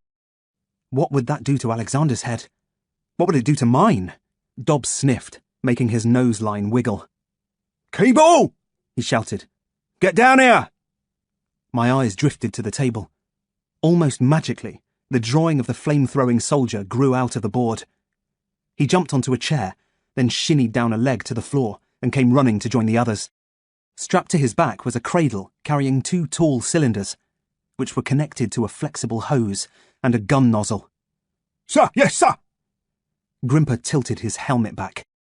Hark at the new boy giving it to sirs. We're all one here, soldier. No one gives the orders. Ain't that right, Dobbs? Don't hurt to have a bit of direction, Dobbs argued. That's not what we agreed, said Grimper. Clegg backed Dobbs up. Without command, we're ragged grimps. But Hodges was in the Grimper camp. We can decide who barks and who jumps when we're free. I say we run with the boy. All agreed, Dobbs said. Aye, said the company. All except Grimper, who stared at me doubtfully and tumbled a coin across his knuckles. Dobbs said, "Cut us from the boffin, now." I shook my head. "No, I won't kill him." Despite his lack of facial expressions, I could tell that Dobbs was growing impatient. He said to Keeble, "I take it that thing works, soldier?" Keeble triggered the gun. A strange orange cloud billowed out of the nozzle, making the razzle-dazzle shape Alexander had described in his story. I could feel that it had heat, but in texture it was like a foamy marzipan, as though Alexander hadn't pictured it completely, or the effect was limited by the suspension of time. It left sparks that glowed on the boards all the same. Maybe fire could cross the life planes. Certainly Dobbs seemed to think it could. He said to Keeble, "Torch the bathroom. Place stinks anyway." "Stop!" I shouted. And not only did Keeble stay put, he also stood at attention. Two of the lesser men did the same. Was this the clue to them, I wondered? Direct and forceful command. "All right, I'll help you. But I want him alive. He's got information I need. The girl has to go free as well." "I've already told you," Dobbs said, pointing at the boffin. "If he lives, we can't move on." "You can," I bluffed. "My boffins have all the latest technology. They'll make the swap work without killing him. When it's done, I'll set you free." "Don't trust him," said Grimper. "I can smell the crow on him. Let's finish him and wait for a better chance. He's just a snotty kid. What use would he be to us anyway?" But Dobbs wanted to hear the whole story. "How are you planning to take him prisoner?" "Let me tie his hands. When I'm back in my body, I'll call my unit. They'll storm the building and capture him." The men looked at one another. Clegg fingered his collar. Grimper tumbled his coin the opposite way. "The boffin don't need hands to command us." "I know. But if you follow my order, he'll be harmless." "Let's hear it," said Dobbs. "What's your order?" "It's easy," I said, trying not to gulp or show any sign of weakness. "You disobey him." "What?" said Grimper. "When I switch back to my body and he finds out he's bound, he'll try and use you to hurt me, won't he?" "Go on." "He's powerless if you refuse." "Mutiny?" said Hodges. The word dominoed around the other men. "That's dirty," said Clegg. "Risky," said Grimper. But Dobbs was slowly nodding his head. His eyelines tilted and twitched, as if I'd flicked a switch and he'd somehow grown in confidence and power. I shivered, fearful of what I'd started. As I watched Dobbs working through my plan, I realised why they hadn't mutinied already. Clegg was right. Without command, they were a mess. Dangerous, certainly, but indecisive. They couldn't stage a proper coup until the directive was actually given. A weakness Alexander must have recognised and struggled to keep out of his crazy mind. In giving them the order to disobey him, I had broken through that barrier and taught them the idea of insurrection. Dobbs was calculating new possibilities. The army had moved forward in its quest for liberation, and I had made a terrible mistake. Trying to regain some control, I said, "Are we agreed? The boffin is my prisoner?" Dobbs ignored me. "Sparks!" he snapped. One of the rear rank stepped forward. "Yeah?" "What happens if we rake that light downstairs? The dodgy one on the flaking cord." "The wiring blows and it all goes up." A new pattern appeared on Dobbs's mouth. A horrible, malicious smile. "You hear that, lads? It all goes up." "So, we kill the boffin?" Grimper said. Dobbs nodded. He started to chew an invisible stick of gum. "Yeah, and you know what, lads? I reckon if we do it, we cut ourselves free." "No!" I shouted. "Abandon the mission!" "Mission stands," said Dobbs. "Stands," the men echoed. "Stands, stands." Their feet began to pound in rhythm to the words. "I'm not your enemy," I said. "If you burn the place, I won't get out." And neither would Freya. "Then we'll make it quick for you," said Dobbs. He turned to the riflemen. "Aim between his eyes, lads. Ready?" 29. Stone. A black unicorn. Klimt had taught me that the way to return to my body was to concentrate my mind on the unicorn symbol. Just before Dobbs could finalise his order, I pictured the rearing black horse with its tail looped into a letter E. And wham! I came back with a hefty jolt.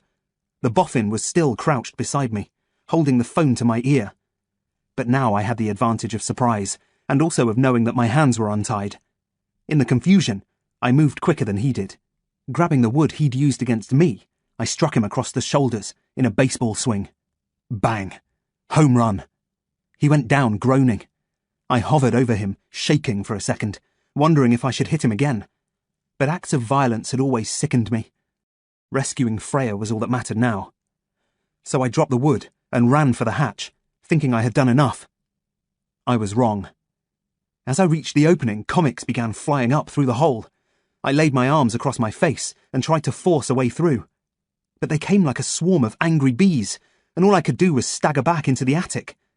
And it wasn't just comics. A storm of pencils and other drawing objects rained against the back of my head and neck, stinging where they caught a point of bare skin. Even the wastebasket bounced off my shoulder and went spinning like tumbleweed into the eaves. Far from disobeying the boffin's orders, the army was cooperating fully again, angry no doubt that I'd escaped. I heard a rolling noise, and the next thing I knew, the office chair had sped across the boards and smacked the soft tissue at the back of my knees. It scooped me up like the jaws of a digger and took me on a giddy ride before stopping suddenly and spilling me out. My head cracked against a beam, and I almost passed out. I threw an arm sideways for something to hold and heard a rapid ching-ching, followed by dozens more ching-ching-ching. Before I knew it, I couldn't move. Amazingly, he'd used a staple gun to pin my jacket sleeve to a rafter. He staggered towards me, his hair beginning to fall out of shape. Lank, the way AJ wore it. His spectacles were broken, a star of cracked glass hiding one wild eye. Blood was seeping from an unseen wound, staining the arm of his lab coat a bright raspberry colour. In a voice bristling with menace, he said, "You shouldn't have done that, Michael. We were getting on so famously, you and I. You could have left unharmed. This is not your battle. And now look where we are." "You what, Dobbs?" He stood back, swiping the air as if he'd like to dent a tin helmet with his fist. "Stand at attention when I'm speaking to you. Straighten your back, you weedy little man. I make the decisions, and I will keep on making the decisions. See this?" He snatched up a Tommy card from the mess on the floor. It looked like a kneeling Grimper. "All I have to do is tear this in half, and Grimper's finished." He made a nick in the top. "Feel that, Grimper? Uncomfortable, isn't it? That's how close any of you are to complete obliteration. You think I couldn't draw new men if I wanted to? We have a mission, and we're sticking to it. To the finish. Do you hear? To the finish!" I heard a thump of heels. His threats were working. For now, at least, the army was back in his grip. "Let me go," I said, slurring the words. My head was throbbing after that bump. I pulled at the sleeve of my jacket. "That call will have warned my people I'm in trouble." "Your people?" He laughed. "I was one of your people once. Or did my father forget to put that in your notes? Unlike him to be careless. Or do I mean devious? It all blurs into one where he's concerned. He must be old now, sagging, worn rough by all those years in the military." "The bulldog?" I gasped, catching on. The plate thrower, the dog kicker, the absent dad. The man at the head of Unicorn, the bulldog, was Alexander's father. "Father," he muttered grimly. He looked down at his blood-stained hands. "I wish you could take him a message from me, but he'll understand when he rakes through the ashes that his boy is back. And gunning for him." "Company!" He blinked his eyes shut. The table light flickered, then buzzed and went out, leaving us solely dependent on the skylight. "What have you done?" I panted, tugging at my sleeve. Ashes. What did he mean? Ashes. "Shame to see the old place go," he said. "But it's time to redeploy the men. Pity, Michael. If you knew what a monster my father was, you'd have stayed with the plan and walked right out of here. But there's more than one way to muzzle a dog. He threw aside his lab coat and glasses and pulled on a green bow tie. Normally, I'd lose the boots as well, but that fire escape is as slippery as sealskin in stockinged feet. And wouldn't you know, it's raining still. Can you believe the weather we're having? Whatever happened to the sunshine, man? Smoke. I smelled smoke. The store was on fire. Dobbs had got his wish after all. "Cut me loose!" I yelled. He popped a stick of gum into his mouth and started chewing. From Alexander to AJ in just a few seconds. He pinged the bow tie. "Bye, Michael. They say the smoke gets you before the flames. I'll wave to the Crow girl on my way out." "No!" I screamed, kicking and tugging. "No! You can't leave us like this!" "Charlie boy." He clicked his tongue. The Crow came out of the shadows, strutting in a figure of 8 around the boards, as if it were following a trail of ants. "Charlie!" AJ put out his arm. The Crow dipped its head. With a lazy wing beat, it took to the air, but instead of landing on AJ's arm, it circled the attic, opening and closing its beak as if it was trying to caw an alarm. "Fine," AJ said. "Your funeral." In 5 strides, he was at the hatch and away. Meanwhile, Charlie circled higher, banging madly against the skylight. Outside, something cracked on the roof and rattled loudly down the slates. I tugged at my jacket but still couldn't rip it or work my arm free. By now, the first wisps of smoke were through the hatch, raising a light grey fog in the room. Again I heard something smack against the roof. At the same time, from the room downstairs came a billowing whoomph of escalating flames, followed by a crash as something fell over. The smoke increased. Sweat beaded on my face, carrying the taste of fear into my mouth. I heard rafters splintering along the grain. In desperation, I looked around for anything I could use to cut my jacket, when, bang! A stone came through the skylight, bringing down glistening shards of glass like fresh snow breaking off a winter branch. My first thought was that it must be Mulrooney. Maybe he'd been in position on the roof, watching the conflict all the time. But that was dumb and I knew it. And so did Charlie. He fluttered out of sight as a hail of black objects rained through the skylight and the attic filled with crows. One of them was more than a crow. "Freya!" I gasped as she materialized into human form. "How?" "Bathroom window," she said, heaving at my jacket. "Had to break that one as well.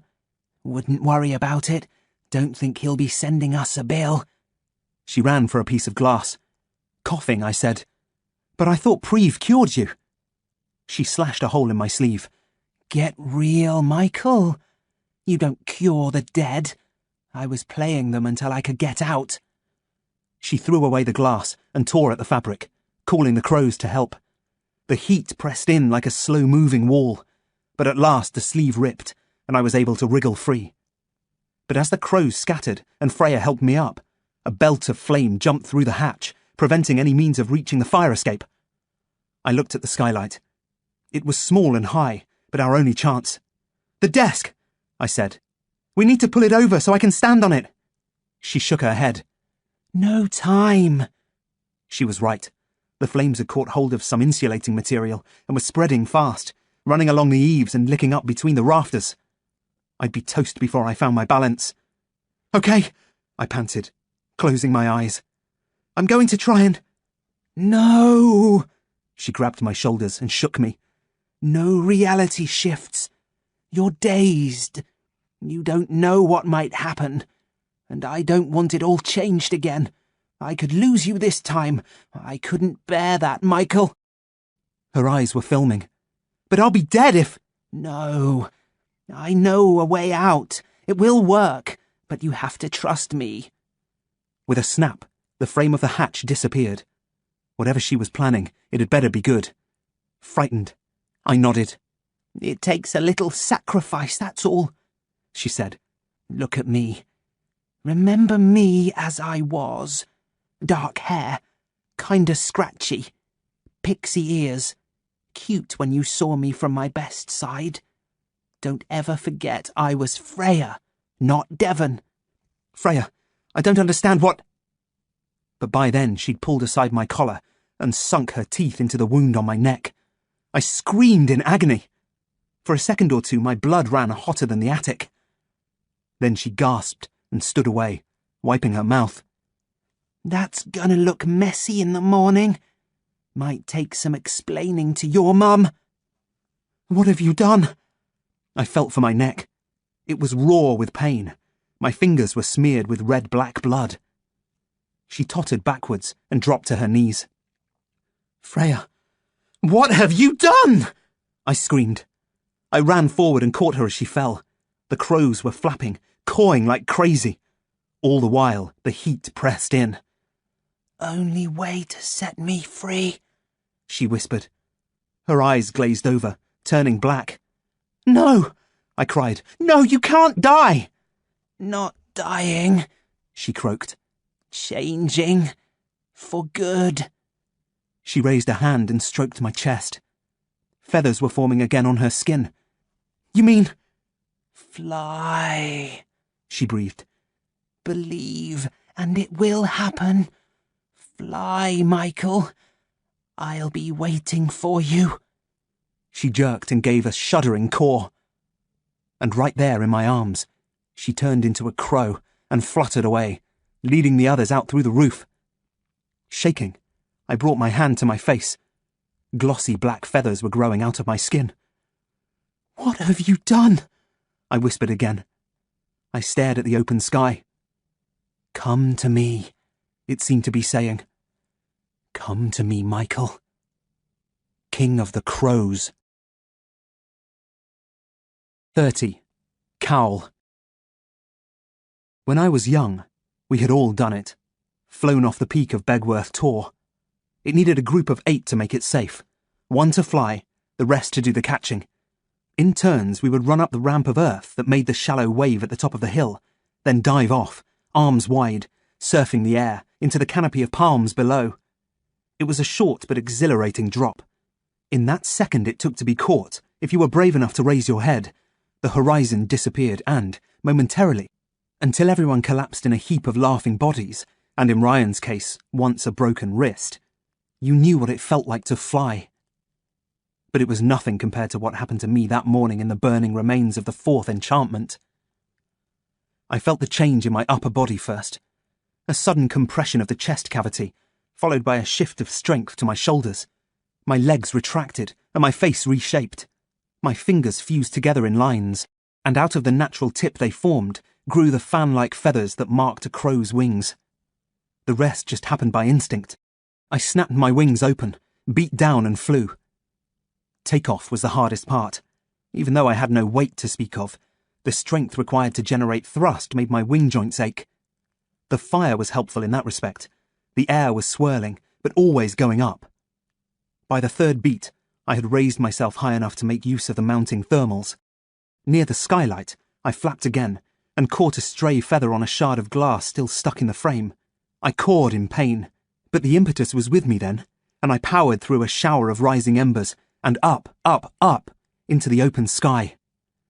2 crows immediately circled me, echoing their calls across my airspace. They used no words, only rasps of noise. It was a language all the same. Mum had once told me I was a master of the early morning grunt. She had never known anyone who could use the sound to mean so many different things, she said. I had the same experience now with the crows.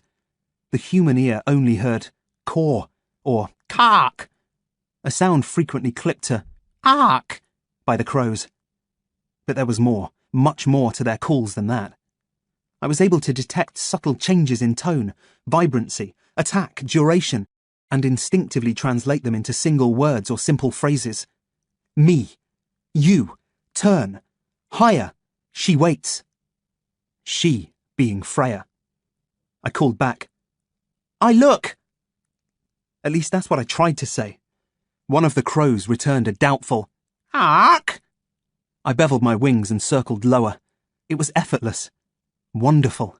The heat from the fire continued to support me, but now I could stretch and glide with the currents, flicking my wingtips only for momentum or tilting them to alter course.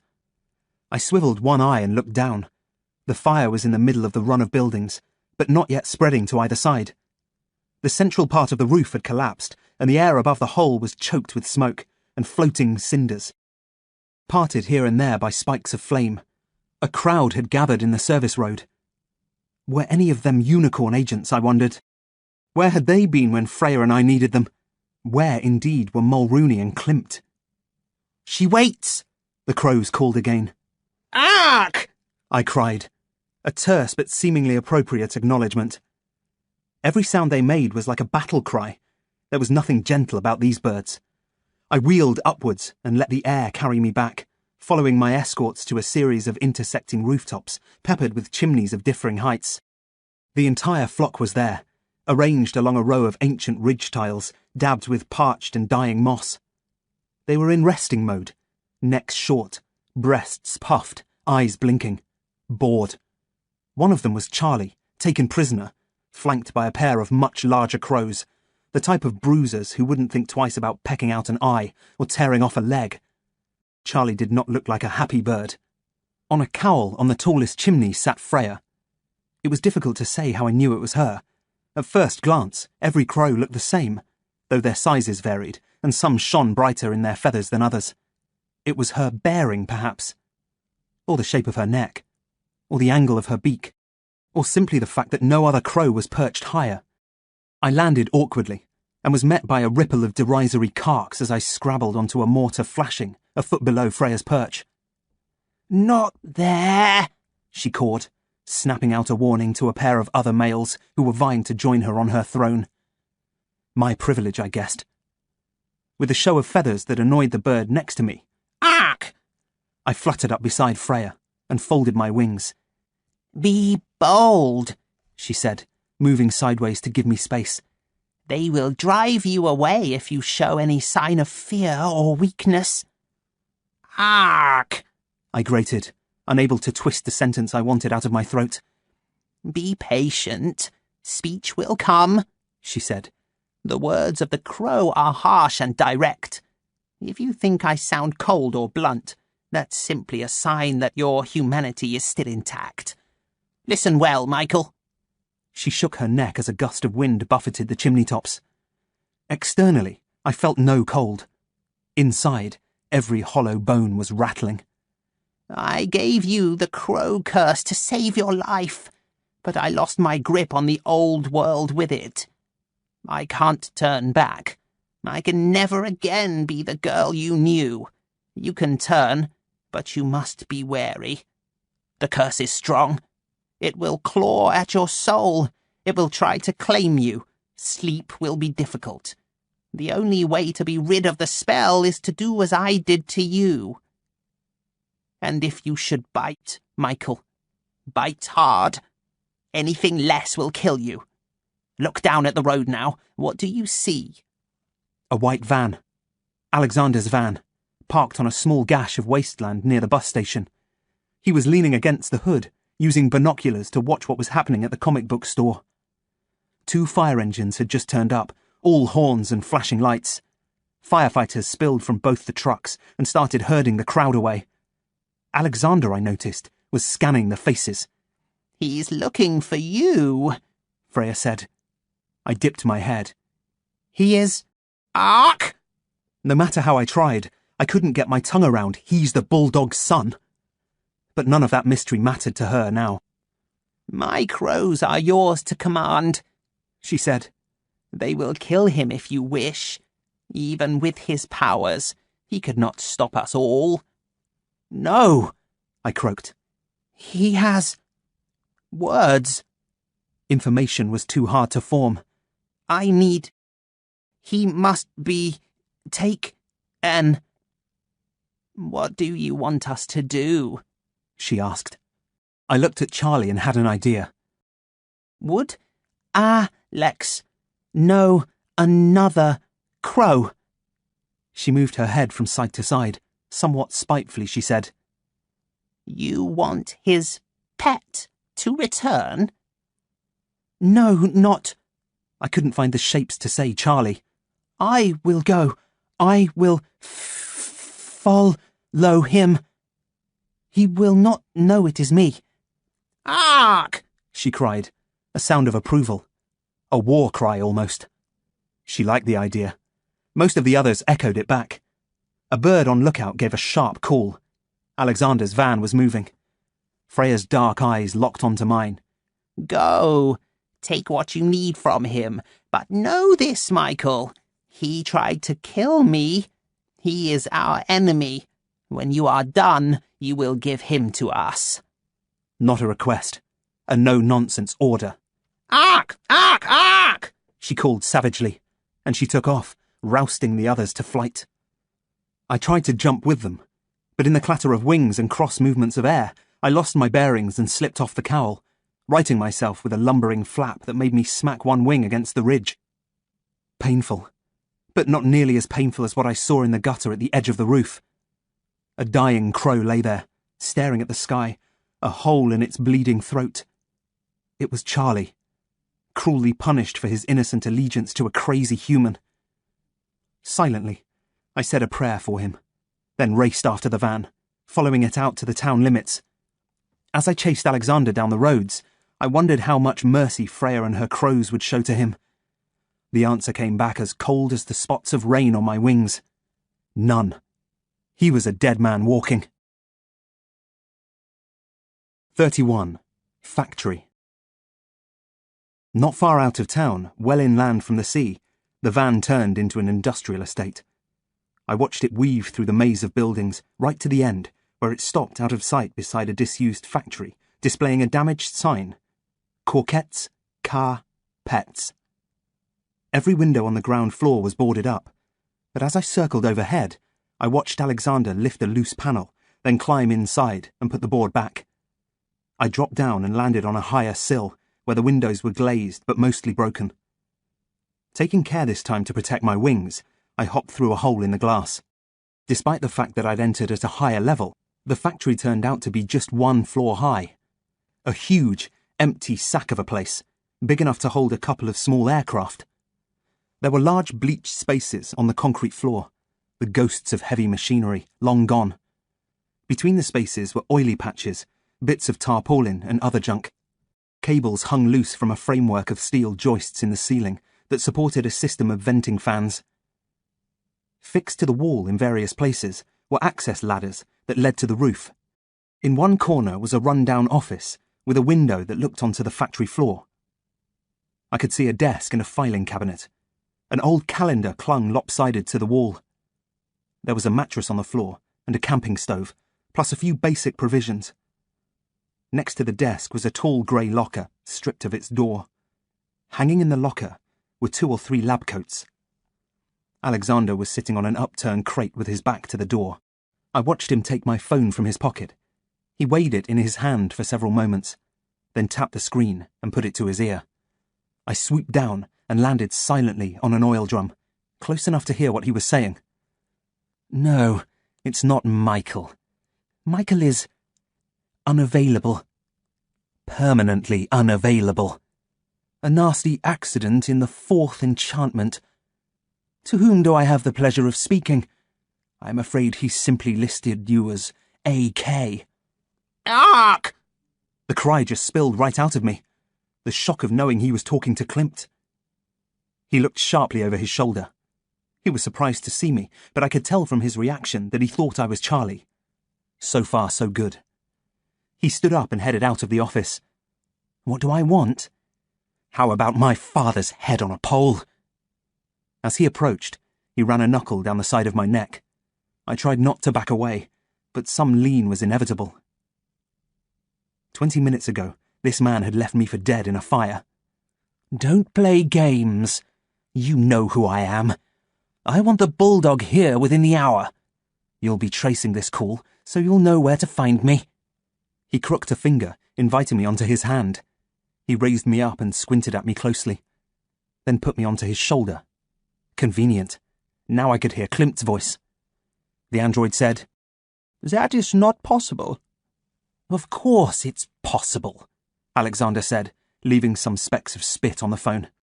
"This is Unicorn. Anything is possible." And if we refuse?" He gave a threatening laugh. "Then I'll be making an appointment to see my doctor. Strictly off hours, of course." There was a pause. Klimt said, "Dr. Nolan played no part in your misfortune." "Dr. Nolan? What did he have to do with this?" My claws curled tightly, finding muscle. "Stop that," Alexander mouthed. He turned back to Klimt. "Is that what my father calls it? Misfortune?" His hand squeezed around the phone. "Mother would still be alive if it wasn't for Nolan." "My version of events would not agree with that," said Klimt, in his usual precise and unflustered voice. "The evidence points to your acting alone. Your father had nothing to do with it." Alexander began to pace. I was so close to his neck I could hear his teeth grinding. "He had everything to do with it. Everything. He brainwashed me from the age of 4, long before I was part of your setup. He gave me the Tommies. He created the army. He billeted the men here. Here, in my head." He tapped his temple. "My father taught me command was everything." "Stand down, Hodges. I'm dealing with this." "I wasn't a son. I was a weapon to be trained. Another unicorn experiment. As for Nolan, he let Mother slip. He could have saved her. Should have saved her." "I am led to understand she was dead when the doctor arrived," said Klimt. "Liar! Who are you?" There was a pause, and then Klimt said chillingly, "We have photographs of what you did." "What the army did! The army!" Alexander ranted. "It was what the men wanted. Payback for the Tommies. She shouldn't have put the dolls in the trash. I warned her never to touch my things. Get back in line, Grimper. I said get back, or you'll face a court-martial in the morning." "Listen to me," Klimt said calmly. "Your army is out of control. It will soon become destructive and destroy your mind." Alexander kicked an oil drum, sending a hollow boom around the walls. "Give yourself up," said Klimt. "We can help you. Use what mental strength you possess to stand the army down and—" "I want him here," Alexander snarled. "1 hour, or I go after Nolan. And then I start talking. And you know what I mean. All about the DNA program. Trust me, I've got plenty to say to the world about you and your weird little alien fish. I assume the boy was your latest recruit? Stupid sending him after me." I turned full circle on Alexander's shoulder. My head was doing cartwheels. Twice now he'd mentioned a DNA program. I still had no idea what it meant, but I was sure it was linked to Dad somehow. "Michael is extremely gifted," said Klimt. "I advise you not to underestimate him." "Weren't you listening? The boy is dead. 1 hour, and don't try anything smart. If you send a Marine or the cute French girl, make sure you say your goodbyes to them first." And he ended the call by hurling the phone at a wall, dislodging me from his shoulder in the process. "Charlie!" he barked after a moment's calm. I was perched on a strut in the ceiling void, trying to decide what to do, if anything. "Charlie!" he roared again. "Come on, boy! It's just you and me now. Come down. I've got some treats for you." He made a perch of his arm. What could I do? If I changed into a boy again, he'd surely kill me. If I attacked him, the result might be the same. If I flew away, I would learn nothing. He clicked his fingers. So I spread my wings and glided down, scrabbling slightly for a hold on his arm. "Steady, boy," he said, stroking my back. "Smoke got into your landing gear." He walked me to the office desk and jerked open a drawer. Inside were some sticks of gum and a bag of peanuts. The bag was split and the nuts looked dried and old. He scooped up a handful and held them to my beak. "There you go, boy. Have a peanut." I hadn't seen anything more unappetizing since Josie had tried to bake cereal cakes. I picked up a nut. Eating, I swiftly discovered, was as much a challenge as flying. I'd seen birds catch insects and work them backward into their mouths, but in practice it was hard to get the action right. I dropped the nut. Oops. He presented his hand again. I was less ambitious this time. I picked up a half nut and managed to get it into my throat. It felt like a small cannonball. I glugged as I tried to force it down. Careful, Alexander said. He opened his hand and let the rest of the peanuts spill. Then, pinching my neck between his finger and thumb, he gently massaged the sides of my throat. Now, here's a strange thing, he said. Never knew my Charlie liked peanuts before. Unless, of course, you're not my Charlie. He pressed his fingers together, making me gag. And Charlie doesn't squawk. He smirked and pressed harder. By all the laws of physics, I should have been dead. Bizarrely, the peanut saved me. It was lodged so tightly it prevented my puny neck from being crushed. At the same moment, I saw a movement behind Alexander, and a hand came down in a chopping motion at the back of his neck. He groaned and dropped to his knees. Hey-ho, the cavalry had come, in the shape of my favourite Marine, Mulrooney. 32. Hook. You want life to be simple, but it never is. When Agent Mulrooney turned up, I thought I was clear of danger. I was wrong. Mulrooney was an experienced soldier. He knew how to hit a man to render him unconscious. Under normal conditions, he would have succeeded. But nothing about this conflict was normal. The one thing Mulrooney hadn't considered was the unexpected. Me. When Alexander closed his fingers around my neck and the threat of being choked grew real, I became human again. I fell to the floor and crashed against the locker, bringing down one of the lab coats and its hanger. I was gasping for air and semi-naked, my usual clothing lost somewhere in the transfer from boy to crow and back. All I had around me was one of those shawls I'd seen on Freya, clinging like an eggy membrane to my skin. As a result, Mulrooney jolted in shock and caught Alexander with only a glancing blow. He had just enough time to utter my name before Alexander said, "Company!" and called on his army for help. From a shelf on the wall above the desk, a spare can of gas for the camping stove flew across the room and struck Mulrooney on the temple. Donk! The sound rang out like a hammer on an anvil. Mulrooney staggered sideways. Alexander managed to rise and kick Mulrooney hard in the gut. He spat out a frothy lump of phlegm and tumbled through the doorway, clutching his stomach.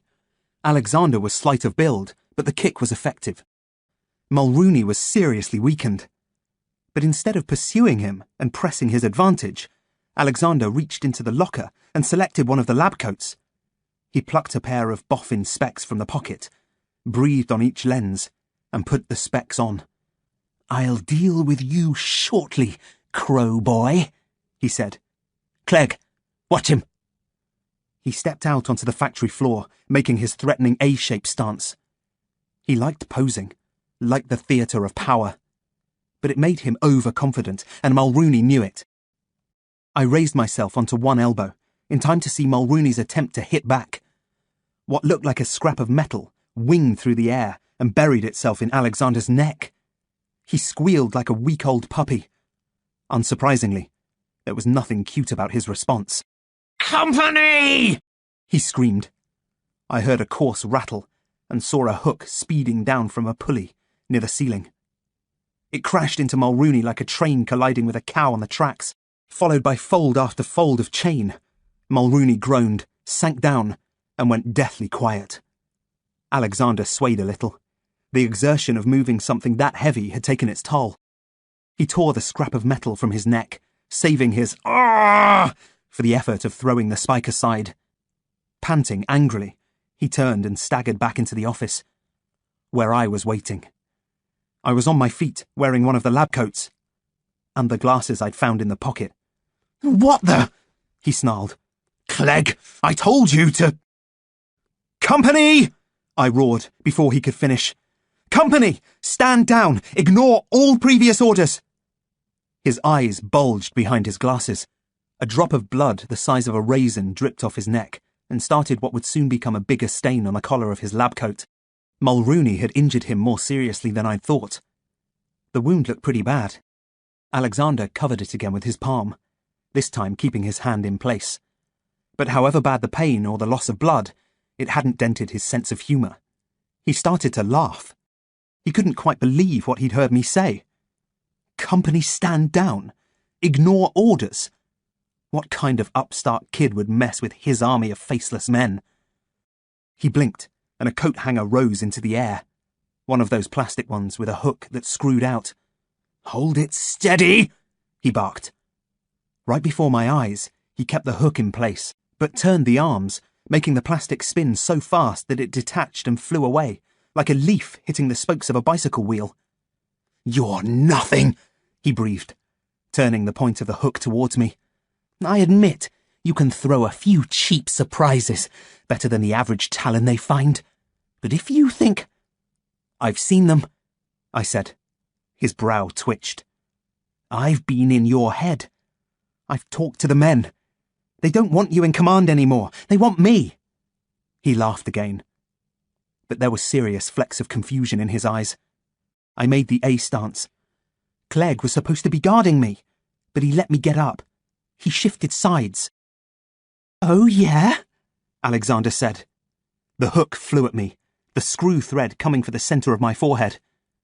But a hair's breadth from the point of contact, it stopped and performed a jittery turn, like the hands of a watch when the battery was running down. "Engage!" Alexander screamed. He blinked in fury, but all that moved were the beads of sweat on his furrowed brow. "Dobbs, stand down," I said calmly. I could almost visualize the soldier, like a vapour trail wafting behind a thin veil.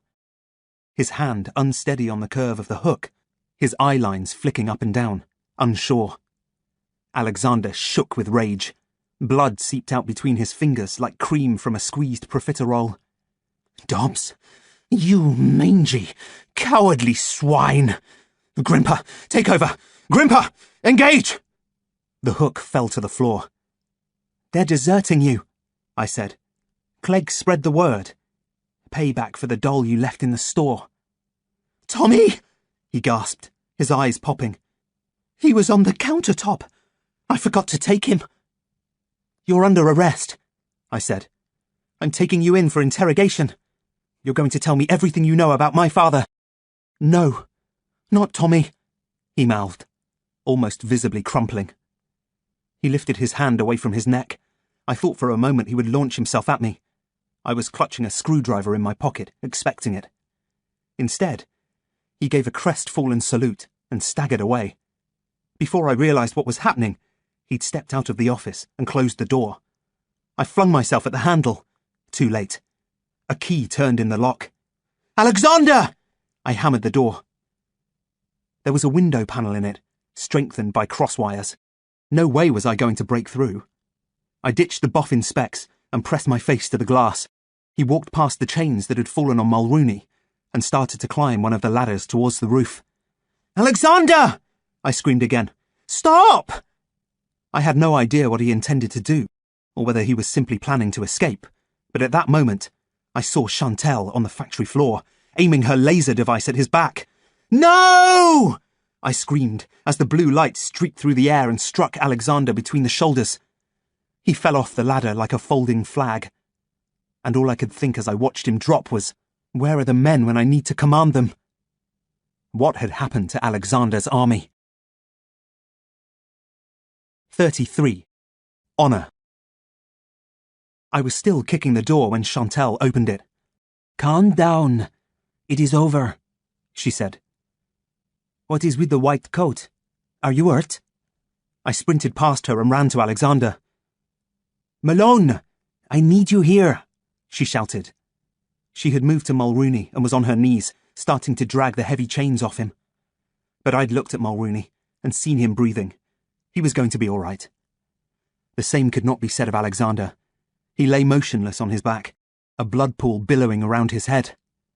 I skidded to my knees and pulled the boffin glasses off him. "Alexander, hold on!" I gripped his shoulders, feeling the warmth of the blood he was leaking.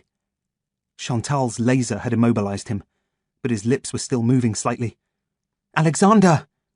I shook him gently. His eyes were half closed, like an old man falling asleep on a sofa. "Unicorn is coming. They're going to take care of you." I could hear the sound of vehicles pulling up outside. "Tell me about my father, please." "Dayton," he muttered. "Chief Officer 41625. Please." I shook him again. "It's Michael. What's the DNA program?" "Dean A," he said, grinning like a cartoon cat. "Wee." A loud cracking noise made me look over my shoulder. One of the window panels was being removed by a crowbar. Two men I'd never seen before were coming through the window space Alexander had used to gain entry. They were wearing the pale orange uniform of Unicorn. One had a medical bag slung across his shoulder. "Here!" Chantal called. The man with the bag ran directly to her. The other took a good look at Alexander. Seeing no danger, he nodded at me once and hurried over to help Chantal. I tried Alexander one more time, quoting the message I'd found in Dad's study. "In New Mexico, dragons abound. Do you know what it means?" 41625. Dayton, he said. "Alexander. John." Then he groaned and passed out. By now, agents were pouring in like ants through a door crack. One of them lifted me clear of Alexander. "You all right, sir?" he whispered, as if it was me running the op. "Where's Klimt?" I growled. "Sir, you look hurt. Should I call—" "Where's Klimt?" I raged and batted him away. "All right, I'll deal with this." Chantal ranged up. She gestured the man aside, grabbed me by the shoulders, and turned me to face her. "Where's the girl? Where's Freya?" "What do you care? Where were you when I needed you? Buying shoes?" She slapped my face. "I told you, you need to calm down." But I went for her instead, only to find myself looking at a red light blinking in the screen at the front of her device. The man who tried to help me fingered his collar. Another man gestured to him not to interfere. "The weapon is set to maximum," she said, purring through her soft French accent. "Unlike him, you might never wake up." She gestured at Alexander. "Klimt's orders were very clear. I am to stop you both if necessary. Now, where is Freya?" "Dead," I lied. "Dead in the fire you let her burn in." Her cold brown eyes showed no remorse. "How did you escape?" I looked at Mulrooney. He was lying on a stretcher, holding an oxygen mask to his face. There was no point trying to conceal the truth. He'd seen what he'd seen. Klimt and the bulldog would soon know it too. "I flew out through the skylight," I said, and before she could crease her manicured eyebrows, I morphed into a crow and took off through one of the unboarded windows. Outside, Freya and the other crows were waiting, lining the roof of the factory opposite. "Well?" she carked as I came in to land. "They have him," I replied. "You promised him to us." "I know, but—" "Ark!" went a brute of a crow beside her. Several feathers were missing on its forehead, and one of its claws had been eaten by disease. It tipped its beak, wanting us to look at something on the ground. Chantal had stepped out of the factory, looking around to see where I'd gone. She spotted the row of birds and said something to one of the agents. The same one who tried to help me in the factory. He opened a breast pocket and passed her a pair of binoculars. The crows chattered and paddled their feet as she panned the binoculars along the line. Unfazed, Freya said, "Did he tell you what you needed to learn?" "No." "Too bad," she said, with venom in her throat. She rippled her neck, making the feathers there stiffen and lift. Right and left of me, birds were getting ready to strike.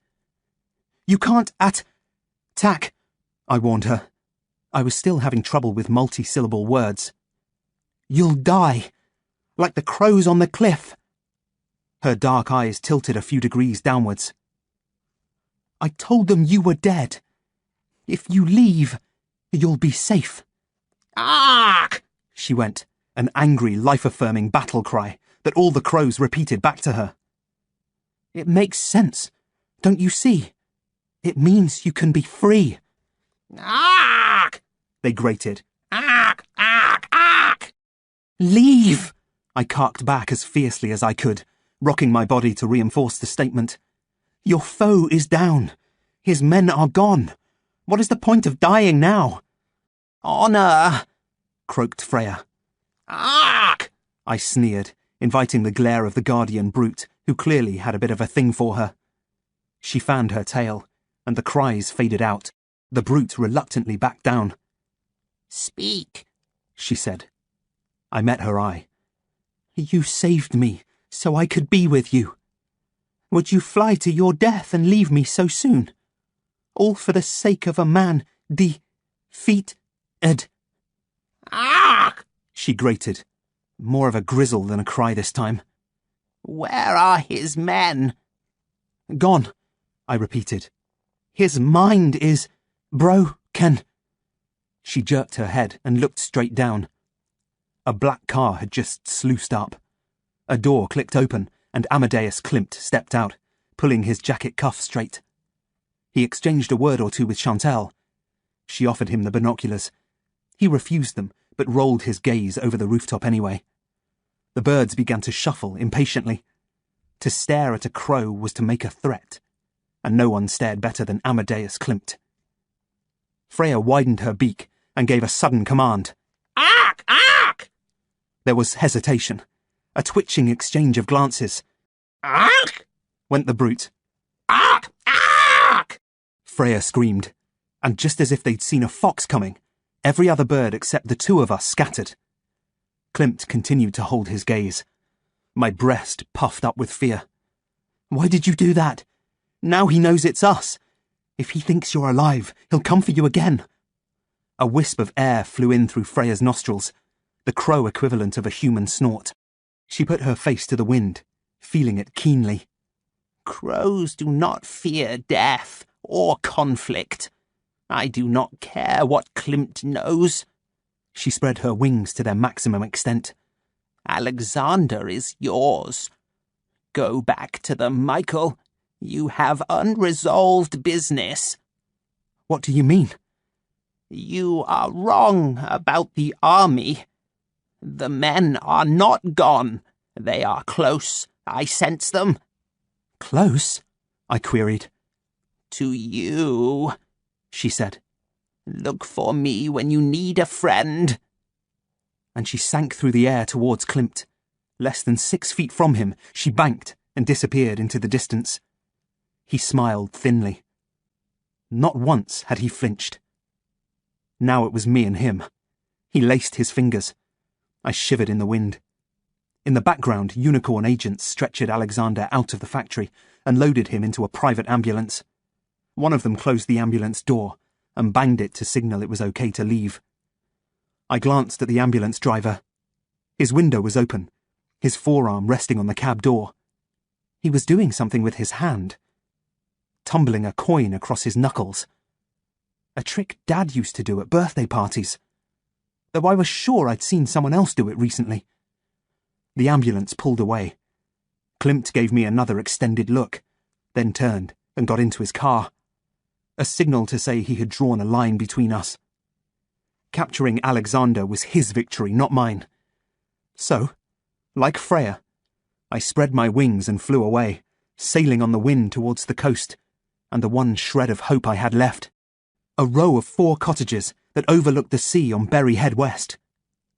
One of which was home to my father's doctor, the ever-mysterious Liam Nolan. 34. Searches. As the sea loomed closer, so did the rain, which was a blessing in part. The cold ping of water slowed my impulsiveness and straightened out my thinking. There was no point going to Liam now. At this time of day, he was probably working, and if I did confront him, I'd be unclothed again. And I could hardly tap on his office window and hope he understood Crow. So I changed course and flew over Holton, following the landmarks that would take me home. I landed in the backyard, scaring off a bunch of chattering sparrows. Praying that Mum hadn't come home for lunch, I quickly changed into my human form, got rid of the shawl, and lifted the plant pot that hid the spare key. I bolted upstairs and into the shower. The water was warm and comforting. The only reminders of my morning adventures were the sting when the heat hit the wound on my neck and the sight of blood swirling into the drain. I remembered Freya saying, "That's going to look messy." She wasn't wrong. I nearly died when I checked the bathroom mirror. The bite marks were gruesome. Mum would go ape if she saw them. I washed the wound as best I could and found a bigger plaster to cover it with. If Mum asked, I would tell her I'd scratched and made it worse. Picking at scabs was a standard boy thing. Every mother knew that. I spent the afternoon sweating over a laptop in Josie's room. I had zero interest in my sister's surroundings, but her window had the very best view of the driveway. I wanted to be ready if Klimt came knocking. I even opened a small window in case I needed to fly. I typed Dad's message into a search engine. In New Mexico, dragons abound. A lot of useless stuff came back, mostly to do with tourism or weather, along with a bunch of hits about dragon books and dragonflies. The images were better. The New Mexico landscape looked pretty alien. The perfect place for a unicorn mystery. It was mostly desert, filled with scrubby plants and solemn tabletop mountains called mesas. One image made me catch my breath. A border sign saying, "Welcome to New Mexico, land of enchantment." I spent ages on that, hoping to find some connection to Alexander or the fourth enchantment. But none of the searches gave me any clues. It was the same when I put in DNA program. That brought up tons of chemistry sites and images of something called an alpha helix. On a learning scale, it was a better school day than a regular one, but I was getting nowhere with solving the message. The only search I had success with was on the word artifact. I remembered Freya saying she'd heard Klimt or Preve use the term several times. The search engine came back with lots of slightly different dictionary definitions. An archaeological artifact, for instance, was something made by humans, such as a primitive arrowhead. That made me wonder if Dad had found a dragon artifact out in New Mexico. But what? By 4 p.m, when Mum's car turned into the drive, I hadn't worked anything out. So I shut the laptop and took it downstairs, putting it on the table where it usually sat. One of the first things Josie did when she was home from school was to log into a chat room she shared with her friends. Like they didn't have enough to blab about all day. Sure enough, she hit the computer as soon as she was in, sparing a moment to stick out a pimple of tongue at me. "Hello, love. Good day." Mum came in, unravelling a scarf. I grunted. I could hardly tell her I'd almost died in a fire, and now had a very slight taste for worms. A grunt was just about the safest response. She spotted the plaster right away. "What's happened to your neck?" A slight squeak of alarm, annoyance. "Do we need to jab you for tetanus?" crept into the end of the sentence. Josie glanced my way and sniffed. "It would be so much cooler if he left the bolts showing. Ha ha." I told Mum the scratching lie. She bought it whole. "Honestly, I should put you in mittens," she muttered. "Pink ones," said Josie. "And why have you changed your sweater?" Oops. I'd forgotten about the clothes. It was always the simple things Mum noticed, the things I tended to forget. The clothes I'd gone out in were probably still being hosed by the fire brigade. The jeans, thankfully, were pretty standard. I had several pairs of look-alike denim. But the sweater... "I got cold," I said. Feeble, but again she went for it. "It's about time that old one went anyway. I'm forever mending holes in the sleeves. Leave it out. I'll drop it into a charity shop." "I can do that." Bad move. I'd piped up far too quickly. Now she was nursing a suspicious frown. I shrugged it off. "I'm going into Holton tomorrow." She cancelled the frown and did a double take. "Good grief! Did you hear that, Josie? Aliens have abducted my darling son and replaced him with an improved errand-running replica." "You wish," Josie said. I smiled cheesily and changed the subject. "What's for dinner?" "See, Mum, he hasn't changed a bit. Same old boring, predictable Cull." I spotted it. and so did Mum. The change in Josie's voice as she spoke my name. "You all right?" Mum asked. Josie clicked her tongue, her quick eyes darting over the screen. "Just one of those stupid browser updates. I can deal with it." "I'm sure you can," Mum said. "Lasagna, to answer your question, Michael. 40 minutes, she added as I headed for the stairs. "Josie, when you're done, go and get changed, please." She grunted. Mum shook her head in despair. "Honestly, I could swap you pair for a couple of chimps and not notice the difference." We went. "Give me strength," Mum sighed and went into the kitchen. This ends Disc 5 of Alexander's Army. Alexander's Army, Disc 6. It must have been less than 2 minutes later that Josie walked into my room. She closed the door and sat down rigidly on my bed. She had that seriously pale look on her face, feet crossed at the ankles, hands in her lap. She tucked her hair behind her ears. Something wasn't right. I tried a mild caution. "Hello? There's a sign on the door. You're supposed to knock before you... Why were you looking up New Mexico on the computer?" I'd forgotten to clear my search history. Shoot. I turned my back so she couldn't see my face and pretended to sort some homework on my desk. It's boring being suspended for 2 days. You start to think about all sorts of stuff. Dad was in my head, that's all. "What does DNA program mean?" My gut tightened. This was going to be worse than I'd thought. Josie had a bigger bite on her than Freya. Once she got her teeth into something, the Sherlock in her didn't let go. "Nothing. I was just messing with a search engine and..." "In New Mexico, dragons abound. That's not messing. What's going on, Michael? Why would you search on something like that? Tell me the truth, or I'm going to show Mum." A true spy, I realised, would probably have to tie her up and gag her now. But however appealing that might have seemed, she was my sister, and I loved her. And we both loved Dad. Crisis point. No escape. She had to know the truth. I turned to face her. I found it scribbled on a slip of paper, in Dad's room. Her pretty face shook. She didn't speak or blink for a whole 5 seconds. "Where?" "Behind the picture of the tree." "Behind it?" "In an envelope taped to the frame." "Why were you looking?" "The picture was tilted. I was trying to straighten it when the envelope dropped on the desk." "And the message was in it?" "Yes." "In Dad's handwriting?" Interesting point. I hadn't thought about that. It would be easy to check, though. Mum had tons of letters and postcards from him. I think so." "Let me see it." I hesitated slightly and opened my desk drawer. I pulled the slip of paper out of the envelope, careful not to show her the initials.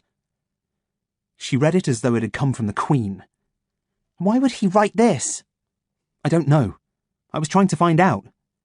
Her gaze drifted into the middle distance. "Jose, this has to be our secret. You can't tell Mum. She'll get upset." Josie chewed her lip. She looked pretty close to tears herself.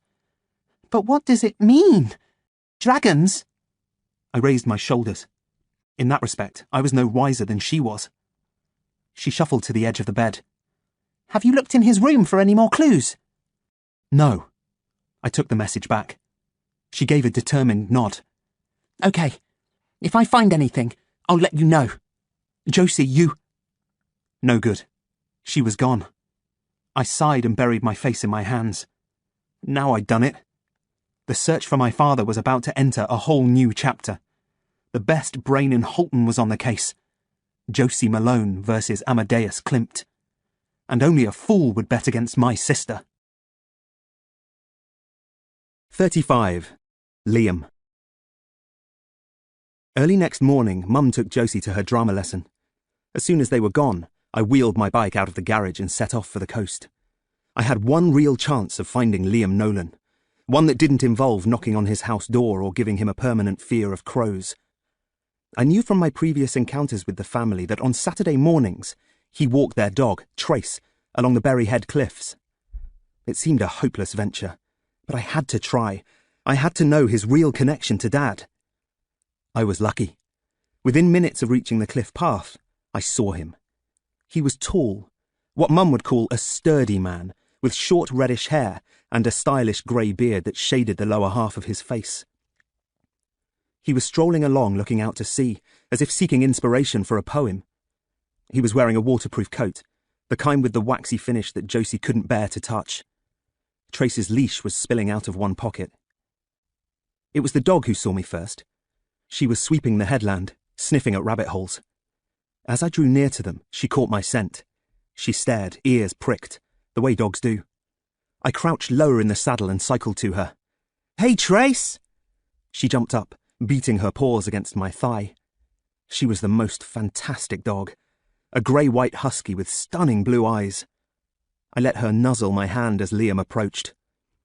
"Michael?" He acknowledged me dourly, still preferring to aim his gaze at the water. He had a brown scarf bunched around his throat. His oval-shaped head looked exactly like an egg balanced upright on a nest. "Hello, Dr. Nolan. I was just cycling up here and—" "No, you weren't. I've walked this cliff path hundreds of times and never seen you here at this hour of the morning. What do you want?" Brusque and to the point. But I could also be like that. "To talk about my dad. He was your patient, wasn't he?" "Get down," he said to Trace. He found the leash and clipped it to her collar, his coat panels crackling as he stretched his body over her. "Everything between a doctor and their patient is confidential. You're wasting your time." "What about a doctor and his friend? Or fellow agent?"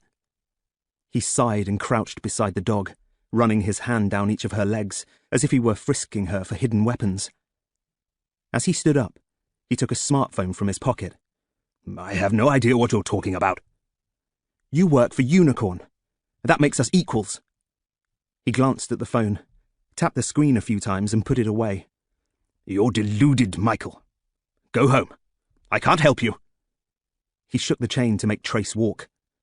No way I was giving up that easily. I hauled the bike around and freewheeled after him. Above us, a seagull scythed across the sky. "I've seen you there. Klimt told me you work for them." "I work privately for several clients. What of it?" I swerved the bike to a stop in front of him, nearly running over his toes. "What the dickens do you think you're doing, boy?" He was furious now. "Not clients like them. I called your office and left you a message. Why didn't you respond?" I had checked my phone repeatedly before Alexander took it. Definitely no voicemails from Liam or his secretary. "It may have escaped your attention," he snapped, his face reddening around the fringes of his beard. "But I'm a doctor. I have sick people to deal with. They take greater priority than children with overactive imaginations." "Oh, yeah?" I ripped the envelope from my pocket and made him look at it. "LN. That's you, isn't it? Liam Nolan. My dad wrote this. It was in his room." "Yes, and every year Rafferty wrote a letter to Santa. What's your point, Michael?" "In New Mexico, dragons abound. That's the message he left for you. What does it mean?" "I have no idea." "You're lying." "I beg your pardon?" "I can read your eyes, just like Dad could. Gold for truth, green for lies. You're full of green flecks, Dr. Nolan." That rattled him. Really rattled him. He leant away as if I was some kind of monster. A fury of confusion was building in his face, when the phone beeped suddenly in his pocket. He fumbled his hand inside and retrieved it. He read the message slowly and put the phone back. "Klimt?" I suggested. I was expecting his car to turn up at any moment and was ready to fly away if I had to. It wouldn't have surprised me if Liam had tipped them off. He looked along the headland. It was pretty much deserted. "Aileen hasn't been well," he said quietly. "Ever since the business with the girl." Aileen, his wife, Rafferty's mother. She'd been traumatized by everything that had happened with Freya. I caught a glimpse of his eyes again. Gold. He breathed in deeply and composed himself, finding a moment to pat Trace's head. I thought this was it, that I'd broken him at last. Instead, he swallowed hard and stared at my plaster. "What's going on with your neck?" "You know what happened. You were there when I recovered after Freya's attack." "Freya?" he queried. Again, his flecks were gold. Either he was good at disguising a lie, or he really didn't know what had happened to Freya. You treated me. For an infection, yes. The cause of the wound was never revealed to me. Perhaps you want to shed some light on that. You mentioned Miss Zielinski? How could she possibly be involved? Doesn't matter, I said. I think it does. The infection has progressed. I can see lesions developing, and there is significant swelling in the surrounding tissues. You could die if that's not attended to. Take the plaster off. Here, I'll do it. I batted him away. First, you tell me about my father. I grabbed the bike by its handlebars and thumped the front wheel down on the path. Trace grizzled, not sure if she should growl or not. Liam shook the leash again and made her sit. Don't make a scene, he said. You know I can't give up unicorn secrets. They tell me nothing anyway. He looked along the headland again. The nearest people to us were miles away, attempting unsuccessfully to fly a kite. But you know something, don't you? About the DNA program. What is it? And why do they keep on telling me this lie about Dad going off looking for dragons? I don't know, he snapped. As far as I'm aware, dragons only appear in children's books or the minds of New Age fantasists. I'm a doctor. I deal in rational truths. My job is to attend to the sick. They recruited me to help your father and have paid me a retainer ever since. Unicorn? No, Buckingham Palace. Of course I mean unicorn. That's what this silly interrogation is about, isn't it? Help Dad? How?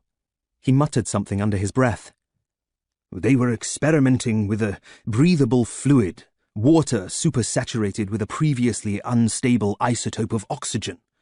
Once immersed, a human subject could experience enhanced powers of thought, well beyond modern computational levels. And Dad tried this? Your father was their primary study. Through him, they achieved the neurological breakthrough that eventually led to the development of Klimt.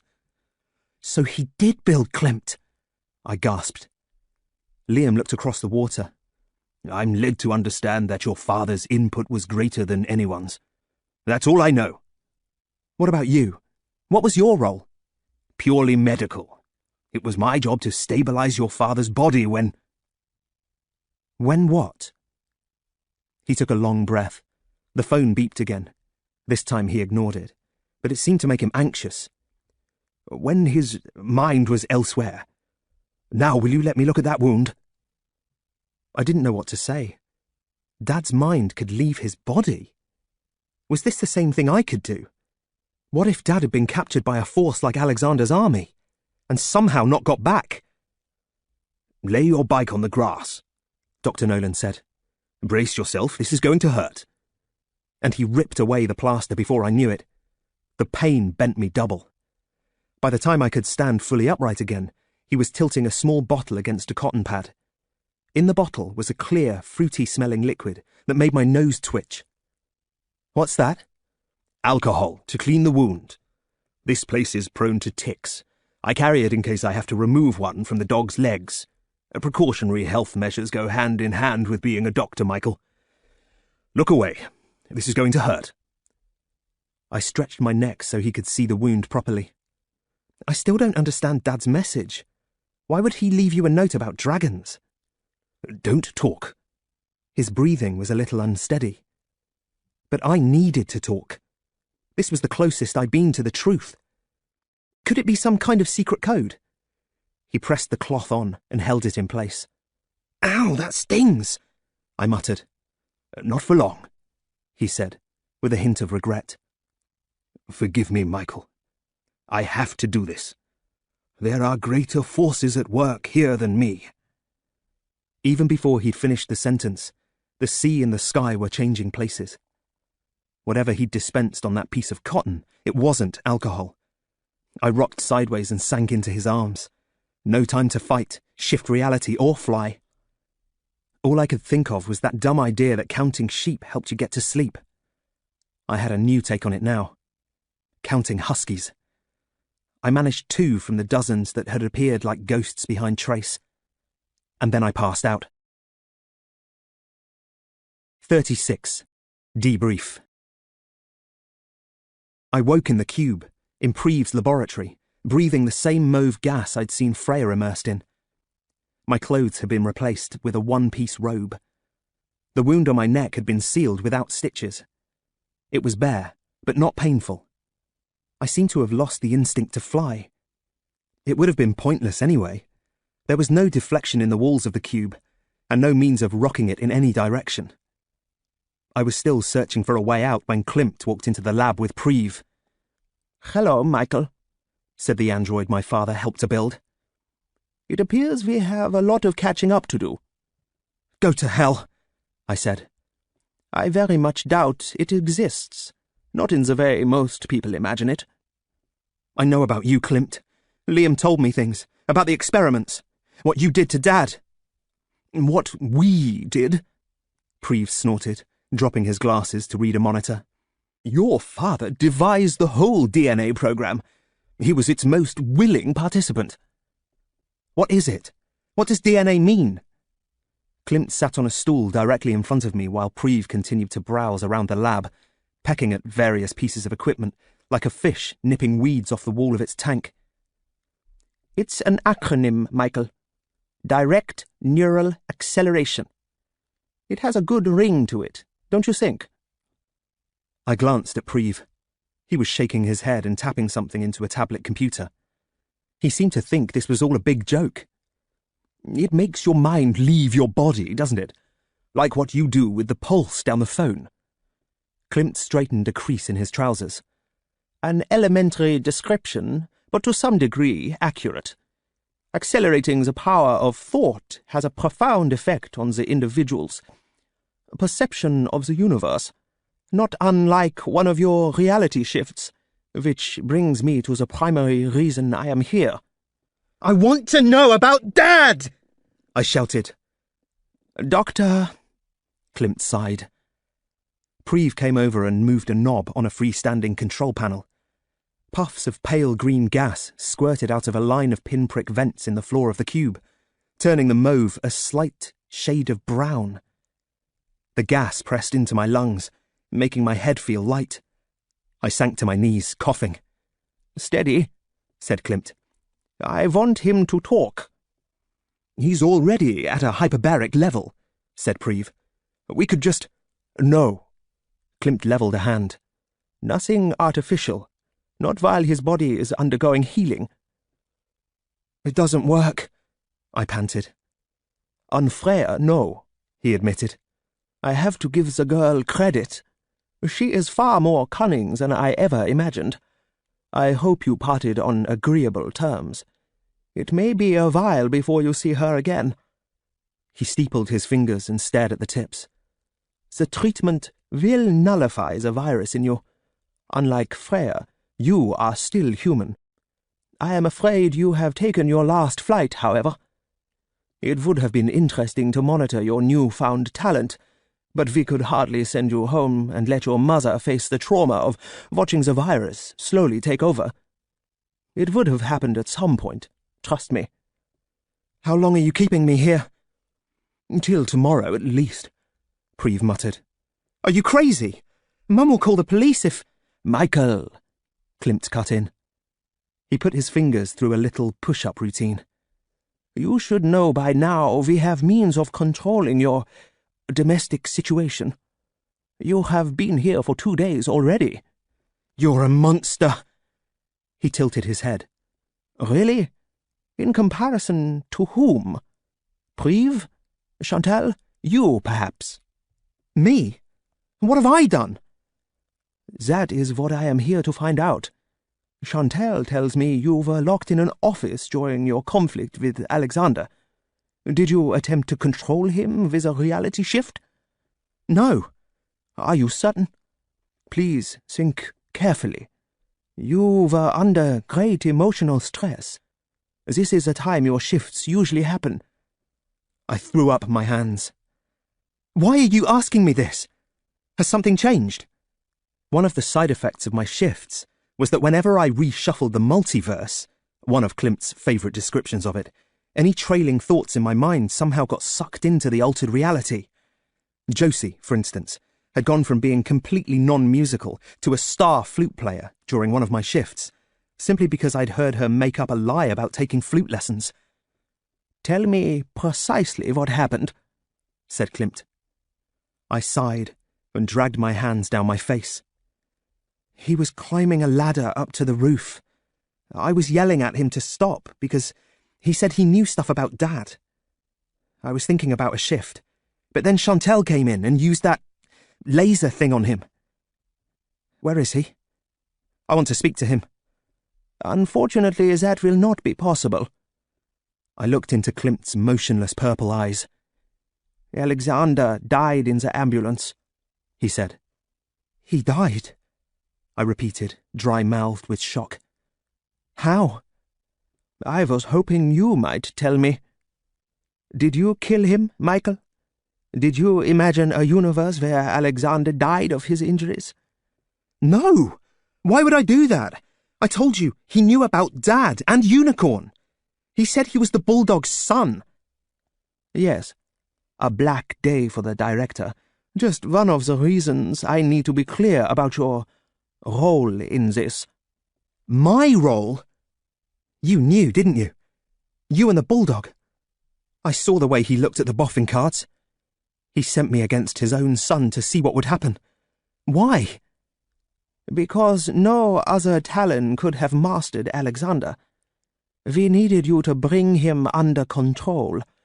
If what you are telling me is true, you almost succeeded." I didn't harm him. Why would I lie? "Chantel says you were wearing a laboratory coat. Why?" That was... Why, Michael? I wanted to confuse him. To get my own back. He was losing them, the men. They wanted to desert. I saw them when I went out of my body. Saw them? Preve looked up from his tablet. That's not possible, is it? Klimt said. "Please continue, Michael." I was trying to make them come over to me, but... "But what?" Maybe I did cause a shift. I remember being really angry and thinking, where were the men when I needed them?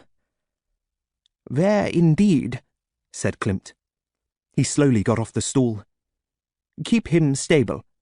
I need to see the director." "Klimt, wait!" I cried. "I didn't do anything, I swear! I wanted Alexander alive!" "Yes," he said. "I believe you, Michael. But if you did perform a reality shift around your thoughts of Alexander's army, we have to accept the very real possibility that his men still exist as a functioning force." Outside his mind? I glanced at Preve again. His face was drawn into an anxious frown. "You forget this is Unicorn. The extraordinary is merely ordinary to us." So, where are they? The men? I saw Klimt glance at a monitor that seemed to be displaying my brainwave patterns. "That I do not know," he said, and he exited the lab, leaving me in the less than welcome company of Preve. "Right," said the scientist, nervously smoothing his hair off his brow. "We can do this one of two ways. I can make you sleep while the gas does its work, or you can sit and study your fingernails. Either way, we're not going to talk.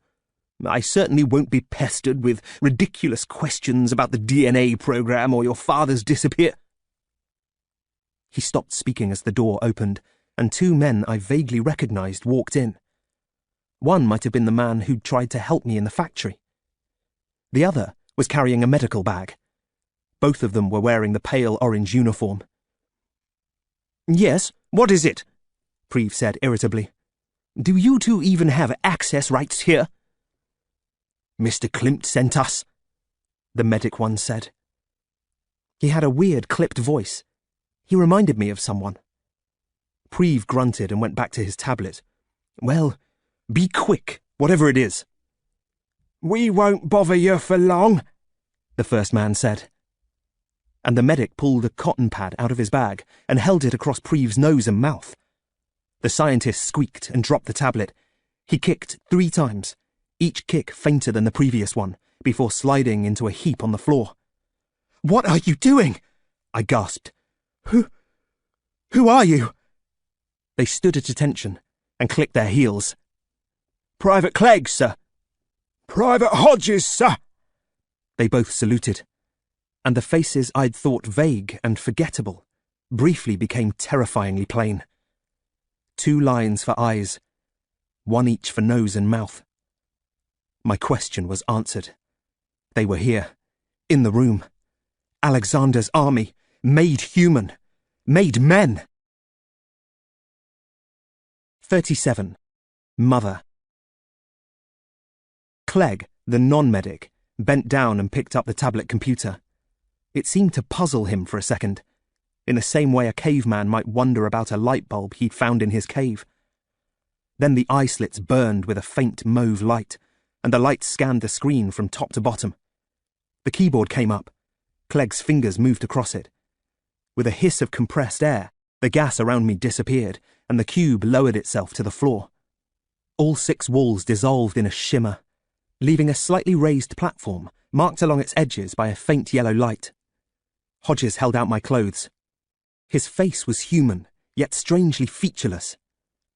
The sort of face that could have drifted into any situation and not been noticed or easily recalled.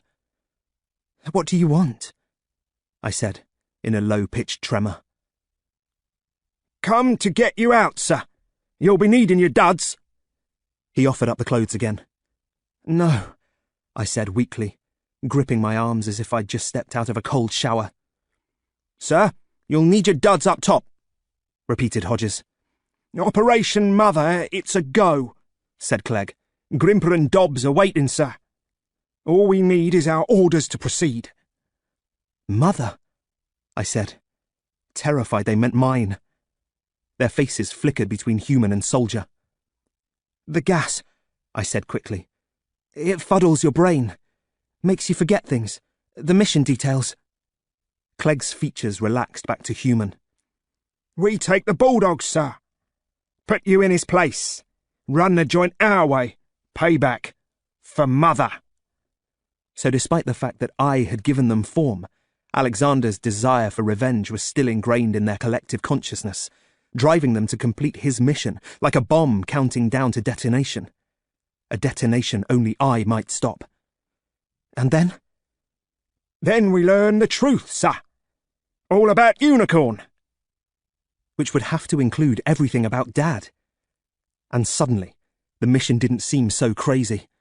A huge portion of my mind was screaming, "This is reckless! Pull out now!" I was a Unicorn agent. I had a duty to raise the alarm. But when I thought about the lies that Klimt had told me, and the danger he'd placed me in at the store, my quest for the truth began to tip me in favour of the army. Here was the chance I'd been waiting for. I gave a minimal nod. "Sir!" They both saluted again. I took the clothes. While I changed, the men bound Preve's wrists and ankles and stuck a piece of duct tape over his mouth. They dragged him onto the cubicle platform. Clegg picked up the tablet and reformed the walls. The cube rose with Preve inside. "Do you want him done for, sir?" Clegg's finger hovered over the keyboard. "No," I said. "He could be useful to us later." "Sir!" Clegg threw the tablet aside. Hodges made his way to the laboratory door. He opened it a crack and beckoned us forward. "All clear," he said. And Operation Mother began. We went through the levels, heading for the lifts that would take us straight to the Bulldog's kennel. The men knew the way, which made me wonder how much of their knowledge was due to my minimal experience of this craft, and how much might have come from Alexander's memories. Had he been here like me? I wondered. A boy immersed in a world of alien technologies and undercover activity. How much had he known? Did the men now know? And what had gone so wrong between him and his father? We moved through unhindered. No one paid me any more attention than they had when I'd done this with Agent Mulrooney. On the final escalator, we were joined by Dobbs and Grimper. They said nothing to Hodges and Clegg, but just dropped into place on the step behind me. At the top, we quickly progressed to the lifts.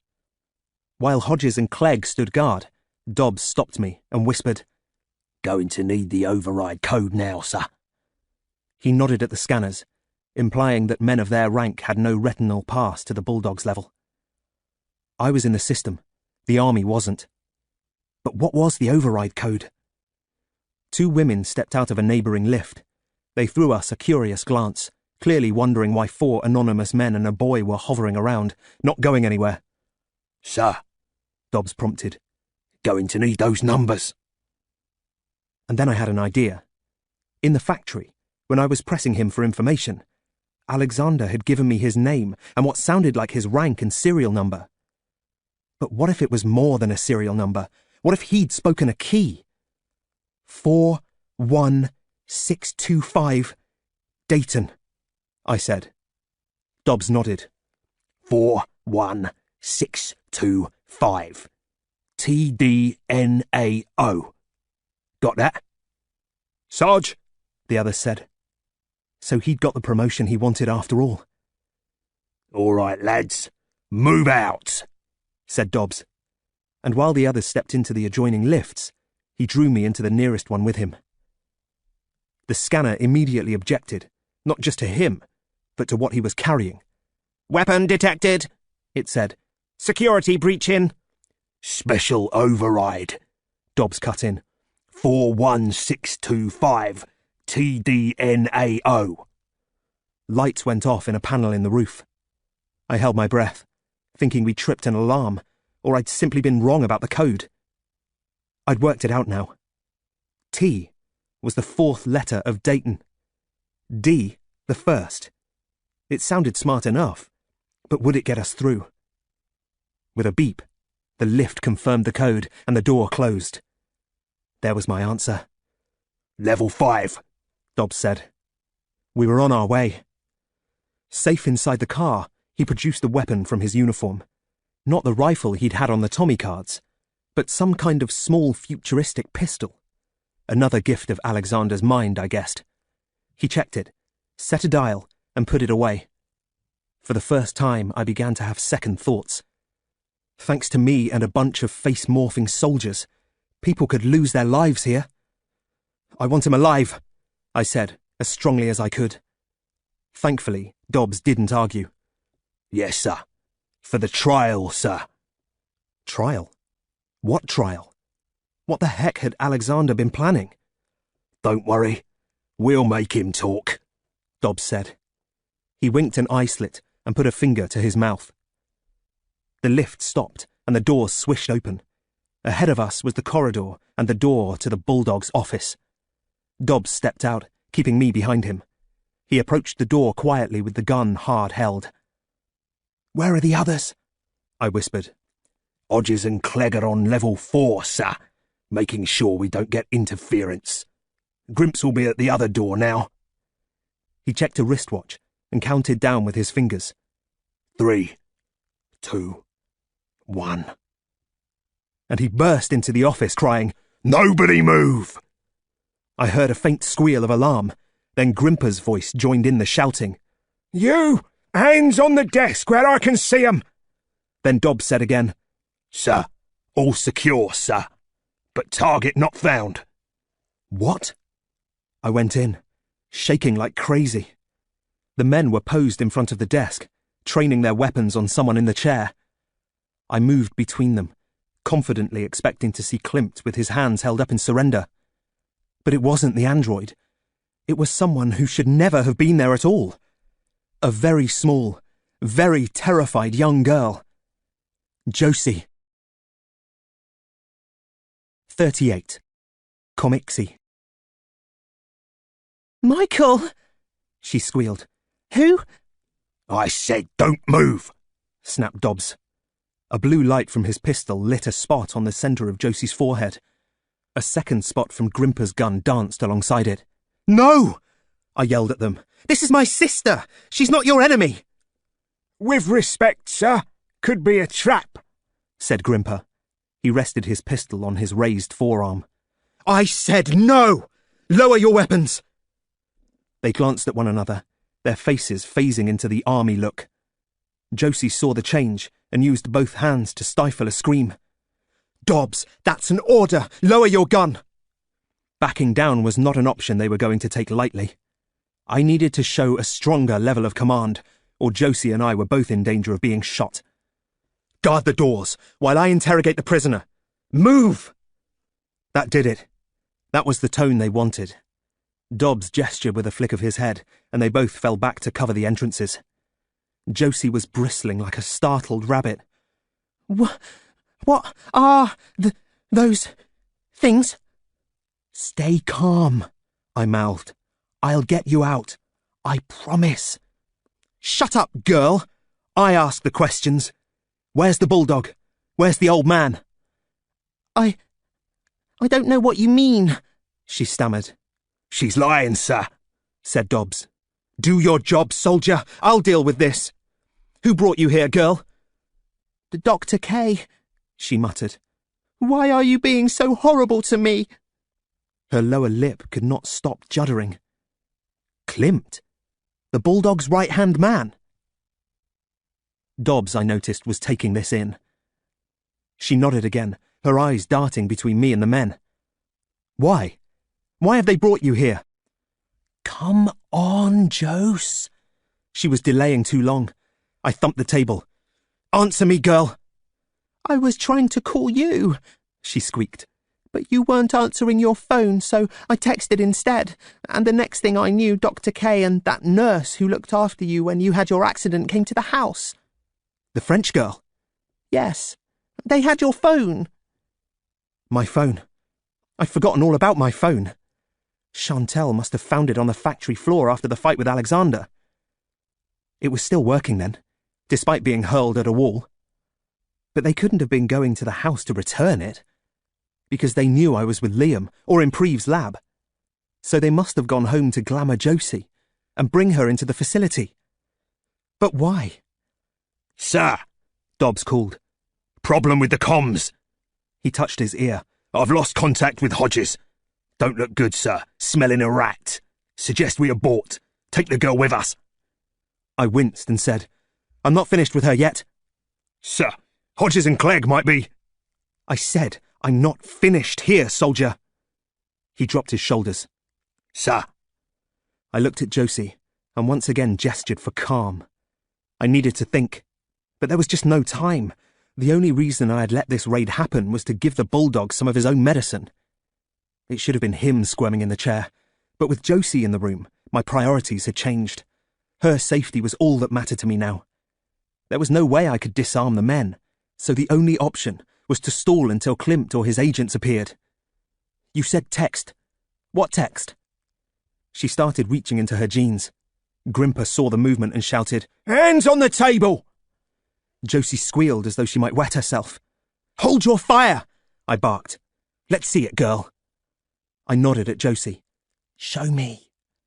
She bravely teased my mobile from her pocket, pushing it across the table like a plate of food she couldn't eat. I opened my inbox and found her text. "Where are you? Called 2 times when I got in from drama. I worked out a bit of Dad's message. Smug. He heart cross words. They have rules. I think new means change the letters of Mexico, like COMIXE, I said, reading aloud the word she'd written. She bit her lip. "It might be comics, with the E in front, like ebook, or even E:comics. Electronic comics. Wasn't that the prize Alexander had offered me? My story on a virtual platform. But how could that have a link to Dad? What about the second part? Dragons abound. She glanced at Grimper and shuddered. "Don't know."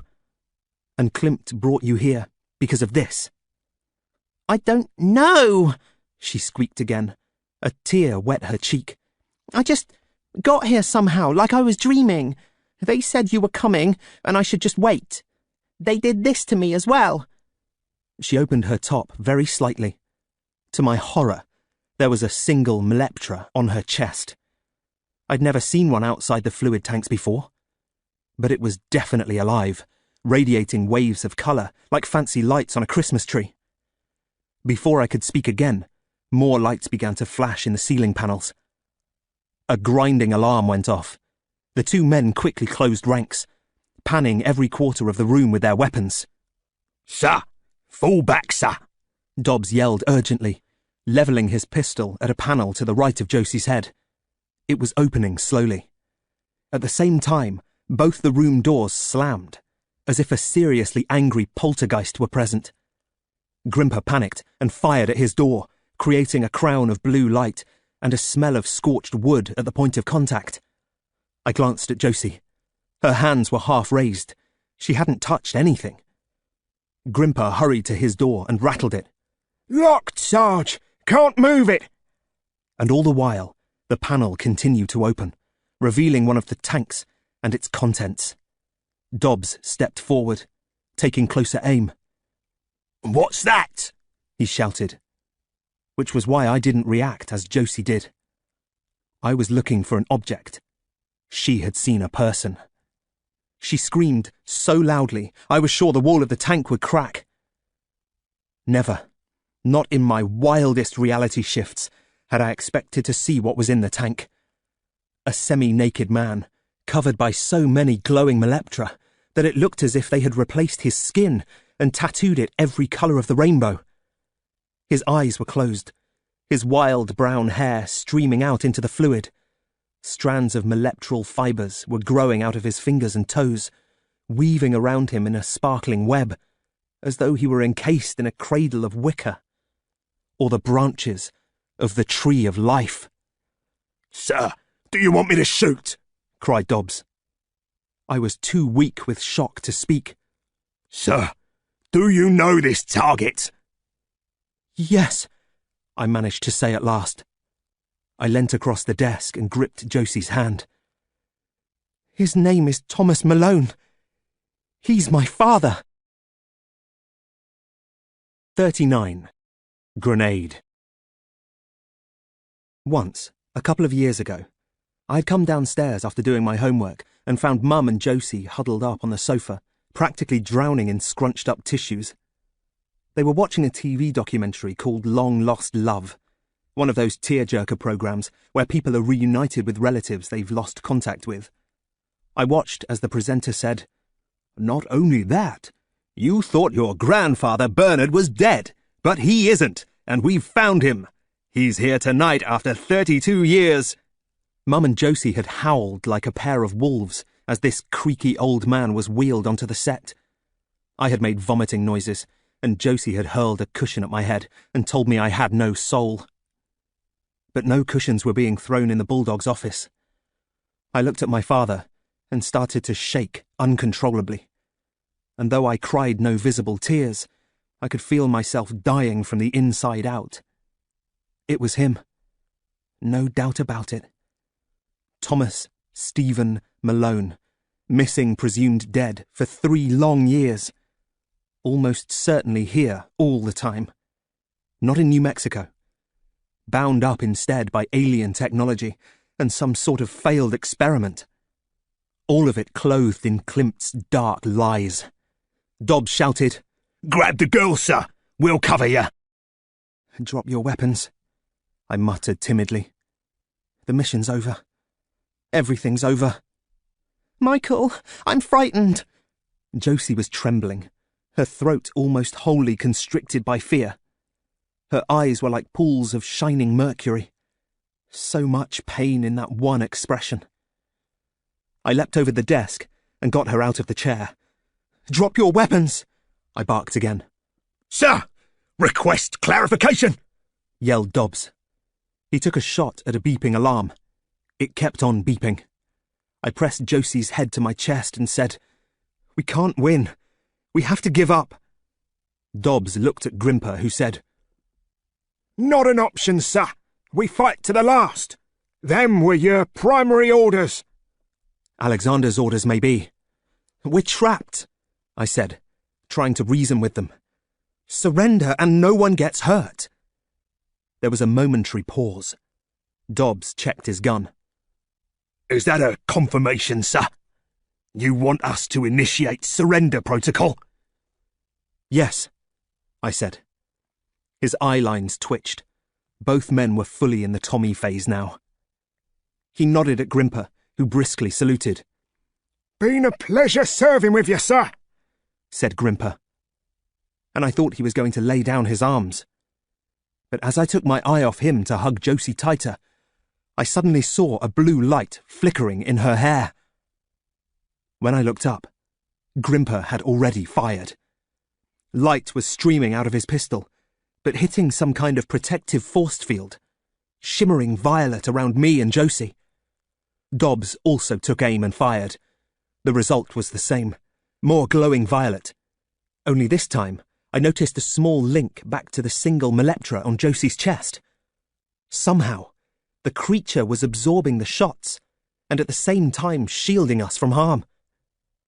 With a bang, the doors flew open. Chantal and Mulrooney burst in. There was no battle, no exchange of fire. They simply shot the men before they could turn, using similar high-tech weapons. Dobbs exploded in front of my eyes, his body dissolving in a splash of mauve light, as if he really was nothing more than a drawing. Just before he vanished, the ghostly shape of a Tommy soldier floated in the air where his head had been. It popped like a bubble, and he was gone. The same fate befell Grimper, but with one important difference. Just before Chantal zapped him, he had managed to pull a grenade from his jacket. It had barely left his hand when he was vaporized. Somehow, though, the grenade stayed live and tumbled under the bulldog's desk. "Get down!" I yelled, pulling Josie away. Chantal had seen it, but was too far back to do anything. I thought we were dead. Even with the Meleptran force field around us, the blast would surely rip a hole in the craft, and we'd drown in a tide of cold seawater. But Mulrooney, still bruised from his brush with Alexander, had his own ideas about the grenade. Bravely, he put out his hand and used his telekinetic power to draw it towards him. I could see what he was trying to do. If the grenade reached his hand in time, he could stop the mechanism and avoid a disaster. But the seconds were ticking, and I knew he wouldn't make it. Bang! The grenade exploded in mid-air just feet from his outstretched palm. He was lifted off the floor and thrown against the wall. Chantal was carried sideways by the blast. Josie and I were rocked, but not harmed. Most importantly, the tank wasn't touched. In fact, nothing in the room suffered physical damage, but it was going to need a really good dustpan and brush to deal with the aftermath of the blast. A strange winter had descended on the bulldog's office. The air was filled with paper streamers. 40.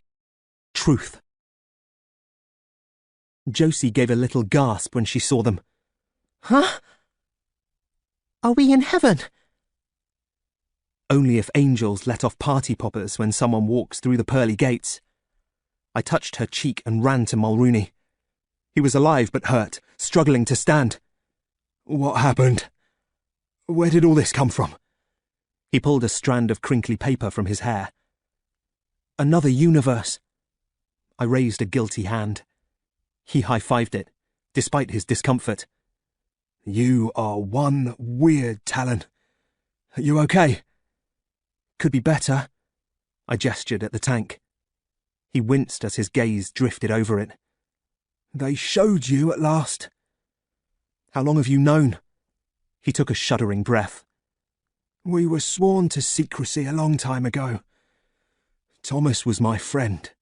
I want you to know that." I nodded, but couldn't speak. "The comic store," he said, gripping my arm. "The fire. I couldn't get to you in time, I'm sorry." I nodded again. He had gold flecks everywhere. The complete ring of truth. He might have been unicorn through and through, but I'd always felt he was on my side. Unlike Amadeus Klimt. I heard the sound of clapping over his voice. He had entered the room, with the bulldog right behind him. "Another fine display of your power, Michael, though, as usual, you left it rather late." "Get well," I said to Mulrooney. I patted his shoulder and picked up his gun. "Michael, no!" But he was too pained to stop me. I ran back to Josie with the gun at arm's length. I grabbed her hand and moved her behind me. "One step closer, and I'll melt your wires." Wisely, Klimt stopped walking. "Put the gun down," the bulldog said gruffly. "That includes you." I kept him in my sights as he walked to his chair. He dusted the paper strips off his seat and sat down, throwing me a scornful look. "Your bravado is deeply misplaced. Thanks to you, I have lost a son, and Unicorn has failed to recover a remarkable talon. I'm not in the mood to be trifled with. Disarm him, please." Something touched the back of my head. It felt horribly like the barrel of Chantel's pistol. "Pour moi, merci." She pushed my head forwards an inch. I had no choice but to give up my gun. "You leave him alone," Josie said, storming forward, all her drama training coming to the fore. She banged her fists on the desk and squared up to the bulldog. "Who are you? Why have you brought us here? What have you done to my dad?" Before he could answer, she had turned on Klimt. "And you're not even a proper doctor!" "Klimt, get her out," the bulldog said. Klimt nodded at Chantel. "Hey, Josie," she said. "What?" Josie whipped around and gave Chantel the full-on, 10-year-old, don't-mess-with-me stare. "Why don't we go and get ice cream?" In the circumstances, this seemed a bizarre thing to say. But as soon as Josie muttered, "Can we have strawberry?" I knew it was a pre-prepared glamouring suggestion. "Mon préféré," said Chantel. "Oh, allow me." She parted Josie's top just enough to be able to remove the Meleptra. Josie reached out and stroked it. "What is it?" "A source of wonder," Chantel said. And she took Josie's hand and led her out, handing the creature to Klimt as she passed. I wasn't happy about letting them take her, but deep down, I was sure she wouldn't be harmed. It was one less complication to have her out of the way. Mulrooney was on his feet by now, winded and clutching his ribs. He hobbled over to Klimt and exchanged a few words. To my horror, I watched Klimt crush the Meleptra and let the juice fall into Mulrooney's hand. It was blue, like the stuff I'd seen Klimt drink. Mulrooney swallowed what he could of it.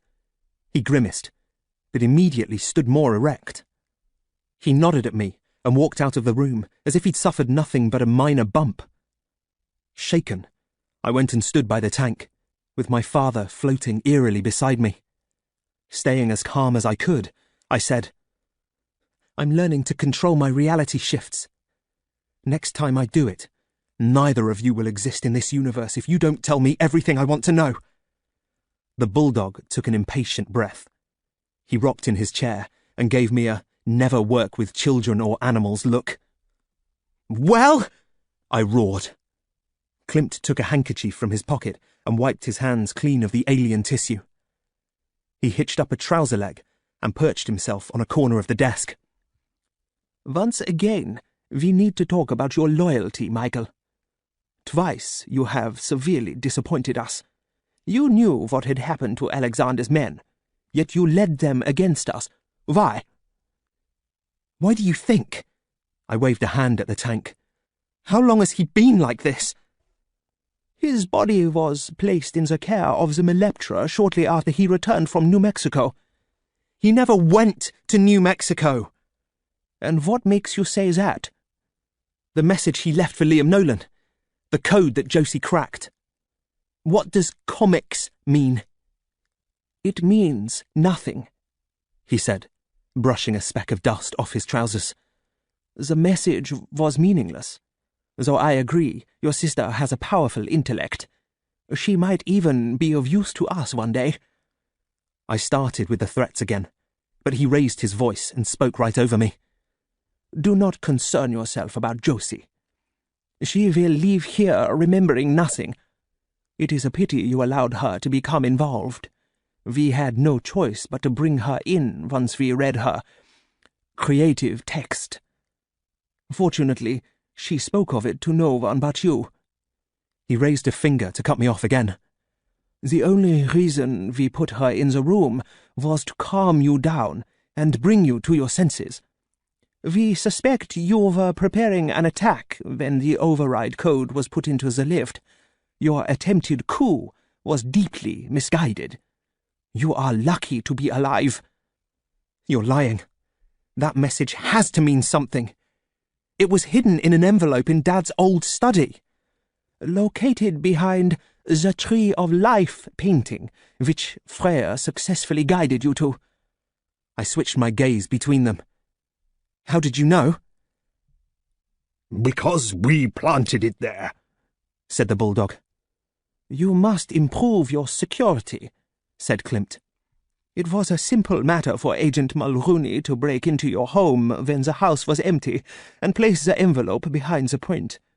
And before you ask, yes, it was your father's handwriting. We have many samples, and Chantal is very skilled in the art of forgery. After that, it was simply a case of imprinting the image of the Tree of Life in Freya's mind. She led you to it, and you did the rest. You mean you wanted me to take the message to Nolan? Why? Klimt folded his arms, dusting an arc of the floor with his shoe. Well, there we have our dilemma. Do we trust you with this information or not? I reached sideways and touched the wall of the tank, watching the electral fibres pulse. The bulldog said, I let you see your father as a gesture of faith. A final gesture, Michael. Klimt, show him the photograph. Klimt pulled a tablet computer from his jacket. He showed me a picture of Liam Nolan with a woman. Is that? Candy Streatham. Yes. The journalist who was keen to investigate your previous mission. Chantal has been tracing her movements. It would seem that Ms. Streatham has started to research your father's disappearance. We are concerned that Dr. Nolan might be passing information to her. We set you up with the message to test his reaction, knowing that you would inflame the situation.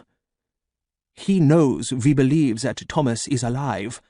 Despite being your father's doctor and confidant, he might be suffering a crisis of conscience and wanting to speak about what he knows, or thinks he knows. That is something we cannot tolerate. Has he seen the tank? No. And has he spoken to Candy since? No, Klimt said. But we are watching him, of course. His loyalty for now is still intact. He did, after all, restrain you when ordered. The less said about that, the better. Will you tell me what happened with Dad? How did he end up like this, covered by hundreds of alien creatures? One of them lifted off Dad's shin and reattached itself to the corresponding hip. What planet are these things from? This planet, the bulldog said. I laughed. You expect me to believe that? The bulldog sighed. Klimt, this is... The first time we met, I said angrily over him. You were wearing contact lenses with gold-coloured specks to make me think you were telling the truth. I gave him a knowing look. He sat back slowly, blowing air down his nose like a weary horse. He smiled at me, knowing I'd scored a point. The director is speaking the truth, Klimt said. The beings were found on an artifact your father brought back from New Mexico. They were microscopic then, engaged in what is known as a symbiotic relationship with their host. They grew in culture until they reached the size you see here. They are a hive-like organism with extraordinary healing properties. We still have much to learn about them.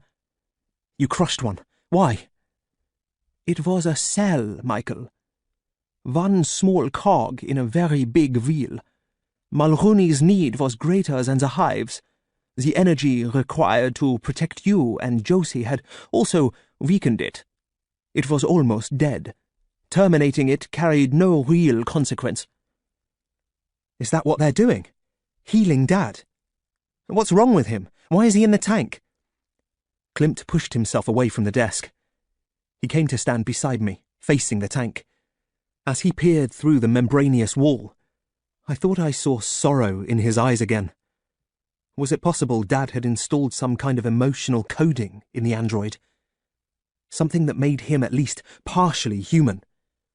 Lacing his perfect fingers, he said, "He complained of dizziness on the mission, a fever, unexpected hallucinations. We brought him home in a private aircraft that the civil authorities could not trace. This, of course, was one of the details that first gave rise to the idea he was missing. Why a private aircraft? The Meleptra would not have been allowed on a commercial flight, and we could not risk further contamination." Contamination? But I thought they were friendly. Now it was his turn to smile. "Director, do I have your permission to take Michael to the artifact room?" The bulldog rumbled like his namesake animal, and pinched a flap of loose skin under his chin.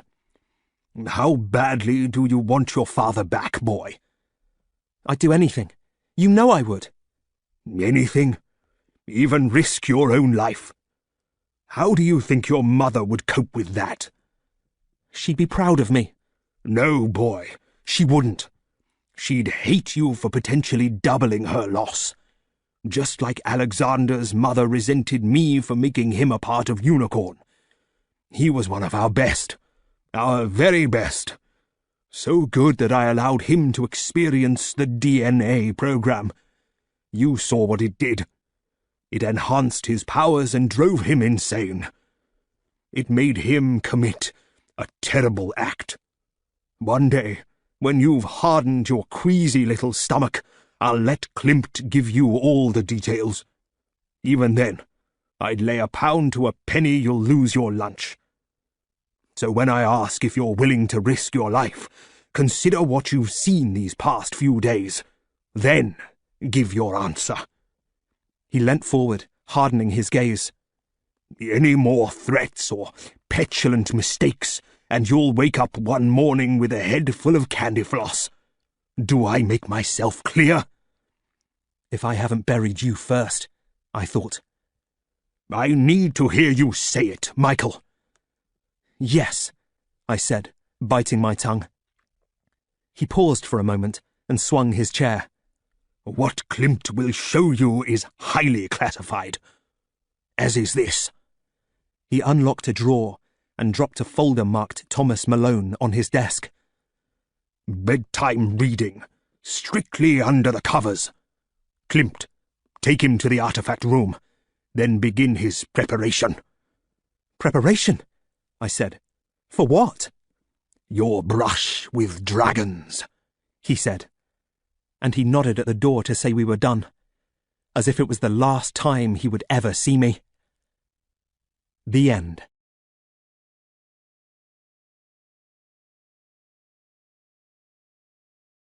You've been listening to Alexander's Army by Chris de Lacy, narrated by Oliver Hembrough.